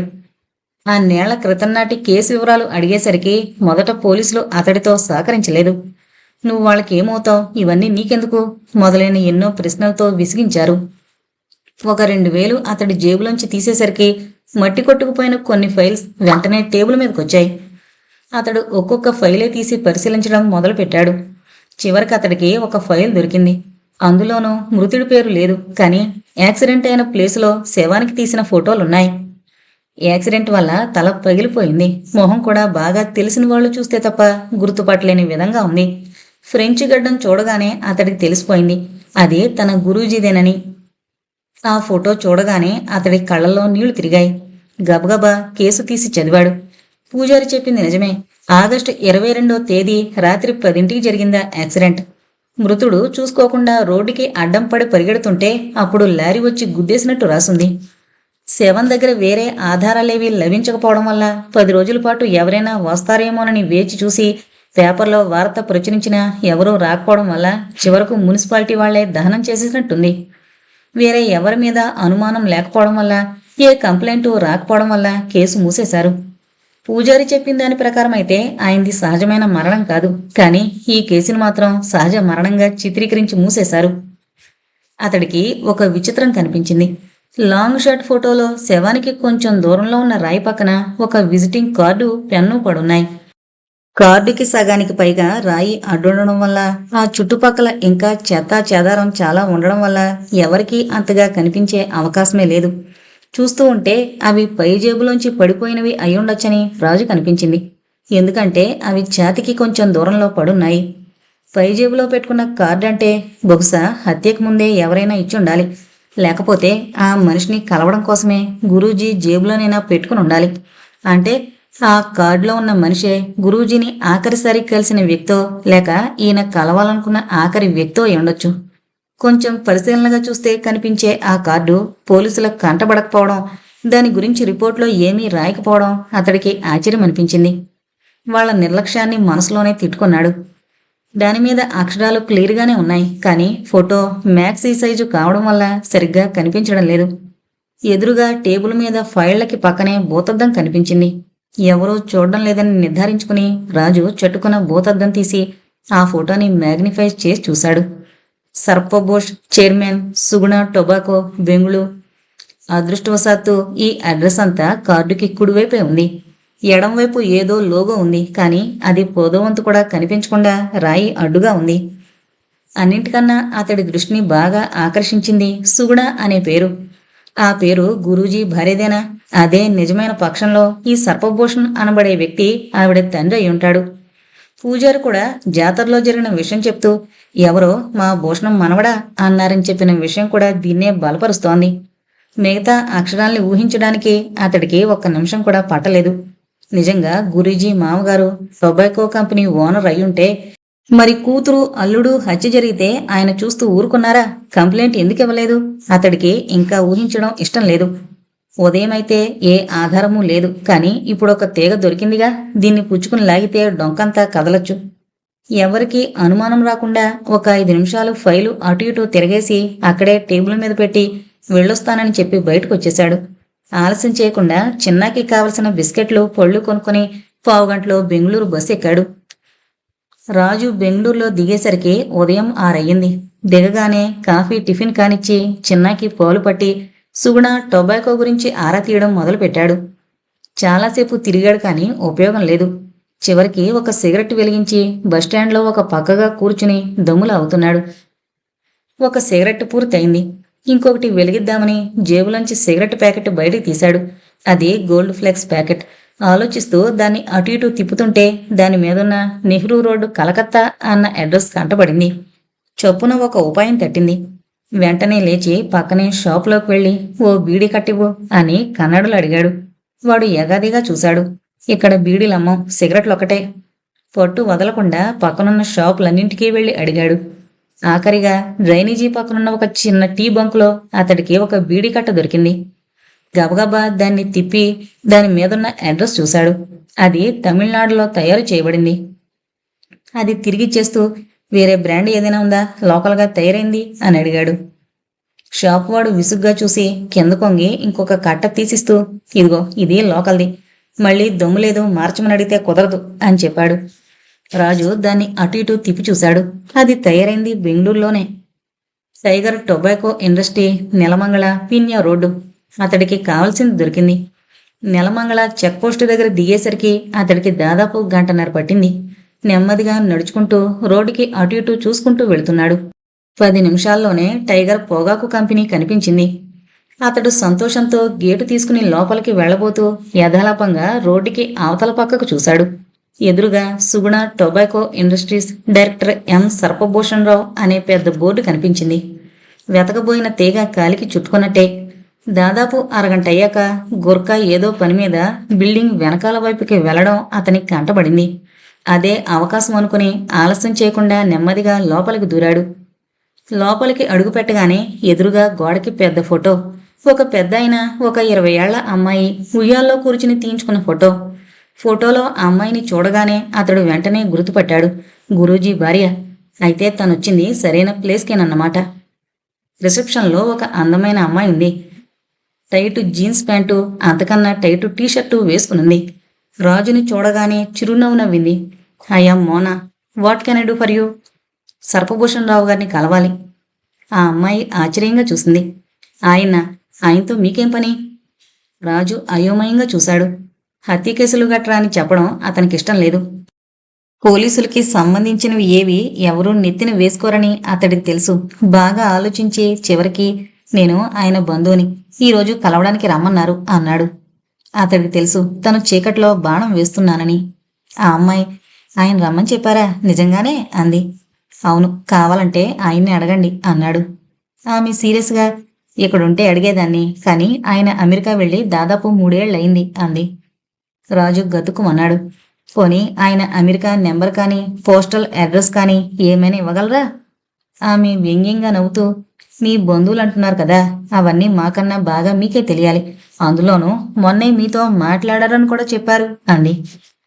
రాజుకి చెమటలు పట్టాయి. తను దొరికిపోయాడు. ఏం చేయాలో తెలియలేదు. కాసేపు ఆలోచించి, ఈ కుర్రాడు ఆయన మనవడు, తప్పిపోయి నాకు దొరికాడు. ఆ విషయం ఆయనతో మాట్లాడాలి అన్నాడు. ఆమె వెంటనే కుర్చీలోంచి విసురుగా లేచి చిన్నాని యగాదిగా చూసి, ఏ మిస్టర్, ఇదా నీ నాటకం? ఎవరో రోడ్డును పోయే వెధవని తీసుకొచ్చి మా చైర్మన్ గారి మనవడని చెప్పడానికి ఎన్ని గుండెలు నీకు? ముందు ఇక్కడి నుంచి బయటకు నడు అంటూ ఇంటర్కామ్ తీసి గుర్కాకి ఫోన్ చేసి పిలిచింది. నిజం చెప్తున్నా మేడం, వీడు నిజంగా ఆయన మనవడే అని రాజు గట్టిగా అరిచాడు. నోర్మీ రాస్కెల్, ఆయనకు అసలు మనవాళ్లే లేరు. నాకు ఈ విషయాలేవి తెలియదనుకున్నావా? ఇంతలో గుర్కా వచ్చాడు. ఇతన్ని లోపలికి ఎందుకు రానిచ్చావు? గుద్దునకర్లే, ముందు బయట పంపించే అంది కోపంగా. వాడు రాజుని చూస్తూనే, లోపలికి ఎలా వచ్చావరా, పద బయటికి అంటూ రాజు వైపు గుడ్లురిమి చూశాడు. రాజుకి ఏం చేయాలో తోచలేదు. ఈలోపు చిన్న పాస్కి వెళ్ళాలి అంటూ వేలు చూపించాడు. రాజు వెంటనే చిన్నాని ఆ పక్కనే ఉన్న బాత్రూం దగ్గరికి తీసుకువెళ్లాడు. అదృష్టవశాత్తు సరిగ్గా అప్పుడే గడియారం 1 గంట కొట్టింది. మోనా కంగారుగా టైం చూసుకుని, బాపురే 1 గంట అయింది, 1:30కి అర్జెంటు పనుంది, నేను అర్జెంటుగా లంచ్కు వెళ్ళాలి అని తనలో తాను అనుకుంటున్నట్టుగాని బాక్స్ తీసుకుని పైకి లేచి గుర్కా కేసి చూస్తూ, ఆ పిల్లాడి పనవగానే వాళ్ళని బయటకు పంపించాయి. మళ్ళీ నేను వచ్చేసరికి వాళ్ళు ఇక్కడ ఉన్నారంటే నీ సంగతి చెప్తా అనేసి ముందుకు నడుస్తుంది. సరిగ్గా అప్పుడే ఇంకొక అమ్మాయి ఆమెకు ఎదురొచ్చి, గుడ్ మార్నింగ్ మోనా అంది నవ్వుతూ. మార్నింగ్కి ఆఫ్టర్నూన్కి తేడా కూడా తెలీదు అని మోనా ఆ అమ్మాయికి వినబడేలా అంటూ విసురుగా వెళ్ళిపోయింది. ఆ అమ్మాయి మూతి ముడుచుకొనొచ్చి, ఇందాక మోనా కూర్చున్న సీట్లో కూర్చుంటూ, దీనికి ఒళ్ళంతా పొగరే అంది నెమ్మదిగా. ఆ అమ్మాయి పేరు మహాలక్ష్మి. పొట్టిగా నల్లగా ఉంది. ఆమె ఆల్టర్నేటివ్ రిసెప్షనిస్టు. సాధారణంగా కంపెనీలో రిసెప్షనిస్టు బయటకో భోజనానికో వెళ్ళినప్పుడు ఆ సీట్లో కూర్చుని ఫోన్ కాల్స్ చూసుకోవడానికి ఇంకొక రిసెప్షనిస్ట్ ఉంటుంది. మహాలక్ష్మి చేసే పని అదే. మహాలక్ష్మి మెల్లగా అన్న మాటలు రాజుకి వినిపించాయి. చిన్న బాత్రూంలో ఉంటే గుర్కా ఆ పక్కనే నుంచుని వాణ్ణి ఎప్పుడు బయటికి లాగేద్దామా అని చూస్తున్నాడు. ఇదే సరైన ఛాన్స్, ఇంకొక రాయేసి చూద్దాంలే అనుకుని రాజు నెమ్మదిగా ఆమె దగ్గరికి వెళ్ళి, నమస్తే మేడం అన్నాడు. ఆమె నవ్వుతూ, నమస్తే, ఏం కావాలి మీకు అని అడిగింది. రాజు ఆయాసంతో వగరుస్తున్నట్టుగా నటిస్తూ, చిన్న పనుంది మేడం అన్నాడు. అతడి ఆయాసం చూసి, మీరు ఎండల పండు వచ్చినట్టున్నారు, కొంచెం మంచినీళ్లు తీసుకుంటారా అని అడిగింది. సరిగ్గా రాజు అనుకున్నదే జరిగింది. అతడు వినయంగా, థ్యాంక్స్ మేడం. రిసెప్షనిస్ట్ని చూసి కంపెనీని చూడమంటారే, సరిగ్గా ఇదే అన్నాడు తెలుగులో కొత్త సామెతకి శ్రీకారం చుడుతూ. ఆమె అర్థం కానట్టు చూసింది. రాజు నవ్వుతూ, ఏం లేదు మేడం, అరగంట నుంచి ఇక్కడే ఉన్నాం. ఇందాకట ఆవిడ కనీసం కూర్చోండి అని కూడా అనలేదు. మీరు చూడండి ఆ సంస్కారం అన్నాడు. అరగంట నుంచి అక్కడే నుంచునున్న మనిషికి అప్పుడే ఎండన పడి పరిగెత్తుకునొచ్చిన వాళ్ళ ఆయాసం ఎందుకొచ్చిందో అనే చిన్నపాటి లాజిక్ కూడా ఆమె బుర్రకి తట్టలేదు. సంతోషంగా అదంతే, అదేదో పెద్ద క్వీన్ ఎలిజబెత్నని తిప్పుకుంటూ తిరుగుతుంది, అది దాని నమ్మకం అంది. మహా పొగరబోతు సుమండి, రిసెప్షనిస్టు మీలా మర్యాదగా మాట్లాడితేనే కదండి వచ్చిన వాళ్ళకి కంపెనీ మీద సదభిప్రాయం కలిగే అవకాశం ఉంటుంది. ఆమె ఆనందంతో ఉబ్బి తబ్బిబ్బైపోయింది. కూర్చోండి, మీరు ఇంతకీ మీకేం కావాలి? రాజు ఆమెకెదురుగా ఉన్న కుర్చీలో కూర్చున్నాడు. ఈలోపు గుర్కా చిన్నాన్ని తీసుకొచ్చి రాజుని చూసి, యాయ్ ఇంకా కూర్చున్నావేంటి, బయటికి పదముందు అన్నాడు. తాపీగా, నేను మేడంతో మాట్లాడాలి, నువ్వు ఉండబోయ్ అన్నాడు రాజు. మోనా మేడం వీణ్ణి బయటికి పంపించేయమన్నారు మేడం అన్నాడు గుర్కా. మహాలక్ష్మి సీరియస్గా, పంపించేయమన్నాను కదెవరు, వచ్చిన వాళ్ళతో మర్యాదగా మాట్లాడడం నేర్చుకో, మనం మర్యాదగా మాట్లాడితేనే కదా వచ్చిన వాళ్ళకి కంపెనీ మీద సదభిప్రాయం కలిగేది అంది పెద్ద పెద్ద కళ్ళు తిప్పుతూ. గుర్కా బుర్రగోకుంటూ బయటికి వెళ్ళిపోయాడు. చిన్న పక్కనే ఉన్న సోఫాలో కూర్చుని టీపై మీద ఉన్న మ్యాగజైన్స్ ని తిరగేస్తూ బొమ్మలు చూస్తూ ఆడుకుంటున్నాడు. ఆమె రాజుకేసి తిరిగి, ఇప్పుడు చెప్పండి మీకేం కావాలి అంది. మేడం, నేను సర్పభూషణ్ రావు గారి దగ్గర ఇదివరకు పనిచేసేవాణ్ణి. అప్పట్లో ఆయన నాకు బాగా సహాయం చేశారు కూడా. తర్వాత నేను కువైట్ వెళ్ళిపోయాను. ఇప్పుడు మళ్ళీ ఒక్కసారి ఆయన దర్శనం చేసుకుని వెళ్ళిపోదామని వచ్చాను అన్నాడు. ఆమె విచారంగా, అయ్యో ఆయన అమెరికా వెళ్ళి అప్పుడే చాలా సంవత్సరాలైందే అంది. ఎప్పుడు వెళ్లారు మేడం? ఆమె ఒక్క నిమిషం ఆలోచించింది. 3 ఏళ్ల క్రితం ఆగస్టు 25న వెళ్లారట అంది. అది విని రాజు ఉలిక్కి పడ్డాడు. 3 ఏళ్ల క్రితం ఆగస్టు 25 అంటే సరిగ్గా రామస్వామి హత్య జరిగిన 2 రోజుల తర్వాత. మరి అలా అయితే గురూజీ హత్య విషయం ఈయనకి తెలీదా? తెలిస్తే కంప్లైంట్ ఎందుకు ఇవ్వలేదు? ఒకవేళ అది ఈయనే చేయించాడా? ఆయన ఇల్లెక్కడ మేడం? అమెరికా నెంబర్ ఏమైనా దొరికే అవకాశం ఉందా? ఆయన సడన్ గా వెళ్ళిపోయారు. ఆయన నెంబర్ మా ఎండి గారికి తప్ప ఇంకెవరికీ తెలియదు. రాజు తనలో తనే అనుకుంటున్నట్టు, అంత సడన్ గా ఎందుకు వెళ్ళిపోయారో అన్నాడు. ఆయనకి గుండె నొప్పి వచ్చింది. వైద్యానికి అమెరికా వెళ్లారు. ఇవన్నీ కూడా మా ఎండి గారు చెప్తేనే మాకు తెలిసింది. పోనీ మీ ఎండి గారిని కలవచ్చా? ఆయన 1 వారం రోజుల క్రితం ఊరెళ్లారు. ఎప్పుడొస్తారో తెలీదు. సరిగ్గా అప్పుడే టేబుల్ మీద ఫోన్ మోగింది. ఆమె ఫోన్ తీసింది. హలో, సుగుణ ఇండస్ట్రీస్. ఓ మీరా సార్, నమస్తే. లేరు సార్, 13వ తారీఖు ఏదో పని మీద ఊరెళ్లారు. ప్రాబ్లం ఏమీ లేదు సార్, ఫ్యామిలీ లాయర్ దగ్గర నుంచి ఫోన్ వస్తే ఊరు వెళ్లారంతే. ఎవరో నాకు తెలీదు సార్, ఫ్యామిలీ లాయర్ అని తెలుసు. సరే సార్, చెప్తాను అని చెప్పి ఫోన్ పెట్టేసి చిరాగ్గా, లాయర్ ఎవడో కావాలట, వేద వెంకవేరీలు అంటూ ఆ పక్కనే ఉన్న ఒక రిజిస్టర్ తీసి అందులో ఆ రోజు డేటు, ఫోన్ చేసిన ఆయన పేరు, ఊరు, టైము అన్నీ రాసి పక్కనే కాల్ నాట్ అటెండెడ్ అని రాసింది. సాధారణంగా ఫ్యామిలీ లాయర్లకి పిల్లల గురించి, వంశం గురించి, ఆస్తుల గురించి తెలుస్తూ ఉంటుంది. ఆ లాయర్ గురించి ఇంకొంచెం సమాచారం సంపాదిస్తే తనకి పనికొస్తుందేమోనని రాజు కనిపించింది. అప్పటికే ఆమె రిజిస్టర్లో వివరాలు రాయడం పూర్తి చేసింది. రాజు అది చూసి, ఇదేంటి మేడం, కాల్స్ అన్ని ఇలా రాయాలా అని అడిగాడు ఆమె వైపు చూస్తూ. ఆమె విచారంగా, అదే కదా రిసెప్షనిస్టు బతుకు, ఏదో ఒక రోజు సడన్ గా బాస్ పిలిచి, పలానా రోజు సాయంత్రం నేను ఎవరితో మాట్లాడాను, నేను లేనప్పుడు ఎవరెవరు ఫోన్ చేశారు అని అడుగుతాడు. అవన్నీ చెప్పాల్సింది మేమే కదా అంది. రాజు 2 నిమిషాలాగి, ఈ లాయర్ గారు ఎవరండి అని అడిగాడు. ఆమె సీరియస్గా తలెత్తి చూసింది. అవన్నీ మీకెందుకు? ఫ్యామిలీ లాయర్ అంటున్నారు కదా, పోనీ అయ్యగారు ప్రస్తుతం ఉంటున్న అమెరికా అడ్రస్ ఏదైనా దొరుకుతుందేమోనని నసుగుతున్నట్టుగా అన్నాడు. ఆ వివరాలన్నీ చెప్తే మా ఎండి గారు చంపేస్తారు, మేము ఎవరికీ చెప్పం. సారీ మేడం, తెలియక అడిగాను, చెప్పొద్దులేండి అంటూ ఒక్క నిమిషం అటు ఇటు చూసి, కొంచెం మంచినీళ్ళు ఇప్పిస్తారా అని అడిగాడు. ఆమె బెల్ నొక్కింది. ఆఫీసు బాయ్స్ ఎవరూ రాలేదు. కుర్చీలోంచి లేచి, వీళ్ళంతా కట్టకట్టుకుని లంచ్కు పోయినట్టున్నారు, నేనే తెస్తానుండండి అని చెప్పి లోపలికి వెళ్ళింది. రాజు అటు ఇటు చూసి ఎవరూ చూడడం లేదని నిర్ధారించుకున్నాక ఆమె మూసేయకుండా అక్కడే పెట్టిన రిజిస్టర్ని చటుక్కున తీసి గబగబా పేజీలు వెనక్కి తిప్పాడు.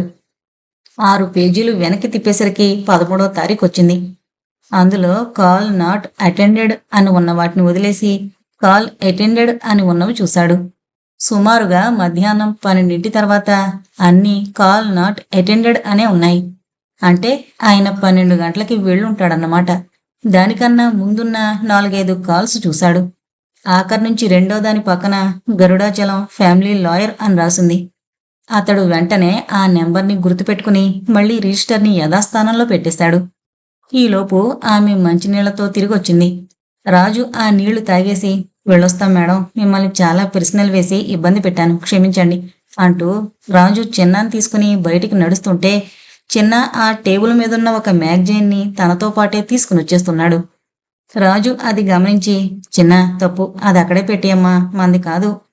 చిన్న తల అడ్డంగా తిప్పాడు. రాజు చిన్న చేతుల్లోంచి పుస్తకం లాక్కుని దాన్ని టీపై మీద పెట్టగానే చిన్న బేరమని ఏడవడం మొదలు పెట్టాడు. అది చూసి రిసెప్షనిస్టు, పర్లేదు, చిన్నపిల్లాడు కదా, ఫోటోలు చూస్తాడు, తీసుకొనియండి, అది మా కంపెనీ వార్షికోత్సవ సంచికే, ఇంకా మా దగ్గర చాలా కాపీలున్నాయి అంది. రాజు చిరునవ్వు నవ్వుతూ థ్యాంక్స్ అండి అంటూ దాన్ని చిన్న చేతుల్లో పెట్టి బయటికి నడిచాడు. బయటకొచ్చాక రాజుకి ఏం చెయ్యాలో ఎక్కడికి వెళ్లాలో తెలియలేదు. బెంగళూరైతే వచ్చాడు, కానీ పెద్దగా ఉపయోగపడే సమాచారమేమీ దొరకలేదు. చిన్నాని ఎత్తుకుని నెమ్మదిగా రోడ్డు మీద నడుస్తుంటే ఎదురుగా ఒక టెలిఫోన్ బూత్ కనిపించింది. అతడు వెంటనే లోపలికి వెళ్లి ఇందాక జ్ఞాపకం పెట్టుకున్న లాయర్ నెంబర్లో కోడ్ కొట్టాడు. వెంటనే డిస్ప్లే స్క్రీన్ మీద రాయచూర్ అని కనిపించింది.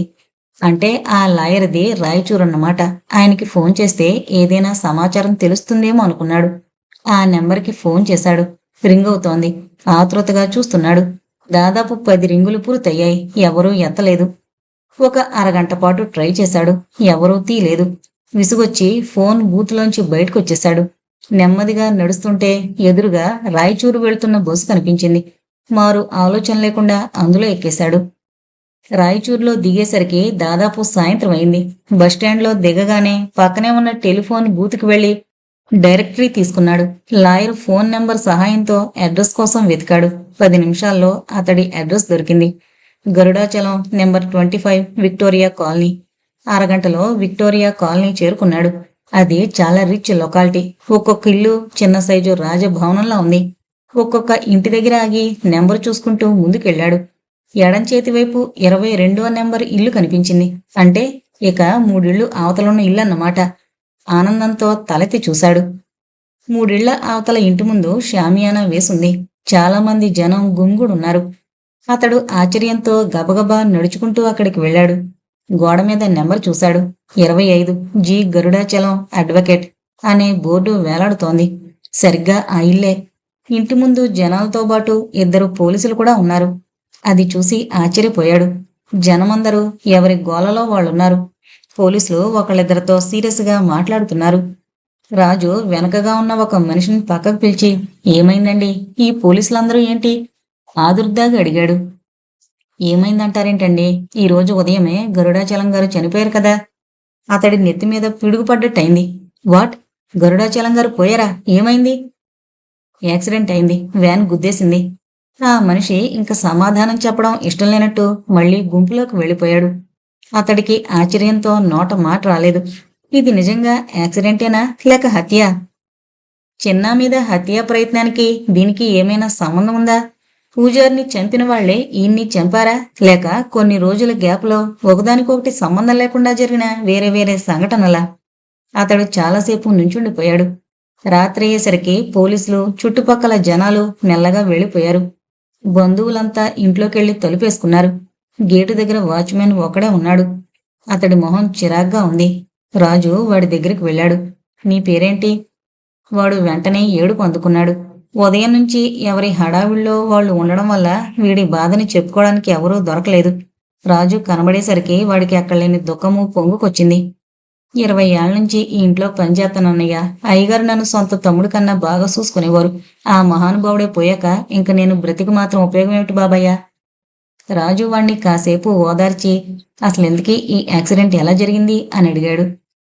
వాడు కళ్ళు తుడుచుకుని, రోజు ఉదయం 4 అయ్యగారు జాగింగ్కి వెళతారయ్యా. ఇదిగో ఆ పక్క వీధిలో చెట్టు కనిపిస్తుందే, ఆ పక్కనే ఉన్న రోడ్డు మీద 5 రౌండ్లు తిరుగుతారు. ఈరోజు కూడా అలాగే వెళ్లారు బాబయ్య, మళ్ళీ వెనక్కి రాలేదు. జాగింగ్కు వెళ్ళినప్పుడు ఏమైంది? ఇంకేముంది బాబయ్య, మాయదారి లారీ వచ్చి గుద్దేసింది. ఆ పక్కనే పడిపోయారు. 5ంటికి వెళ్లిన వాళ్ళెవరో చూసి వెంటనే ఇంటికి తీసుకొచ్చారు. తల పగిలిపోవడం వల్ల అప్పటికే ప్రాణం పోయింది. అయ్యగారు మనకింక లేరు బాబయ్య. వాడు మళ్ళీ ఏడ్చాడు. రాజు వాణ్ణి ఓదారుస్తూ నెమ్మదిగా, నువ్వేం బాధపడకయ్యా. దేవుడి నిర్ణయం అలా ఉంటే మనం మాత్రం ఏం చేయగలం? అంటూ అతడి భుజం తట్టి గేట్లోంచి మెల్లిగా బయటకొచ్చాడు. వాడు వెనకాల నుంచి, దేవుడి నిర్ణయం కాదయ్యా, ఆ యమ్మ ఆగ్రహించింది, అందుకే బలైపోయారు అన్నాడు. రాజు వెళ్ళిపోబోతున్నవాడల్లా ఆ మాటకి చటుక్కున వెనక్కి తిరిగి, అమ్మా, అమ్మెవరు? ఆశ్చర్యంగా అడిగాడు. వాడు వెకుతూ, ఇంకెవరయ్యా, మన బనశంకరమ్మే. ఆవిడేం చేసింది మధ్యలో? వాడు కళ్ళు తుడుచుకుంటూ, 10 రోజుల క్రితం బనశంకరి జాతరకి వెళ్లారు బావయ్య. జాతరకి ఎప్పుడు వెళ్ళినా అక్కడ 3 నిద్రలు చేయకుండా రారు. ఈసారి ఏదో అర్జెంటు పనుందని రెండో రోజే వెనక్కొచ్చేశారు. అప్పటికి నేను చెప్తూనే ఉన్నా, నా మాట వినిపించుకోలే, అందుకే ఇలా జరిగింది. బనశంకరి జాతర. ఆ మాట విని రాజు నిర్ఘాంతపోయాడు. పూజారి చెప్పిన ఆఖరి మాటకే ఇప్పుడు లింకు దొరికింది. నల్ల కోకోలా అంటే నల్లకోట్ లాయర్ అన్నమాట. అయితే జాతరలో పిల్లాన్ని గుర్తుపట్టింది ఈయన అయి ఉంటాడు. అతడు హంపి చేరేసరికి తెల్లారింది. దాదాపు 4 రోజుల తర్వాత మళ్ళీ హంపిలో అడుగు పెట్టాడు. అతన్ని చూడగానే మల్లి మొహం వెలిగిపోయింది. వాళ్ళిద్దరికీ స్నేహం కుదిరాక అతన్ని చూడకుండా ఆమె అన్ని రోజులు ఉండడం అదే మొదటిసారి. సంతోషంతో రాజు చాంకలోంచి చిన్నాన్ని తీసుకుని ముద్దులతో ముంచేసింది. రాజుతో పాటే నడుస్తూ, సానాళ్ళైంది మావ నిన్ను చూసి, ఏందోలా అనిపించింది, ఒక్క నిమిషం కూడా పేనం ఆగలేదు, ఎట్టాగుండావ్ అని అడిగింది. రాజు నవ్వుతూ ఆప్యాయంగా ఆమె ముఖంలోకి చూశాడు. తను లేనప్పుడు తన కోసం కలవరించిపోతూ ఎప్పుడొస్తానా అని క్షణమొక యుగంగా ఎదురుచూసే ఆడది దొరికినప్పుడు ఏ మగవాడైనా పొంగిపోతాడు. నువ్వెలా ఉన్నావే? నిశ్శేపంలా ఉన్నాను మామా. నేను లేనప్పుడు ఇక్కడేమైనా జరిగాయా? ఏమీ లేదు మామా. ఇంతకే వెళ్ళిన పని ఏమైంది మామా? వివరాలు ఏమైనా తెలిసాయా? చాలా తెలిసాయే, కానీ అన్నింటికీ ఏదో ఒక లింక్ ఉంది. అది మాత్రం దొరకట్లేదు. పద, రూమ్కెళ్ళి మాట్లాడుకుందాం. మళ్ళీ సరేనని తలూపుతూ అతడితో కలిసి మాతంగ పర్వతం వైపు నడిచింది. హంపి బజారుకి వెనకాల మాతంగ పర్వతం దగ్గర కొండ మొదట్లో చిన్న ఇల్లుంది. దాని డాబా మీదున్న చిన్న రూంలోనే రాజుండేది. 10 నిమిషాల్లో వాళ్ళు రూమ్ దగ్గరికి చేరుకున్నారు. తాళం తీసి చిన్నాని మల్లికి అప్పజెప్పి, చాలా చిరాగ్గా ఉంది, నేను స్నానం చేసొస్తాను, వచ్చాక అన్ని వివరంగా మాట్లాడుకుందాం అంటూ టవల్ తీసుకుని బాత్రూంలోకి వెళ్ళాడు. చిన్న డాబా మీద నుంచుని పూల మొక్కలతో ఆడుకుంటున్నాడు. అతడు వెళ్ళగానే మళ్ళీ ఇల్లు సర్దుతూ యథాలాపంగా, మామా, ఈ ఫోటోలో ఉన్నామి ఎవరు అంటూ ఆశ్చర్యంతో గట్టిగా అరిచింది. ఏ ఫోటోనే? రాజు బాత్రూంలోంచి చిరాగ్గా అడిగాడు. అదే మామా, నువ్విప్పుడు ఈడ తెచ్చిపెట్టుండావే అదే. ఓ అదా, వాళ్లే చిన్నగాడి తల్లిదండ్రులు, ఆయనే మా గురువుగారు. మళ్ళీ ఆశ్చర్యంతో, ఈ అమ్మ చిన్నగాడి తల్లా? అరే చిత్రంగా ఉందే అంది. దానికి నోట మాట రావట్లేదు. రాజు గబగబా స్నానం ముగించి తల తుడుచుకుంటూ బయటకొచ్చి, అందులో ఆశ్చర్యమేమిటే అన్నాడు. మళ్ళీ నెమ్మదిగా, ఈ అమ్మ నాకు బాగా తెలుసు మామా, ఈ మహాతల్లిన ఆ నాయాళ్ళు పొట్నం పెట్టుకుంది అంది. రాజు ఆశ్చర్యంతో, ఈవిడ నీకు తెలుసా? ఎలా తెలుసు? ఎక్కడుండేది అని అడిగాడు. మళ్ళీ విచారంగా చూస్తూ, సానా ఏళ్ల క్రితం మామా, ఈవిడు రోజు మధ్యాహ్నం పెనిమిటికి క్యారేజీ తీసుకొచ్చేది.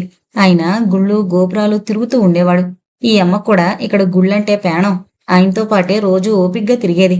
ఆయన జనాలకి అవన్నీ చూపిస్తుంటే ఈవిడ కూడా చూపేది. ఎప్పుడైనా ఎండగా ఉన్న సమయాల్లో ఆయన దగ్గరలో లేకపోతే అప్పుడు నా షాపు దగ్గర నీడపట్టును కూర్చుని మళ్ళీ అంటూ ఆప్యాయంగా మాట్లాడేది.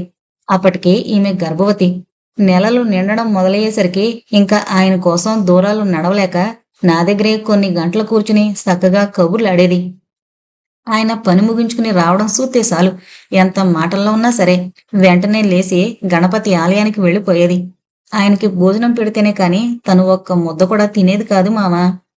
రాజు చిత్తరువులా నిలబడిపోయాడు. అతడికి ఆనందంతో గంతులు ఎలనిపించింది. ఇప్పటికి లింకు దొరికింది.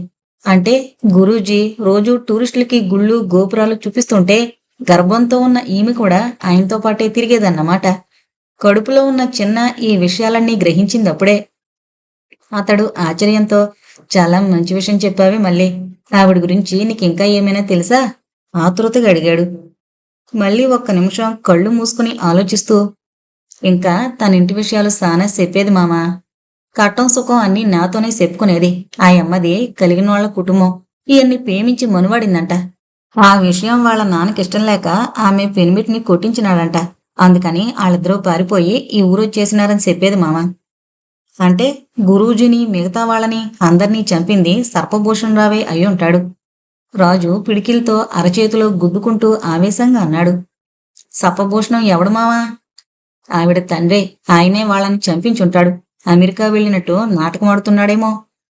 మళ్ళీ ఒక్క నిమిషం ఆలోచించి ఏదో గుర్తొచ్చినట్టు, అయ్యుండకపోవచ్చు మామా.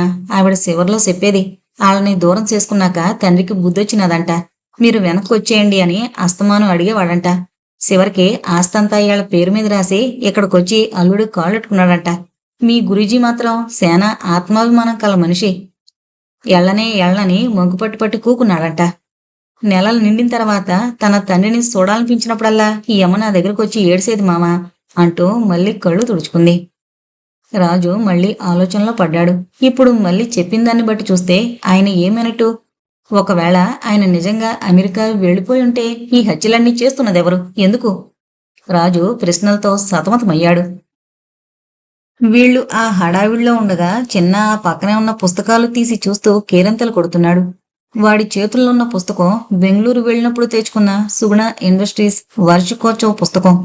వాడు సంతోషంతో ఆ పుస్తకం తెరిచి బొమ్మలు చూస్తూ పాప, బాబు, ఆంటీ అంటూ తనలో తనే కబుర్లు చెప్పుకుంటున్నాడు. సరిగ్గా ఒక పేజీ రాగానే ఆగిపోయి దిశు గున్ను గున్ను అన్నాడు. రాజు మళ్ళీ ఆలోచనల్లో ఉండి పట్టించుకోలేదు. వాడు వెంటనే ఆ పుస్తకం తీసుకొచ్చి రాజుకు చూపించి లాజు గున్ను దిశు కొత్తు అన్నాడు. రాజు చిరాగ్గా చిన్న ఇప్పుడు డిస్టర్బ్ చేయకురా, వెళ్ళి ఆడుకో అంటూ వాడి చేతుల్లోంచి ఆ పుస్తకం తీసుకుని మూసేయబోతూ యథాలాపంగా అందులోకి చూశాడు. ఆశ్చర్యంతో అతడికి నోట మాట రాలేదు.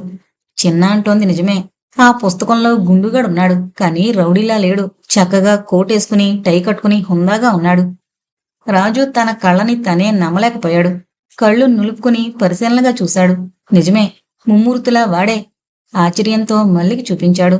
మల్లి కూడా అది చూసి ఇదేంది మామా, ఈ దొంగ సచ్చినోడు ఫోటో పుస్తకంలో వేశారు అని అడిగింది. రాజు కొయ్యబారిపోయాడు. అంటే ఈ గుండుగాడు సుగుణ ఇండస్ట్రీలో పనిచేస్తున్నాడన్నమాట. అంటే అసలు కథ మొదలైంది అక్కడి నుంచేనేమో. గబగబా పేజీలు తిప్పాడు. ఇంకొక 2-3 బొమ్మల్లో కూడా వాడున్నాడు. ఒక ఆయన వాడికి మెడలు బహుకరిస్తున్నట్టు ఒక ఫోటో కూడా ఉంది. అందులో అయితే ఇంకా క్లోజప్లో ఉన్నాడు. సందేహం లేదు, వాడే. అతడు గబగబా ఆ ఫోటో కింద రాసున్న మ్యాటర్ చదివాడు. Our MD mister Sudhakar honouring mister Jaggarao employ union secretary. చొప్పున ఆ ఎండి మొహం చూశాడు. సన్నగా మీసాలు లేకుండా హిందీ సినిమాలో హీరోలా ఉన్నాడు. నున్నటి క్రాఫు, కళ్ళజోడు, ముక్కు మీద శనగ్గింజంత పుట్టుమచ్చ. రాజు ఆలోచనలు అక్కడే ఆగిపోయాయి. కళ్ళజోడు, అమాయకమైన మొహం, పుట్టుమచ్చ ఎక్కడో విన్నట్టుందే. ఎస్, గుర్తొచ్చింది. అది అచ్చం పూజారి గారు చెప్పిన పోలికలకి సరిగ్గా సరిపోయింది. పేరు చూశాడు, సుధాకర్. ఇన్నాళ్లు కంటికి కునుకు లేకుండా చేసిన మిస్టరీ ఇప్పుడు మంచులా విడిపోతున్నట్టు అనిపించింది. ఆశ్చర్యంతో అతడి కళ్ళు పత్తికాయల్లా విచ్చుకున్నాయి. యాహూ అంటూ రాజు పెట్టిన కేకతో ఆ గది అదిరిపోయింది. చిన్న ఉలిక్కిపడి చూశాడు. మళ్ళీ ఆశ్చర్యంతో ఏమైనది మామా, ఎందుకింత సంతోషం అని అడిగింది. రాజు మళ్ళీ భుజాలు పట్టుకుని ఊపేస్తూ తెలిసిందే, ఇన్నాళ్లు బాబుని వెంటాడుతోంది, ఇంతమందిని పొట్టను పెట్టుకుంది ఎవరో ఇప్పటికి అర్థమైంది అన్నాడు. ఏంది మామా, కొంచెం అర్థమయ్యేలా వివరంగా చెప్పు. రాజు ఆనందంతో డాన్స్ చేస్తూ అన్నీ చెప్తానే, ఇంకా మన కథ ఒక కొలిక్కొచ్చినట్టే అని కింద కూర్చోబోతూ గోడకి తగిలించున్న అద్దాన్ని చూసి ఉలిక్కి పడ్డాడు. అతడు కూర్చున్న చోటుకి ఎదురుగా గోడకి పెద్ద అద్దం తగిలించుంది. ఆ అద్దానికి ఎదురుగా అతడికి వెనక వైపు గోడకి ఒక కిటికీ ఉంది. ఆ కిటికీలోంచి చూస్తే రోడ్డు మీదున్న నంది మండపం, హంపి బజారు అన్నీ కనిపిస్తాయి. అందుకు కాదు, అతడు ఆశ్చర్యపోయింది. నంది మండపం స్తంభం పక్కనే నెక్కి చూస్తున్న గుండుగాడు ఆ అద్దంలో స్పష్టంగా కనిపిస్తున్నాడు. వాడి తలకి బ్యాండేజ్, చేతికి సిమెంట్ కట్టు. గుండుగాడికి మాత్రం రూంలో ఉన్న వాళ్ళు కనిపించే అవకాశం లేదు. రాజు ఆశ్చర్యంగా నిలబడిపోవడం చూసి ఆతృతగా ఏమైంది మామా అని అడిగింది. రాజు దాని నోరు నొక్కేస్తూ మెల్లగా మాట్లాడు. ఆ గుండుగాడు మన ఇంటి వెనకాలే ఉన్న మండపంలో ఉన్నాడు. వాణ్ణి పట్టుకుని గుండు మీద 4 తగిలిస్తే అసలు కదంతా బయటకొస్తుంది. నేనిప్పుడే వస్తాను, నువ్వు బాబుని జాగ్రత్తగా చూసుకో అన్నాడు. మళ్ళీ కంగారుగా అతడి చేయి పట్టుకుని వద్దు మావా, ఆడు నిన్నేదైనా చేస్తాడేమో, మేం కూడా నీతోనే వస్తాం అంది. రాజు ఆమె చెయ్యి వదిలించుకున్నాడు. వాడేం చేస్తాడే వాడి మొహం. ఆ రోజు తప్పించుకుని పారిపోయాడు కానీ ఈ రోజు ఎముకలు ఇరగొట్టేస్తాను నాయాల్ని. గురువుగారిని చంపినోణ్ణి అంత తేలిగ్గా వదులుతానా అంటూ బయటికి పరిగెత్తాడు. రూమ్కి వెనక వైపునున్న తలుపు చప్పుడు చేయకుండా మెల్లిగా తెరిచి బయటికి వెళ్ళబోతూ ఒకసారాగి గుసగుసగా, నేను వెళ్ళడం తెలిస్తే ఆ నాయాలు పారిపోతాడు. అందుకని నేను వాడి దగ్గరికి వెళ్లే వరకు నువ్విక్కడే నాతో మాట్లాడుతున్నట్టుగా గట్టిగా మాట్లాడుతుండు. మర్చిపోకు. పైకి మాత్రం లేవకు. వాడికి అనుమానం వస్తుంది అన్నాడు మల్లితో రాజు. మల్లి కూడా గుసగుసగానే, బాబుని చూసుకోవాలంటే ఎందుకో భయం వేత్తంది మామా అంది బెదురు చూపులు చూస్తూ. రాజు చిరాగ్గా, భయం ఎందుకే? నేనెలాగో ఆ గుండెగాన్ని పట్టుకుంటాను. వాడు నా దగ్గరుండగా ఇంకా మీకు భయం ఎందుకు అనేసి బయటకు నడిచాడు. అక్కడే అతడు ప్రత్యర్థి తెలివితేటలు అతి తక్కువగా అంచనా వేసి చాలా పెద్ద తప్పు చేశాడు. రూంలోంచి డాబా మీదకొచ్చి పిట్టగోడ మీద నుంచి పక్కింటి వాళ్ల డాబా మీదకి దూకాడు. వాళ్ల మెట్లు రోడ్డుకి అటుపక్కకున్నాయి. మెల్లిగా మెట్లు దిగి రోడ్డు మీదకొచ్చి తన ఇంటికి ప్రదక్షిణం చేస్తూ కొండకి అవతల పక్కకి వెళ్ళాడు. అంటే సరిగ్గా గుండుగాడు నుంచున్న మండపానికి వెనకాల రాజు నిలబడ్డాడు. గుండుగాడు ఎదురుగా ఉన్న ఇంటినే చూస్తూ ఉండడం వల్ల రాజుని గమనించలేదు. రాజు పిల్లిలా నెమ్మదిగా అడుగులో అడుగేసుకుంటూ వాడి వెనకగా వెళ్ళాడు. సరిగ్గా వాడికి రాజుకి మధ్య ఇంకా 10 అడుగుల దూరం. వాడు అప్పటికీ రాజుని గమనించలేదు. రాజు ఊపిరి చప్పుడు కూడా విడవకుండా జాగ్రత్తగా నడుస్తున్నాడు. సరిగ్గా ఆ పక్కనే వెళుతున్న మస్తాన్, ఎన్ రాజన్న చెన్నాగిదియా అని అడిగాడు. మస్తాన్ రాజు రూమ్ పక్కనే ఉన్న ఎస్టీడీ బూత్ కుర్రాడు. మస్తాన్ మాట వెనక నుంచి వినబడేసరికి గుండుగాడు చటుక్కున తల తిప్పి చూశాడు. రాజుని చూడగానే హమ్మో అని ఒక్క గెంతులో మండపం మీద నుంచి కిందకు దూకి పరిగెత్తాడు. దొరికిన ఆ అవకాశం పోయినందుకు రాజు మనసులోనే తిట్టుకుంటూ వాడి వెనకాలే పరిగెత్తాడు. రాజు చేతిలో చావుదెబ్బలు తిన్నప్పటి నుండి వాడికి రాజంటే చచ్చేంత భయం పట్టుకుంది. ఎంత ఆయాసం వచ్చినా ఆగకుండా వెనక్కి తిరిగి చూడకుండా పరిగెడుతూనే ఉన్నాడు. రాజు కూడా ఏమాత్రం పొట్టు విడవకుండా వాణ్ణి తరుముతున్నాడు. ఇన్నాళ్ళ నుంచి తనకి నిద్ర లేకుండా చేసినవాడు, అయిన వాళ్ళందర్నీ అమానుషంగా చంపి బాబుని అనాథని చేసిన వెధవ చిక్కక ఇన్నాళ్ళకి చేతికి చిక్కడంతో అతడికి మహదానందంగా ఉంది. ఈ అవకాశం ఎట్టి పరిస్థితుల్లోనూ వదులుకోదలుచుకోలేదు. గుండుగాడు మండపం మీద నుంచి ముందే దూకేయడం వల్ల రాజు కన్నా 20 అడుగులు ముందే ఉన్నాడు.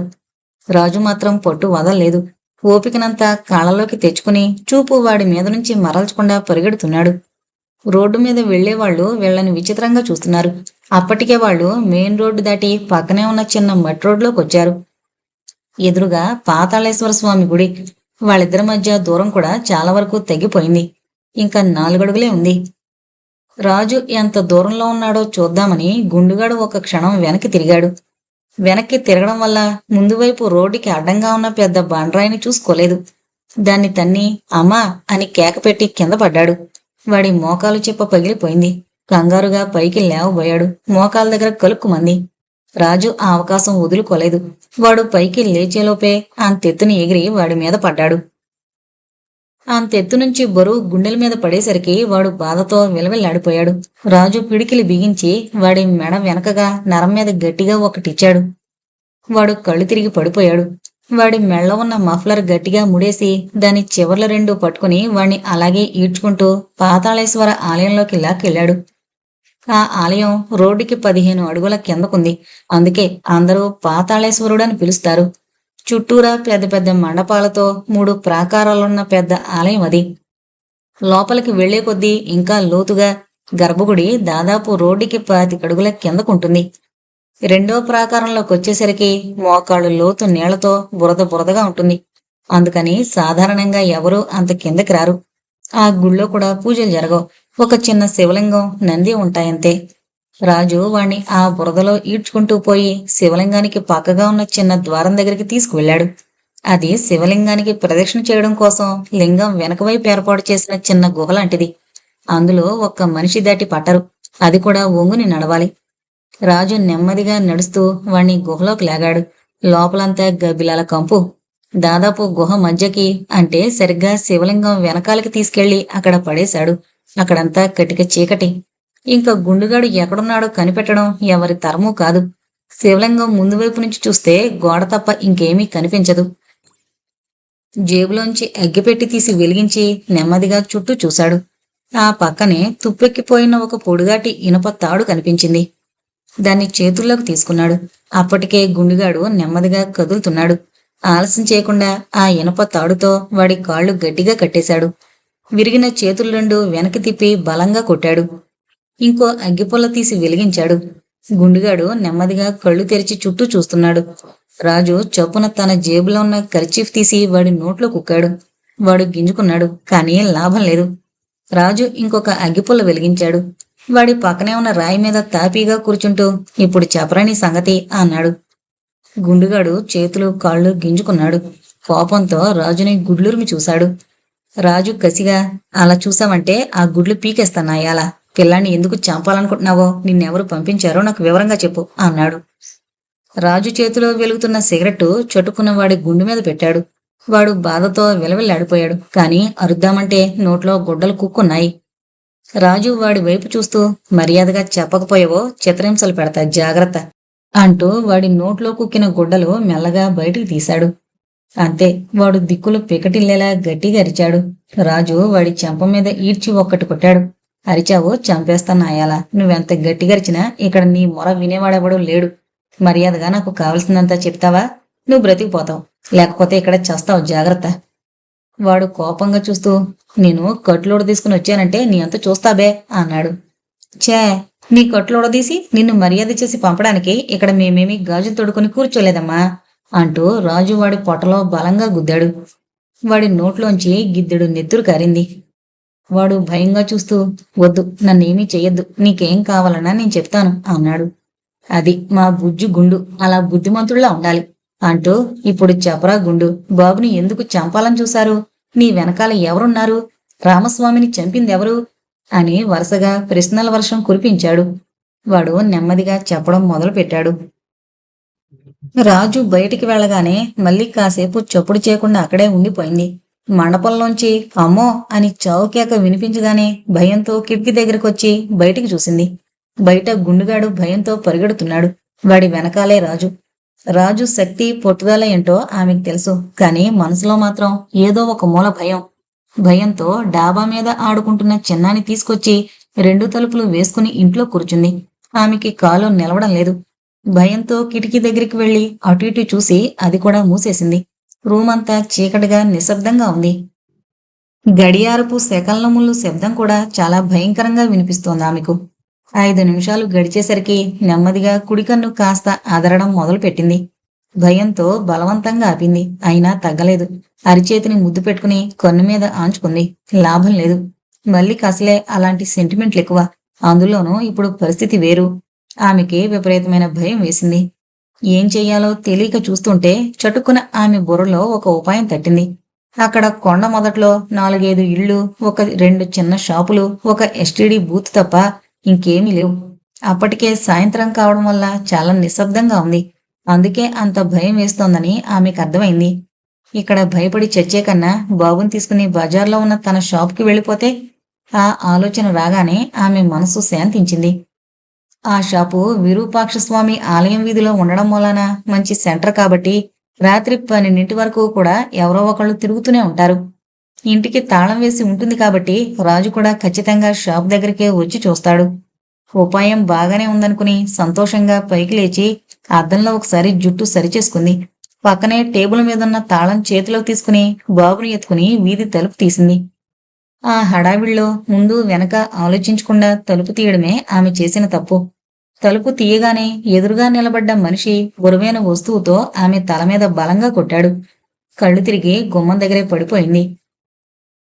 గుండుగడి దగ్గర నుంచి కావలసిందంతా రాబట్టుకునేసరికి రాజుకి చాలాసేపు పట్టింది. అంతా విన్నాక మళ్లీ వాడి నోట్లో కర్చీఫ్ కుక్కేశాడు. అక్కడే మిగిలిన తీగను తీసుకుని ఒక చివర వాడి చేతులకి ఉన్న తీగకి జాయింట్ చేసి ఇంకొక చివర్ని ఆ పక్కనే ఉన్న చిన్న రాతి కిటికీకి కట్టి దీపం ఆర్పేసి చేతులు దులుపుకుంటూ నెమ్మదిగా బయటకొచ్చి ఒళ్ళు విరుచుకున్నాడు. ఇప్పుడు రాజుకి సంగతంతా అర్థమైంది. అతడికి ఎంతసేపు మళ్ళీ చిన్న సంగతే గుర్తులేదు.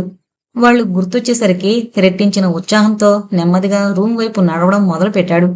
ఆ సంతోషంలో కొంచెం దూరంలో వారగా ఆగున్న నల్లటి టయోటా కార్ని రాజు గమనించలేదు. రాజు వస్తూ ఉండడం చూసి డ్రైవింగ్ సీట్లో ఉన్న వ్యక్తి చటుకున కిందకి జారాడు. రాజు అదేమీ గమనించకుండా ప్యాంటు జేబులో చేతులు పెట్టుకుని ఈల వేసుకుంటూ నెమ్మదిగా నడుస్తున్నాడు. రాజు సందు మలుపు తిరగగానే ఆ వ్యక్తి కారులోంచి ఒక్కసారిగా కిందకి దిగాడు. నున్నగా దువ్విన పక్కపాపిడితో, ముక్కు మీద పుట్టుమచ్చతో అమాయకంగా ఉన్నాడు. కాని కళ్ళల్లో మాత్రం కరుడుగట్టిన క్రౌర్యం. అతడే సుధాకర్. రాజు ఇంటికొచ్చి చూసేసరికి అతడికి మతిపోయింది. గుమ్మం దగ్గర మళ్ళీ స్పృహ తప్పి పడుంది. రూంలో వస్తువులన్నీ చిందరవందరగా పడేసున్నాయి. అతడు వెంటనే కంగారుగా చిన్నా చిన్నా అని అరుస్తూ చుట్టూ వెతికాడు. చిన్నా జాడలేదు. ఆతృతగా వచ్చి మళ్ళీ మొహం మీద నీళ్లు జల్లాడు. రెండోసారి జల్లాక మళ్ళీ స్పృహలోకొచ్చి నెమ్మదిగా కళ్ళు తెరిచింది. తెరుస్తూనే తల మీద నెమ్మదిగా అరచేత్తో తడుముకుంది. చేతికి కొద్దిగా రక్తం అంటుకుంది. రాజు బాధగా అయ్యో ఏమైంది మళ్ళీ, పద డాక్టర్ దగ్గరికి వెళదాం అన్నాడు. మళ్ళీ కళ్ళు నులుపుకుని పైకి లేస్తూ చిన్న దెబ్బే మామ, పర్లేదులే, కానీ ఇంతకీ చిన్నగాడేడి అని అడిగింది. రాజు విచారంగా చిన్న కనిపించడం లేదే, అసలేం జరిగింది అని అడిగాడు. మళ్ళీ గుర్తు తెచ్చుకోవడానికి ప్రయత్నిస్తూ నెమ్మదిగా జరిగిందంతా చెప్పింది. నన్ను కొట్టినోడు నీల రంగు సొక్కా వేసుకుని పొడుగ్గా తెల్లగా ఉంటాడు మామ, బహుశా ఆడే చిన్నాని ఎత్తుకుపోయి ఉంటాడు. వాళ్ళిద్దరినీ వదిలేసి వెళ్లి ఎంత తప్పు చేశాడో రాజుకు అప్పుడు అర్థమైంది. ఇక్కడ వీళ్ళు కష్టంలో ఉంటే అక్కడ తను చేతికి చిక్కిన గుండుగాడితో చెలగాటలాడాడన్నమాట. కోపంగా ఇది ఆ సుధాకర్ గాడి పనే, అయితే వాడు కూడా ఈ ఊళ్ళోనే ఉన్నాడన్నమాట అంటూ పళ్ళు పటపటా కొరికాడు. మళ్ళీ విచారంగా పదమావా సిన్నాని ఎదుగుదాం అని చెప్పి తలుపుకి బయట గేడేస్తూ ఆందోళనగా సిన్న బానే ఉంటాడు కదా మావా అంది. రాజు ఒక్క నిమిషం ఆలోచించి నా ఊహ నిజమైతే వాడు చిన్ననేమీ చేయడు, పదవే మళ్ళీ మనం వెంటనే వాడి కోసం వెతకాలి అంటూ రూంలో ఉన్న బ్యాటరీ లైట్ తీసుకుని బయటికి నడిచాడు. మళ్ళీ అతడి వెనకాలే నడిచింది. వాళ్ళు మేడ దిగి వీధిలోకి వస్తుంటే పక్కనే ఉన్న ఎస్టీడీ బూత్లోంచి మస్తాన్ గట్టిగా కేకేశాడు. రాజన్న నీకు ఫోను, లైన్లో ఉన్నారు. ఎవర్రా? తెలీదన్నా, ఎవరో మొగాళ్ళు నీతో ఏదో చాలా అర్జెంట్ విషయం మాట్లాడాలంట. రాజుకేదో అనుమానం వచ్చి గబగబా ఫోన్ దగ్గరికి పరిగెత్తుకుంటూ వెళ్ళాడు. Hello, Raju here. అవతల వైపు నుంచి సన్నగా చిరునవ్వు. బాబు కోసం కంగారు పడుతున్నావా? కంగారేమీ వద్దు, వాడు క్షేమంగా ఉన్నాడు. ఒరే సుధాకర్, నీ అంతు చూస్తాన్రా, నిన్నూరికే వదలను. హహహా. అవతల వైపు నుంచి మళ్ళీ ఒక సన్నటి నవ్వు. నా పేరు కూడా తెలుసుకున్నావన్నమాట. నువ్వు చాలా తెలివైన వాడివి రాజు. కానీ నీకు తెలుసో లేదో, నేను నీకన్నా తెలివైన వాణ్ణి. కోపంతో రాజు దవడ కండరం బిగుసుకుంది. సుధాకర్, ఇప్పుడే చెప్తున్నా, బాబుకి ఏమైనా జరిగిందంటే చూడు, నిన్ను అడ్డంగా నరికేస్తాను, జాగ్రత్త. చెప్పానుగా రాజు, వాడు నిక్షేపంగా ఉన్నాడు. ఎన్నాళ్ళు వాణ్ణి చంపితే నేను కోటీశ్వరుని అవుతాననుకున్నా. ఇప్పుడు నా పని అవ్వాలంటే బాబు బతికే ఉండాలి. బాబు బతికుండాలంటే ఆ రహస్యమేమిటో నువ్వు నాకు చెప్పాలి. సుధాకర్ తాపీగా అన్నాడు. సుధాకర్, నువ్వనుకుంటున్నట్టు నాకు ఏ రహస్యం తెలీదు. దానికోసం బాబుని ఏమీ చేయకు. సుధాకర్ నవ్వాడు. వేదవేషాలేకు రాజు, ఆ సంగతి నువ్వెప్పుడో కనిపెట్టే ఉంటావు. 3 ఏళ్ల క్రితమే అమ్మా బాబు పోయిన పిల్లాన్ని, సరిగ్గా మాటలు కూడా రాని వాణ్ణి తీసుకుని మొత్తం కథంతా బయటికి లాగావు. నీ తెలివేంటో నాకు తెలీదా? మర్యాదగా చెప్తే నీకు చాలా మంచిది. నిజం సుధాకర్, ఆ రహస్యం నాకు తెలీదు, ఒట్టు. షటప్ రాజు, నన్ను విసిగించుకో. ఈ అర్ధరాత్రి వరకు నీకు టైం ఇస్తున్నాను. అర్ధరాత్రి 12 గంటలకి, వింటున్నావు కదా? సరిగ్గా 12 గంటలకి నువ్వొక్కడవే ఋష్యముఖ పర్వతం దగ్గర సుగ్రీవుడి గుహకు రావాలి. ఆ రహస్యం తాలూకా వివరాలన్నీ నాకు చెప్పాలి. మళ్ళీ చిన్న నవ్వు. వస్తావులే, నాకు తెలుసు. మాంత్రికుడి ప్రాణం చిలకలో ఉన్నట్టు నీ ప్రాణం ఆ కుర్రనాయల్లో ఉంది కదూ. ఆ రాజు, చెప్పడం మరిచిపోయాను. పోలీసుల్ని జనాన్ని తీసుకుని రావడం లాంటి పిచ్చి పిచ్చి వేషాలు వేస్తావేమో. చెప్పానుగా, నీకన్నా నేను చాలా తెలివైన వాడని. ఆ కుర్రవెధవని తీసుకెళ్లి ఒక చోట దాచాను. ఎలాంటి చోటంటే ఆ దేవుడు కూడా ఊహించలేని చోట. ఒకవేళ నువ్వు పోలీసుల్ని తెచ్చినా, పిచ్చి పిచ్చి తెలివితేటలు ఉపయోగించినా వాడు ఎక్కడున్నాడో నీకు చెప్పను. వాడు అక్కడే తిండి నీళ్లు లేక ఎండకి ఎండుతూ వానకి తడుస్తూ చిత్రహింస అనుభవించి చేస్తాడు, గుర్తించుకో. రాజు పిడికిలి రిసీవర్ మీద బిగుసుకుంది. వాణ్ణి నువ్వు హంపిలో దాచుంటే వాడెక్కడున్నా నేను వెతికి పట్టుకోగలను సుధాకర్. హాహాహా, నీ సామర్థ్యం నాకు తెలుసు రాజు, అందుకేగా అలాంటి ప్లేసులో దాచింది. అది తెలుసుకోవడం నీ వల్ల కాదు. రాజు ఒక నిమిషం ఆలోచించి, నీకు ఇంకొక విషయం తెలీదు సుధాకర్. నీ గుండుగాడు ఇప్పుడు నా ఆధీనంలో ఉన్నాడు. వాణ్ణి 4 తగిలిస్తే ఏదైనా కక్కుతాడు అన్నాడు. అవతల నుంచి వెటకారంగా ఒక చిరునవ్వు. ఫోన్ కట్ అయింది. రాజు కోపంగా టెలిఫోన్ బూత్లోంచి రావడం చూసి మళ్ళీ కంగారుగా మామా ఏమైంది, చిన్నగాడు ఎలా ఉన్నాడు అని అడిగింది. రాజు ఫోన్లో సంభాషణంతా ఆమెకు చెప్పి, పద మనం వెంటనే పాతాళేశ్వర గుడికి వెళదాం. ఆ గుండిగాడిని చంపైనా సరే చిన్నయ్య ఎక్కడున్నాడో కనుక్కుంటాను అన్నాడు. 10 నిమిషాల్లో వాళ్ళిద్దరూ పాతాళేశ్వర గుడి దగ్గర ఉన్నారు. జాగ్రత్తగా రా మళ్ళీ, నీళ్లున్నాయి చూసుకో అంటూ బ్యాటరీ లైట్ వేసి ఆమెకి దారి చూపిస్తూ గర్భగుడిలోకి నడిచాడు. లైట్ వేసి నెమ్మదిగా పాక్కుంటూ శివలింగం వెనకాలన్న గుహలోకి వెళ్ళాడు. ఆశ్చర్యం, గుండుగాడు అక్కడ లేడు. ఇందాక వాణ్ణి కట్టిన ఊచలన్నీ విప్పేసి అక్కడే పడున్నాయి. రాజుమొహం తెల్లబోయింది. గుండిగడి విషయం చెప్పగానే సుధాకర్ ఎందుకు వెటకారంగానే వాడో అప్పుడు అర్థమైంది. నువ్వు ఆ గుండిగాడిని ఏడనే దాచుండావా మామా? మళ్ళీ గుసగుసగా అడిగింది. ఆ సుధాకర్ గాడు ఇంత తెలివైన వాడు అనుకోలేదే, చిన్నాన్ని వెతకడం కష్టమేమో అన్నాడు నిరాశగా. మళ్ళీ అతడి మొహంలో నిరాశ గమనించి, నువ్వే బేజారైపోతే ఎట్టా మామా? ఈ హంపిలో నీకు తెలియని సూటుందా చెప్పు, ఇద్దరం కలిసి ఎతుకుదాం, ఆడే దొరుకుతాళ్లే అంది. ఆ మాటలు అతడిలో కొత్త ఉత్సాహాన్ని నింపాయి. టైం చూశాడు. అప్పటికే రాత్రి 2 అయింది. సుధాకర్ పెట్టిన గడువుకి ఇంకా 2 గంటలే టైం ఉంది. సుగ్రీవుడి కొండకి వెళ్ళడానికి అంత లేదన్నా అరగంట పడుతుంది. అంటే ఇక మిగిలింది గంటన్నరే. ఒక్క నిమిషం కూడా వేస్ట్ చేయకుండా వాళ్ళిద్దరూ ఆ క్షణమే వెతకడం మొదలు పెట్టారు. ముందుగా పాతాళేశ్వర దేవస్థానంలో అంగుళం కూడా వదలకుండా వెతికారు. వెంటనే రోడ్డు మీదకొచ్చి రోడ్డుకి అవతల పక్కనున్న హజారా రామాలయం, స్నానశాల, నవరాత్రి దిబ్బ ఏదీ వదలకుండా లైటేసుకుని జాగ్రత్తగా వెతికారు. ఎక్కడా చిన్న జాడలేదు. రాజు టైం చూశాడు. 10:30 అయింది. ఆకాశమంతా మబ్బు మూసేసింది. కన్ను పొడుచుకున్నా కనిపించినంత చీకటి. సరస్వతి దేవాలయం వైపు పరిగెత్తాడు. ఆ దేవాలయంలోకి వెళ్ళగానే అతడి మనసులో అప్రయత్నంగా గురూజీ మెదిలాడు. ఆయనకి సరస్వతీదేవంటే విపరీతమైన అభిమానం. ఆ గుడి మిగతా దేవాలయాల్లా రోడ్డు మీద లేకుండా రోడ్డుకి పక్కగా కొంచెం లోపలికుంది. అక్కడికి వెళ్ళాలంటే పొదలు, పిచ్చి మొక్కలు దాటుకుంటూ వెళ్ళాలి. అందుకే సాధారణంగా ఎవరూ వెళ్లరు. ఆయన అస్తమానం అంటూ ఉండేవాడు, ఇక్కడ శిల్పకళ చూడు రాజు, ఎంత అద్భుతంగా ఉందో. ప్రభుత్వం కొంచెం దృష్టి పెడితే ఈ గుడి హంపిలోకెల్లా గొప్పదవుతుంది, బోల్డు మంది చూస్తారు అని. రాజు ఆలోచనల్లో పడిపోవడం చూసి మళ్ళీ ఆందోళనగా, ఏం ఆలోచిస్తున్నాం మామా, గమ్ముని పదా అంటూ కంగారు పెట్టింది. సరస్వతి దేవాలయం మొత్తం లైటేసుకుని వెతికాడు. గర్భగుడిలోకెళ్లి లోపలంతా పరీక్షగా చూశాడు. లాభం లేదు. బయటకొస్తుంటే మళ్ళీ అడిగింది, మామా ఆడు సిన్నాని ఆరు బయట దాశానని చెప్పాడు గందా, లోపలంతా ఎతకడం ఎందుకు?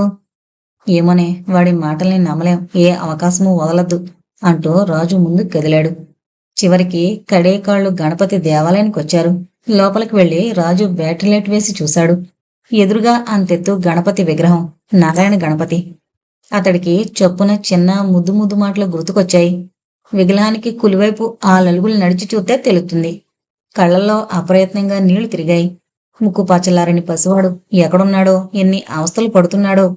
విగ్రహం చుట్టూ తిరిగి వెతికొచ్చి విగ్రహం మొదట్లో కూర్చుని గాఢంగా నిట్టూర్చాడు. ఇక్కడతో హంపికి 3 దిక్కుల్లోనూ వెతికేసినట్టే, దొరుకుతాడో దొరకడో అన్నాడు బాధగా. 11:20. ఇక 40 నిమిషాలే ఉంది. మల్లి దగ్గరికి వెళ్లి నెమ్మదిగా, సుగ్రీవుడి గుహ దగ్గరికి వెళుతున్నానే, వెళ్ళేటప్పుడు విఠలాలయం కూడా చూసే వెళతాను అన్నాడు. బయట హోరున వర్షం. నేను వస్తాను పదమామా. వద్దే, వాడు ఒంటరిగా రమ్మన్నాడు. అసలే నర్రోప రాక్షసుడు, చెప్పింది వినకపోతే బాబుని ఏం చేసినా చేస్తాడు. మల్లికి ఏం చెప్పాలో అర్థం కాలేదు. మౌనంగా నిలబడిపోయింది. మామా, వాళ్ళు అడుగుతున్న రహస్యం నీకు తెలీదు కదా, మరి ఆడికి పోయాక ఏం చేస్తావు? అతడు ఒక్క క్షణం ఆలోచించాడు. ఎలాగో ఒకలా వాళ్ళని పట్టుకుంటే తప్ప చిన్నగడి విషయం తెలిసే అవకాశం లేదే, తప్పదు, వెళ్లాల్సిందే. వెళుతున్నానే. వెళ్తున్నా అనకు మామా, ఎళ్ళొత్తాను మామా, జాగ్రత్తగా ఎళ్ళిరా, అసలే వాళ్ళు మంచోళ్ళు కాదు. రాజు మొహంలో ఒక్కసారి రక్తం జూని ఎగిసింది. వాళ్ళలాంటి దొంగనాయాళ్ళు 10 మంది వచ్చినా మనల్ని ఏమీ చేయలేరే, ధర్మం మన పక్షానుంది అంటూ ఉక్రోషంగా వినాయకుడి మొహం వైపు చూశాడు. ఫెటేల్మంటూ ఆకాశంలో పెద్ద ఉరుము. ఆ వెంటనే మెరిసిన మెరుపులో వినాయకుడి మొహం వెలిగిపోయింది. గాలికి గుడిగంట మెల్లగా మోగింది. అతడు కళ్ళు మూసుకుని దైవాన్ని తలుచుకుని సర్వశక్తులు కూడగట్టుకుని బయటికి నడిచాడు. మళ్ళీ మండపంలోంచి, మామా బ్యాటరీ లైట్ తీసుకో అంది. బయటికి వెళ్ళినవాడు కాస్త చటుక్కున వెనక్కి తిరిగాడు. ఆమె గుమ్మానికి అవతల నుంచునుంది. లైటు అందుకోవడం కోసం లోపలకు ఒక అడుగు వేశాడు. అతడి మొహాన్ని అరచేతుల్లోకి తీసుకుని పెదవుల మీద గాఢమైన ముద్దిచ్చింది. ఒక్క క్షణం, ఒకే ఒక్క క్షణం. ఇద్దరి గుండెలు లయ తప్పాయి. వెంటనే అతన్ని వదిలి పక్కకి జరిగి లైట్ అందిస్తూ, శ్యామంగా ఇల్రా మామ. నేను ఏడున్నా నా పేన మాత్రం నీకాడే ఉంటుంది అంది. అతడు నీళ్లు నిండిన కళ్ళతో తలుపుతూ బయటికి నడిచాడు. ఆమె గుమ్మంలో నుంచుని అతడు వెళ్లిన వైపే విచారంగా చూస్తూ ఉండిపోయింది. ఆ రాత్రి రాజు ఎంత వేగంగా పరిగెట్టాడో అతని జీవితంలో ఆ సంఘటన మరిచిపోలేడు. విట్లాలయం, పురందర మండపం అంతా పొరుగు పొరుగున వెతికి ఋషిముఖ పర్వతం వైపు బయలుదేరాడు. కటిక చీకటి, చుట్టూ చిట్టడివి, కీచురాళ్ల రొద. లైటేసుకుని దారి చూసుకుంటూ నెమ్మదిగా నడుస్తున్నాడు. తల ఉంచుకుని నడుస్తున్నా సరే అతడి పంచేంద్రియాలు చాలా అలర్ట్గా ఉన్నాయి. ఏ నిమిషంలో ఏ వైపు నుంచి ప్రమాదం ముంచుకొస్తుందో, ఎవరు దాడి చేస్తారో తెలీదు. కను కొలుకుల్లోంచి అటు ఇటు ఓరగా చూస్తూ నెమ్మదిగా వెళుతున్నాడు. టైం చూశాడు. 12:15. అతడి మనసులో ఆలోచనలు వేగంగా పరిగెడుతున్నాయి. కొంపదీసి వాళ్ళు తనని మోసం చేశారా? లేదు, ఖచ్చితంగా అలా చేయరు. తనకా రహస్యం తెలుసన్న భ్రమలో ఉన్నంతసేపు వాళ్ళు చిన్నాని ఏమీ చేయరు. కాసేపాగి మళ్లీ టైం చూసుకున్నాడు. దాదాపు 1 గంట అయింది. వాళ్ళు మాత్రం రాలేదు. తను సరైన ప్రదేశానికే వచ్చానా లేదా అని అనుమానంతో ఒకసారి లైటేసి చుట్టూ చూశాడు. అనుమానం లేదు. అదే సుగ్రీవుడి గుహ. పోనీ వాళ్ళకి ఈ గుహ ఎక్కడుందో తెలియక వేరే చోట్లో ఎక్కడైనా వెయిట్ చేస్తున్నారేమో. టైం చూసుకున్నాడు. 2. వాళ్ళింకా రాలేదంటే అర్థం ఏమై ఉంటుంది? ఒకవేళ ఆ రహస్యం వాళ్లే కనిపెట్టేశారా? లేక తనకి తెలీదనే విషయం వాళ్ళకి తెలిసిపోయిందా? ఫోన్లో తను సుధాకర్ అన్న మాటలు గుర్తొచ్చాయి. ఆ రహస్యం నిజంగా నాకు తెలీదు సుధాకర్, దేవుడి మీదొట్టు. ఆ మాట చెప్పి తప్పు చేశానేమో అనుకున్నాడు. అది చెప్పడం వల్లే వాళ్ళకి ఇంకా తనతో అవసరం లేదన్న విషయం తెలిసిపోయి ఉంటుంది. ఎంత తప్పు జరిగిపోయింది. అరచేత్తో నుదుటి మీద గట్టిగా కొట్టుకున్నాడు. అతడికి వెంటనే సుధాకర్ ఆఖర్లో అన్న మాటలు గుర్తుకొచ్చాయి. తనకి రహస్యం తెలీదని చెప్పాక కూడా వాడిక్కడికే రమ్మని బలవంతం పెట్టాడు, బెదిరించాడు కూడా. అంటే వాడింకా తనకి తెలుసనే నమ్ముతున్నాడు. మరైతే ఎందుకు రానట్టు? నిద్ర బలవంతంగా సుఖాన్ని అందిద్దామని ఎంత ప్రయత్నించినా కర్తవ్యం కనురెప్పలు మూతబడకుండా కర్రపుచ్చుకుని కాపలా కాస్తూనే ఉంది. ఆఖరికి నిద్రే గెలిచింది. అతడికి కళ్ళు నెమ్మదిగా మూతలు పడ్డాయి. క్షణాల్లో గాఢ నిద్ర పట్టేసింది. అప్పటికే పక్షుల కిలకిల రావాలు మొదలైపోయాయి. అతడు ఆశ్చర్యంతో చుట్టూ చూశాడు. తూర్పు దిక్కున వెలుగురేఖలు నెమ్మదిగా విచ్చుకుంటున్నాయి. కంగారుగా టైం చూశాడు. 5:30. అంటే దాదాపు 3:30 గంటల నుంచి ఒళ్ళు తెలియకుండా నిద్రపోతున్నాడన్నమాట. తనని తనే మనసులో తిట్టుకుంటూ చుట్టూ చూశాడు. వెలుగు రావడం వల్ల ఇప్పుడన్నీ స్పష్టంగా కనిపిస్తున్నాయి. ఎక్కడా మనుషుల జాడే లేదు. సుధాకర్ తనని మోసం చేశాడు. వాళ్ళని తిట్టుకుంటూ నది దాటి యువతల పక్కకొచ్చాడు. రాత్రి చూసిన గుళ్ళన్నీ వెలుగులో మరోసారి వెతుకుతూ నెమ్మదిగా ఊరివైపు నడిచాడు. సరిగ్గా కమలాపురం మెయిన్ రోడ్డు మీదకి రాగానే టక్కున ఆగిపోయాడు. దూరంగా రోడ్డు మీద చాలామంది జనం గుంపుడున్నారు. పోలీసులు కూడా కనిపిస్తున్నారు. అతడి మనసు ఎందుకో కీడుని శంకించింది. గబగబా అక్కడికి పరిగెడుతూ దారిలో కనిపించిన ఒక అతన్నాపి, ఏమైందయ్యా అక్కడ అని అడిగాడు. వాడు యగాదిగా చూసి, ఎవరో చచ్చిపడున్నారు అన్నాడు. చిన్నపిల్లాడా? ఆతృతగా అడిగాడు. కాదు, పెద్దాళ్లే ఇద్దరు. అమ్మయ్యా, చిన్నాకి ఏమీ జరగలేదన్నమాట. అతడు తేలిగ్గా ఊపిరి పీల్చుకున్నాడు. అంతలోనే ఇంకొక అనుమానం వచ్చింది. ఇద్దరు పెద్దవాళ్లంటే కొంపదీసి 2 అంగల్లో అక్కడికి చేరుకుని జనాల్ని చీల్చుకుని గుంపు లోపలికి వెళ్లి చూశాడు. అతడి అనుమానం నిజమే. అక్కడ చచ్చిపడుంది మరెవరో కాదు, గుండుగాడు. వాడి పక్కనే నీలం రంగు చొక్కాలో ముక్కు మీద పుట్టుమచ్చతో సుధాకర్. ఆ దృశ్యం చూడ్డానికే భయంకరంగా ఉంది. ఒక నల్లటి టయోటా కారు, లారీ గుద్దుకున్నాయి. కారు పచ్చడైపోయింది. వాళ్ళిద్దరి చేతులు కాళ్లు తెగి తలవైపు పడున్నాయి. చుట్టూ రక్తపు మడుగు. సుధాకర్ శవం చుట్టూ నేల మీద గుర్తులు చూస్తేనే తెలుస్తుంది మృత్యువుతో అతడు ఎంత భయంకరంగా పోరాడాడో.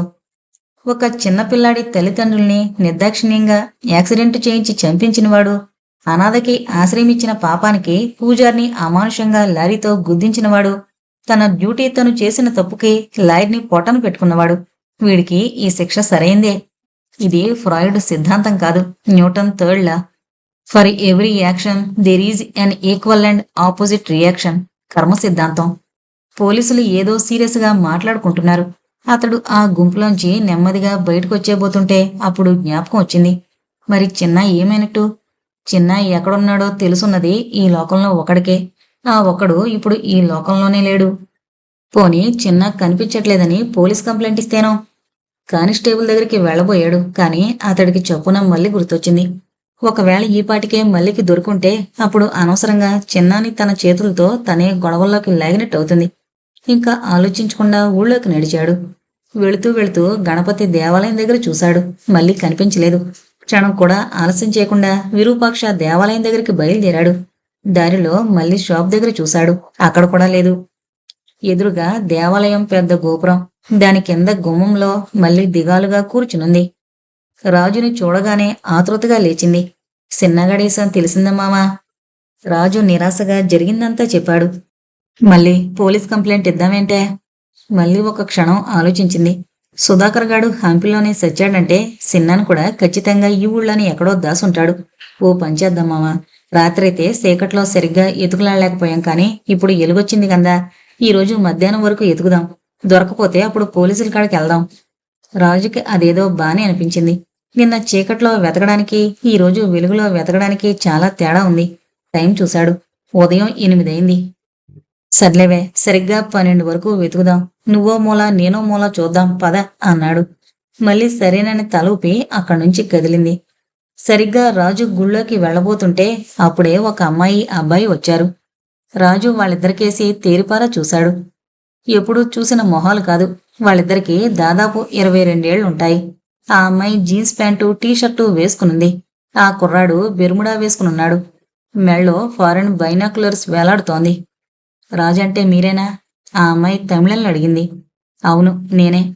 మీరు గైడింగ్ బాగా చేస్తారని బస్టాండ్లో ఎవరో చెప్పారు. అందుకే మిమ్మల్ని వెతుకుంటూ వచ్చాం. రాజు చిరాగ్గా, నాకు కుదరదు, నేను చాలా అర్జెంటు పని మీద వెళ్ళాలి అన్నాడు. ఆ అమ్మాయి నిస్సహాయంగా చూసింది. మేమిద్దరము ఆర్కియాలజీ స్టూడెంట్స్, చెన్నై నుంచి వచ్చాం. మళ్ళీ ఈరోజు సాయంత్రం వెళ్ళిపోవాలి. హంపి చూడాలని ఎప్పటినుంచో అనుకుంటున్నా. ఇప్పటికి అవకాశం దొరికింది. మీకు తెలుసున్నంత బాగా ఇక్కడి విషయాలు ఇంకెవరికీ తెలియవని మాకు బస్టాండ్లో చాలామంది చెప్పారు. దయచేసి చూపించరు? సారీ, నాకు కుదరదు అని రాజు విసురుగా చెప్పి వెళ్ళబోతుంటే అతడి మనసులో చొప్పున రామస్వామి మాటలు గుర్తుకొచ్చాయి. నువ్వే పరిస్థితుల్లో ఉన్నా సరే, ఎవరైనా గైడు కావాలని వస్తే మాత్రం కాదనుకో. ఇది నీకు బాగా తెలుసున్న ఊరే కానీ వాళ్ళకి కాదుగా. ఎంతో ఆశతో చూద్దామనొస్తారు. ఏ ఒక్క విశేషం చూడలేకపోయినా మళ్ళీ వాళ్ళకి హంపొచ్చే అవకాశం ఎప్పటికి కలుగుతుందో ఏమో. వెళ్ళిపోబోతున్నవాడు కాస్త వెనక్కి తిరిగొచ్చాడు. సర్లేండి, మీరంతగా అడుగుతున్నారు కనుక ఈ ఒక్క గుళ్ళో ఉన్న విశేషాలు మాత్రం మీకు త్వరగా చూపించి నా దారిని నేను వెళ్ళిపోతాను. వాళ్ల మొహాలు ఆనందంతో వెలిగిపోయాయి. వాళ్ళకి గోపురం గురించి వివరించి సరాసరి గోపురం నీడ తిరగేసి పడే గదిలోకి తీసుకువెళ్లాడు. ఏ మూలకి వెళుతున్నా సరే అతడి కళ్ళు మాత్రం చిన్నా కోసం అన్ని వైపులా వెతుకుతూనే ఉన్నాయి. సూర్యుడు చక్కగా ప్రకాశిస్తూ ఉండడం వల్ల ఆ రోజు నీడ చాలా క్లియర్గా పడుతోంది. ప్రతి అంతస్తు క్లియర్గా కనిపిస్తోంది. ఆ అమ్మాయి ఆశ్చర్యంతో, my God, how is it possible అంది. ఆ అబ్బాయి నవ్వుతూ, బుద్ధు, ఆ మాత్రం కూడా తెలీదా? పిన్ హోల్ కెమెరా అన్నాడు. రాజుకి వెంటనే చిన్న గుర్తొచ్చాడు. అప్రయత్నంగా కళ్ళమట నీళ్లు తిరిగాయి. ఎక్కడున్నావురా, ఎన్ని కష్టాలు పడుతున్నావో మనసులో అనుకున్నాడు. వాళ్ళిద్దరూ ఆ రూమంతా తృప్తిగా చూసి బయటికి నడిచారు. రాజు కూడా బయటికి రాబోతూ యథాలాపంగా ఆ నీడవైపు చూశాడు. ఆ నీడలో ఏదో అసహజత్వం కనిపించింది. అతడి కళ్ళు దాన్ని వెంటనే పసిగట్టాయి. ఆశ్చర్యంతో ఒక్క అడుగు వెనక్కి వేసి ఆతృతగా కళ్ళు నులుపుకుని చూశాడు. గోపురంలో 6వ అంతస్తు దగ్గరున్న గుమ్మంలో ఏదో వస్తువు నీడ తిరగేసి పడుతోంది. ఏదైనా పక్షి ఉంటుందని పరీక్షగా చూశాడు. కాదు, ఏదో కదులుతోంది. పొడుగ్గా గుమ్మానికి అడ్డుగా ఏదో వేలాడుతున్నట్టు. అతడు ఒక్క గెంతులో ఆ గదిలోంచి బయటకొచ్చి గోపురం కేసి చూశాడు. ఇందాకటి వరకు నీడ, ఇప్పుడు నిజమైన గోపురం. సరిగ్గా 6వ అంతస్తు దగ్గర ఎర్ర రంగులో ఏదో కదులుతోంది. కళ్ళు మూసుకుని ఒక్క నిమిషం ఆలోచించాడు. నిజమే, ఆ ముందు రోజు చిన్న వేసుకుంది ఎరుపు రంగు బట్టలే. అంతే. ఒక్క క్షణం కూడా ఆలస్యం చేయకుండా ఆ అమ్మాయి మెడలోంచి బైనాకులర్స్ లాక్కుని బాగా జూమ్ చేసి అందులోంచి గోపురం వైపు చూశాడు. చిన్న అక్కడ బంధించబడున్నాడు. చేతులు రెండు చెరోవైపు విగ్రహాలకి కట్టేసున్నాయి. గింజుకుంటున్నాడు. నోటి చుట్టూ కట్టిన నీలం క్లాత్ కూడా క్లియర్గా కనిపిస్తోంది. దొరికాడో! రాజు పెట్టిన కేకకి పక్కనే మండపంలో ఉన్న పావురాలన్నీ ఒక్కసారి పైకి ఎగిరాయి. అతడు సంతోషంతో బైనాకులర్స్ వాళ్ళ చేతికిచ్చేసి, మీ మేలు ఈ జన్మకి మరిచిపోలేను, మీరిక్కడే ఉండండి, 10 నిమిషాల్లో వచ్చి మీకు ఈ గుడంతా చూపిస్తాను, ఫ్రీగా చూపిస్తాను అని వెళ్ళబోతూ ఒక్క నిమిషం ఆగి, ఆ అమ్మాయిని మీ పేరేంటి అని అడిగాడు. ఆ అమ్మాయి నవ్వుతూ నా పేరు సుగుణ అంది. రాజగోపురం దగ్గరికి పరిగెత్తబోతుంటే ఆ అబ్బాయి చిరునవ్వుతో నా పేరు స్వామి, రామస్వామి అన్నాడు. పరిగెత్తబోతున్నవాడు కాస్త ఆ పేర్లు చెవిన పడేసరికి అప్రయత్నంగా వెనక్కి తిరిగి చూశాడు. వాళ్ళిద్దరూ అక్కడ లేరు. డాక్టర్ బాబు, ఈడికేం పర్లేదంటారా? మళ్ళీ ఆందోళనగా మొహం పెట్టి అడిగింది. చిన్న ఆ పక్కనే ఉన్న బెడ్ మీద మగతలో ఉన్నాడు. డాక్టర్ తలెత్తి చూశాడు. ఏం పర్లేదమ్మా, రాత్రంతా చలిలో ఉండడం వల్ల కొంచెం నరాలు బిగుసుకున్నాయంతే. వర్షంలో తడవడం వల్ల కొద్దిగా జ్వరం కూడా వచ్చింది. సాయంత్రం వరకు ఇక్కడే ఉంచండి, కొంచెం తగ్గగానే మీరు తీసుకెళ్లిపోవచ్చు. 2 రోజులు ఇంటి దగ్గర రెస్ట్ తీసుకుంటే సరిపోతుంది. అప్పటికే చిన్నాని గోపురం మీద నుంచి దింపి దాదాపు 2 గంటలవుతోంది. చిన్నాకి ఆపాయమేమీ లేదని తెలిసాక రాజు తేలిగ్గా ఊపిరి పీల్చుకుని హాస్పిటల్కి ఎదురుగా ఉన్న రాయి మీద కూర్చునున్నాడు. మళ్ళొచ్చి అతని పక్కనే కూర్చుంది. మామా, ఆడికేం పర్లేదంటావా? రాజు నవ్వుతూ తలెత్తి చూశాడు. వాడికేంటే గండర గండడు. సుధాకర్ లాంటి మహామహులకే ఎదురు నిలిచాడు. ఈ జ్వరం వాడినేం చేస్తుంది? అవును మామా, ఈ గొడవల్లో పడి అడగడమే మర్చిపోయాను. ఎంతకీ ఆ సుధాకర్ ఎవడు? వాడికి చిన్నాకి ఏంటి సంబంధం? రాజు నవ్వుతూ సుధాకర్ ఎవడంటావేంటే, తెర వెనకుండి ఈ కథ మొత్తం నడిపింది వాడే. గుండిగాడి ద్వారా వాడి చరిత్ర మొత్తం తెలిసింది అంటూ జరిగిన కథంతా పోసుకొచ్చినట్టు మల్లికి చెప్పడం మొదలుపెట్టాడు. సర్పభూషణరావు బెంగళూరులో పొగాకు వ్యాపారి. ఆయనకి ఆ ఫ్యాక్టరీతో పాటు ఇంకా చాలా వ్యాపారాలుండేవి. ఆయనకి సుగుణ ఒక్కగానొక్క కూతురు. కూతురంటే ఆయనకి వాళ్ళ మళ్ళ ప్రేమ. ఆ అమ్మాయి చిన్నప్పుడే తల్లి చనిపోతే మళ్ళీ పెళ్లి చేసుకోకుండా ఆయనే కంటికి రెప్పలా పెంచి పెద్ద చేశారు. సరే మావా, మరి ఈ సుధాకర్ ఎవడు? వాడా, సర్పభూషణరావుకి ఒక అక్కయ్య ఉండేది. భర్త చనిపోయాక తమ్ముడింట్లోనే ఉండేది. ఆమెకి 2 కొడుకులు. అందులో పెద్దవాడు సుధాకర్. చిన్నప్పటి నుంచి వాళ్ల బాధ్యతలన్నీ పెద్దాయనే చూసుకునేవాడు. కొంతకాలానికి కొడుకులిద్దరినీ ఆయనకి అప్పజెప్పి ఆమె కూడా చనిపోయింది. ఆ అక్కయ్య మీద ప్రేమతో వాళ్ళకి ఏ లోటు రాకుండా తన కూతురుతో పాటే సమానంగా పెంచాడు. కూతుర్ని ఎంఏ ఆర్కియాలజీ చదివిస్తే సుధాకర్ని ఎంబీఏ చదివించాడు. సుధాకర్కి మొదట్నుంచి సుగుణ మీద కన్నుండేది. ఎలాగైనా ఆమెనే పెళ్లి చేసుకోవాలని కలలు గనేవాడు. సరిగ్గా అప్పుడే ఆమెకి మన గురూజీతో పరిచయం అయింది. ఆమె ఆర్కియాలజీ స్టూడెంట్ అయితే మన గురూజీ ఆర్కియాలజీలో ప్రొఫెసర్. రాను రాను వాళ్ల పరిచయం ప్రేమగా మారి ఆమె తండ్రితో చెప్పింది. గురూజీ పేదవాడు కావడం వల్ల పెద్దాయనకి ఇష్టం లేక వాళ్ళిద్దరినీ విడగొట్టాడు. రౌడీలతో గురూజీని కొట్టించాడు కూడా. ఆ బాధలు భరించలేక ఒకరోజు వాళ్ళిద్దరూ ఇంట్లోంచి పారిపోయి రిజిస్టర్ ఆఫీసులో పెళ్లి చేసుకున్నారు. ఆ విషయం తెలిసి సర్పభూషణరావు కోపం కట్టలు తెంచుకుంది. ఏం చేయాలో తెలియక తన పొలుకుబడి మొత్తం ఉపయోగించి గురూజీ ఉద్యోగం పోగొట్టాడు. అంతేకాదు, ఆయనకి బెంగళూరులో ఎక్కడా ఉద్యోగం పుట్టకుండా చేశాడు. అప్పుడు గురూజీ భార్యతో కలిసి హంప్ వచ్చేశారు. ఇద్దరికి రాళ్లు రప్పలు అంటే ఇష్టం అవడం వల్ల వాళ్ళకి ఈ ఊరు స్వర్గంలో అనిపించింది. లాయర్ గరుడాచలం ద్వారా వాళ్ళు ఎక్కడుంది సర్పభూషణరావు తెలుసుకున్నాడు. ఎలాగైనా కూతుర్ని బాధ పెట్టాలన్న ఉద్దేశంతో సుధాకర్ని దత్తత తీసుకున్నాడు. నువ్వు లేకపోయినా నాకేం నష్టం లేదు అని కూతురికి తెలిసేలా చేశాడు. ఆమె మాత్రం ఏమీ చెలించలేదు.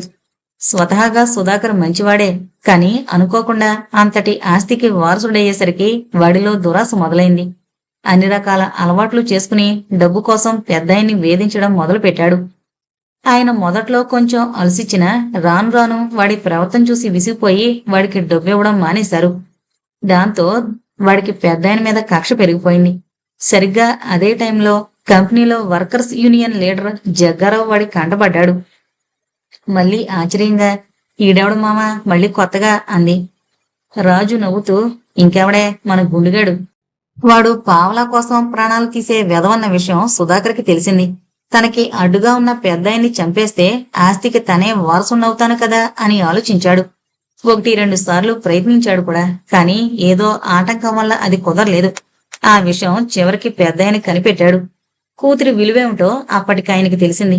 వెంటనే తన పేరు మీదున్న ఆస్తంతా కూతురు అల్లుడి పేర్ల మీద రాసేసి వాళ్ళ తదనంతరం వాళ్ళకి పుట్టే బిడ్డలకి చెందాలని రాసి ఆ కాగితాలు లాయర్ చేత వాళ్ళకి పంపించారు. మన గురూజీ గొప్ప వ్యక్తిత్వం కల మనిషి. ఆస్తి తనకి అక్కర్లేదని, అభిమానాలే ముఖ్యమని చెప్పి దాన్ని తిరస్కరించారు. ఆ పేపర్లు మాత్రం లాయర్ దగ్గరే ఉండిపోయాయి. అప్పటికే మన సుగుణమ్మ కడుపుతో ఉంది. విషయం తెలుసుకున్న సుధాకర్ పెద్దాయనతో పాటు సుగుణమ్మని గురూజీని కూడా చంపడానికి పథకం వేశాడు. ఆ విషయం పెద్దాయనకి తెలిసింది. సుధాకర్ని దత్తత తీసుకుని చేసిన తప్పేంటో అర్థమైంది. తను ప్రేమగా ఇచ్చిన ఆస్తి తన కూతురికి, అల్లుడికి ఎప్పటికైనా ప్రాణాలకి ప్రమాదమని తెలిసి మూడో కంటికి తెలియకుండా ఆస్తులన్నీ చాలా వరకు అమ్మేసి వాటిని ఏదో రూపంలోకి మార్చేసి ఎక్కడో జాగ్రత్త పెట్టేశాడు. ఆ రహస్యం చెప్పడానికే గురూజీని ఒక చోటికి రమ్మని రహస్యంగా ఉత్తరం రాశాడు. ఆ రోజు రాత్రి గురూజీ అక్కడికి వెళ్ళినప్పుడు ఆయన ఏం చెప్పారో ఎవరికీ తెలీదు. ఆయన్ని గురూజీ కలుసుకున్నారని గ్యారంటీ ఏంది మామా? గురూజీకి ఆ రహస్యం తెలుసుండొచ్చునని కూడా ఎలా చెప్పగలవు? మళ్ళీ ఉత్సాహంగా అడిగింది. రాజు ఒక్క నిమిషం ఆలోచించి గురూజీ జేబులో ఉన్న విజిటింగ్ కార్డు ద్వారా అల్లుడు తనని కలుసుకోవడానికి వచ్చినప్పుడు తన ఫోన్ నెంబర్ ఇవ్వడానికో మరి దేనికో పెద్దాయన అదిచ్చి ఉంటాడు. అలాగే ఏదో రహస్యం చెప్పడానికి పెద్దాయన రమ్మన్నాడు. కలిసొస్తుంటే గురూజీకి ప్రమాదం జరిగింది అంటే ఈ మధ్యలో పెద్దాయన ఖచ్చితంగా ఏదో చెప్పే ఉంటాడు కదా. కలిసొస్తుంటేనే ప్రమాదం జరిగిందని గ్యారంటీ ఏటంట? వెళ్ళేటప్పుడు జరుగుండొచ్చుగా. రాజు నవ్వుతూ, వెళ్లేటప్పుడు జరుగుంటే గురూజీ రాకపోవడం వల్ల అనుమానంతో పెద్దాయన ఆరా తీసుండేవాడు. యాక్సిడెంటు సంగతి తెలుసుండేది. మరి అలా జరగలేదు కదా. సర్లే, అసలు విషయానికి వద్దాం. ఈ కథంతా తెలియని సుధాకర్ ఆస్తి ఇంకా వాళ్ల పేరు మీదే ఉందనుకుని వాళ్ళని వెంటాడుతూనే ఉన్నాడు. సరిగ్గా పెద్దాయన్ని కలిసొస్తుంటే గురూజీ మీద దాడి చేసి కత్తితో పొడిచాడు. ఆయన కొన ఊపిరితో ఇంటికొచ్చి భార్యను తీసుకుని బయటికి పారిపోయాడు. అప్పటికే ఆమె నిండు గర్భిణి. అప్పుడే బహుశా ఆయన ఆ రహస్యాన్ని ఆమెకు చెప్పుంటాడు. ఆ విషయం ఆవిడికి తెలుసని నువ్వెలా ఊహించావు మామా? ఆవిడ చెవిలో ఏదో రహస్యం చెప్పబోయిందని పూజారి చెప్పారుగా, దానివల్ల. సర్లే, మిగతా కథ చెప్పని. గురూజీని భార్యని తరుముతున్న గుండుగాడు వాళ్ళిద్దరినీ వ్యాన్తో గుద్దేశాడు. ఆ యాక్సిడెంట్లో గురూజీ అక్కడే చనిపోయారు. కానీ ఆవిడ మాత్రం ఎగిరి పక్కకు పడి దొర్లుకుంటూ ఆ రోడ్డుకి కిందగా ఉన్న ఆంజనేయస్వామి గుళ్ళో పడింది. అక్కడే మన చిన్నాని ప్రసవించింది. గుండుగాడు ఆ చుట్టుపక్కల వెతికాడు. కానీ అప్పటికే హైవే మీద జనం పోగవడం వల్ల అక్కడి నుంచి పారిపోయి వచ్చేశాడు. చంపి ఎక్కడో పడేశానని సుధాకర్తో అబద్ధం చెప్పాడు. కానీ మనసులో అనుమానం పీకడం వల్ల ఆ తర్వాత రోజు ఉదయమే వెళ్లి ఆ చుట్టుపక్కలంతా తెగ వెతికాడు. కానీ అప్పటికే పూజారి ఆమెని పాతిపెట్టేయడం వల్ల వాడికి ఆమె జాడ తెలియలేదు. పత్రాల కోసం గురూజీ ఇల్లంతా వెతికాడు. కానీ ఏం దొరకలేదు. మామా, చిత్రం కాకపోతే పెద్దాయన ఆస్తులమ్మినప్పుడు సుధాకర్ సచ్చినోడికి తెలియలేదా? రాజు మెచ్చుకోలుగా ఆమె వైపు చూశాడు. మంచి అనుమానమే వచ్చిందే నీకు. పెద్దాయన చాలా తెలివైనవాడు. ఆయనకి లెక్క పెట్టుకోలేనంత ఆస్తుంది. అందులో సుధాకర్ కన్ను ముఖ్యంగా ఫ్యాక్టరీ మీద, ఇల్లు మీద ఉండేది. వాడికి అనుమానం రాకుండా అలాంటివి కొన్ని వదిలేసి మిగతావన్నీ అమ్మేశాడు. ఇన్ని సంవత్సరాలు సుధాకర్ ఫ్యాక్టరీ మీద వచ్చే రాబడిని అనుభవించాడు. మిగతావన్నీ ఓ 10 ఏళ్లాగి మెల్లగా స్వాధీనం చేసుకుందామని వాడి ఆలోచన. అందువల్లే పెద్దాయన మిగతా ఆస్తులు అమ్మేసిన సంగతి వాడికి తెలియలేదు. ఈలోపు లాయర్ చిన్నాని జాతరలో చూశాడు. పూజారి గారు చనిపోయే ముందు నల్ల కోకోలా అని చెప్పింది నల్ల కోటేసుకున్న లాయర్ గురించే. అదేంది మామా, జాతరకెళ్ళినోడు మామూలు బట్టల్లో వెళ్లకుండా నల్ల కోటేసుకుని వెళ్ళాడంటావా? అది పెద్ద విషయం కాదే. వనశంకరి జాతర గురించి నీకు తెలుసు కదా. అక్కడికి ఏ వృత్తి వాళ్ళు వెళ్ళినా వాళ్ళ వృత్తికి సంబంధించినవి పట్టుకునే వెళుతూ ఉంటారు. మన రైతులు నాగళ్లతోనూ, డాక్టర్లు స్టెతస్కోపులతోనూ వచ్చి పూజలు చేయడం నువ్వు చూడలేదా? లాయర్ కూడా అలాంటి సెంటిమెంట్తోనే నల్ల కోటేసుకుని వెళ్ళుంటాడు. అక్కడ చిన్నాని చూసి సర్పభూషణ్ రావుకి ఫోన్ చేశాడు. ఆ వివరాలు విని ఆస్తికి వారసుడు బతికే ఉన్నాడన్న కోపంతో సుధాకర్ రగిలిపోయాడు. అందుకే చిన్నాని చంపుదామని చూశాడు. అందుకని ఇంక నా వెంట పడ్డాడు. అది కథ. మరి పెద్దాయన ఏమైనట్టు మామా? ఏమోనే, ఆ విషయం గుండుగడికి కూడా తెలీదు. బహుశా సుధాకరే ఆయన్ని చంపేసి అమెరికా వెళ్ళినట్టు నాటకమాడు ఉంటాడు. కుర్రాడు బతికే ఉన్నాడని తెలిసాక సుధాకర్కి గుండుగడి మీద నమ్మకం తగ్గింది. అందుకని పూజారిని, లాయర్ని దగ్గరుండి చంపించాడు. పూజారి విషయం సరేగాని ఇంతకే నల్లకోటు లాయర్ని ఎందుకు చంపినట్టు? జాతరలో చిన్నాని చూసిన లాయర్ సర్పభూషణ్ రావుకి ఫోన్ చేశాడు. ఆ ఫోన్ ఎత్తిన సుధాకర్ ఆయన అమెరికా వెళ్ళాడని చెప్పి తనే వివరాలు కనుక్కుని పూజారి వెంటపడ్డాడు. సర్పభూషణ్ రావు గురించి సరైన సమాచారం అందకపోయేసరికి లాయర్ ఆరా తీయడం మొదలుపెట్టాడు. ఆస్తి వారసుడి వివరాలు బయట పెట్టేస్తాడేమోనన్న భయంతో సుధాకర్ ఆయన్ని కూడా చంపేశాడు. ఆ సరే మావా, మరి చిన్నగాడి పెద్ద పెద్ద మాటలవి అదంతా ఏంటి? ఓ, ఆ విషయం నీకు చెప్పలేదు కదూ అంటూ డాక్టర్ భగవంతం దగ్గర జరిగిందంతా ఆమెకు చెప్పాడు. ఇంకొక విషయం అడగడం మరిసిపోయాను మావోయ్. రాజు చిరాగ్గా, అబ్బా, ఎన్ని సందేహాలు నీకు, తెరచలేక చేస్తున్నా అన్నాడు. మళ్ళీ విచారంగా, ఈ రోజు నుంచి నేను ఆడితోనే కూర్చుని ఆడు మాట్లాడిన మాటలన్నీ గమనిస్తాను మావా, ఎక్కడొక్కడ దొరుకుతుందిలే అంది. రాజు నవ్వుకుంటూ, సర్లేవే, వాడికి ఎలా ఉందో చూసొద్దాం పద అంటూ పైకి లేచాడు. సాయంత్రం అయ్యేసరికి చిన్నాకి జ్వరం తగ్గింది. రాజు వాణ్ణి మల్లిని తీసుకుని తన రూంకి వెళ్ళాడు. రాజు మల్లితో టీవీ చూద్దామన్నాడు. మళ్ళీ ఒక్క నిమిషం ఆలోచించి, ఆ మావా, టీవీ అంటే గుర్తొచ్చింది. ఆ రోజు పెద్దాయన, అదే మావా శర్మగారు, ఆయన ఒక సీడీ ఇచ్చుండారు కదా, అది కూడా ఇందులో వస్తుందా అని అడిగింది. అన్నీ వస్తాయి, కానీ ఆ సీడీ ఎక్కడ పెట్టానో మర్చిపోయానే, ఇప్పుడు ఇల్లంతా వెతకాలి, ఓపిక లేదు అన్నాడు. మళ్ళీ ఉత్సాహంగా, నువ్వేమీ ఎతకక్కర్లేదు మామా, అది నాకడే ఉండది, సిటికలో తెత్తానుండు, ఈలోపు ఇదంతా రెడీ చేయి అంటూ చిన్నాని రూంలో పడుకోబెట్టి రివ్వున బయటికి పరిగెత్తింది. రాజు నవ్వుకుంటూ ప్లేయర్ని టీవీకి కనెక్ట్ చేయడం మొదలుపెట్టాడు. 5 నిమిషాల్లో ఆ పని పూర్తయింది. ఈలోపు మళ్ళీ సీడీ 2 పొట్లాలు తీసుకొచ్చి, మామా, వేడివేడి బిర్యానీ తెచ్చిన, ఇది లాగిస్తూ టీవీ చూస్తుంటే ఉంటాది, అబ్బా, మాటల్లో చెప్పలేం, స్వర్గమే అంటూ గబగబా మంచినీళ్లు తీసుకొచ్చి బిర్యానీ ప్యాకెట్లు తీసింది. సీడీ మొదలైంది. శర్మగారు వాళ్ళకి అనెగ్గుంది కోట చూపించడం, మళ్ళీ బిర్యానీ ఆస్వాదిస్తూ, అబ్బా, ఉత్తప్పుడు కంటే కూడా టీవీలో ఇంకా అందంగా ఉన్నావు మావా అంది. రాజు ఆమె కళ్ళలోకి చిలిపిగా చూశాడు. నిజంగా నచ్చానేటే? ఒట్టు మావా, నా ప్రేమని నిరూపించుకోవడానికి ఏం చేయమంటావో చెప్పు, చేస్తా. టీవీలో విఠలాలయం సీన్ అయిపోయి విరూపాక్షాలయం మొదలైంది. రాజు కొంటిగా నవ్వుతూ, ఇది నిన్న రాత్రి అనుకో, మనిల్లేమో గణపతి గుడనుకో, బయట వర్షం పడుతుందనుకో, అప్పుడేం చేసావో అది చెయ్యి అన్నాడు. మళ్ళీ అతడి నెత్తిమీద ఒక మొట్టికాయ మొట్టి, అమ్మ, ఆశ అవన్నీ పెళ్ళయ్యాకే అంది. టీవీలో త్రికూటాచలం సీన్ మొదలైంది. రాజు భక్త తుకారాం సినిమా ప్రశ్న అడగడం, ఎవరూ చెప్పలేకపోవడం, చిన్న భక్త తుకాలం అనడం. మళ్ళీ ఆశ్చర్యంతో, వాడు చెప్పింది కరెక్టేనా మామా అంది. కరెక్టేనే. ఆడికెలా తెలిసింది మామా? ఈ విషయాలన్నీ గురూజీ అస్తమానం చెప్పేవారే, నేను ఆయన దగ్గరే నేర్చుకున్నా. ఎప్పుడైనా సుగుణమ్మకు చెప్పినప్పుడు పోటలోంచి వీడు వినుంటాడేమో. ఈలోపు శర్మగారి సూట్ కేసు తాళాలు పడిపోవడం, వీడియోలో మనుషులెవరూ కనిపించడం లేదు, నేల మీదకి ఫోకస్ చేసింది. అదేంది మామా, మొహాలు తీయకుండా నేల మీద బండలు చూపిస్తున్నారు? ఆ రోజు ఆయన తాళం పోయిందే, ఆ వెతుకునే హడావిడిలో కెమెరా ఆఫ్ చేయడం మర్చిపోయి ఉంటారు. కెమెరా మెళ్ళో వేలాడడం వల్ల నేల మీద రాళ్లు రికార్డ్ అయ్యాయి, అంతే. మళ్ళీ దొరికినాయా మామా? మళ్ళీ ఆతృత గడిగింది. నోరు మూసుకు చూడవే, నీకే తెలుస్తుందిగా. తాళం ఎక్కడ పెట్టారండి? శర్మగారి భారీ గొంతు. జేబులోనే పెట్టుకున్నానే. ఆయన ఏదో అంటున్నాడు. మళ్ళీ ఏదో అనబోతుంటే రాజు చటుక్కున ఆమె నోరు మూసేసి టీవీ వైపు ఆశ్చర్యంగా చూడడం మొదలుపెట్టాడు.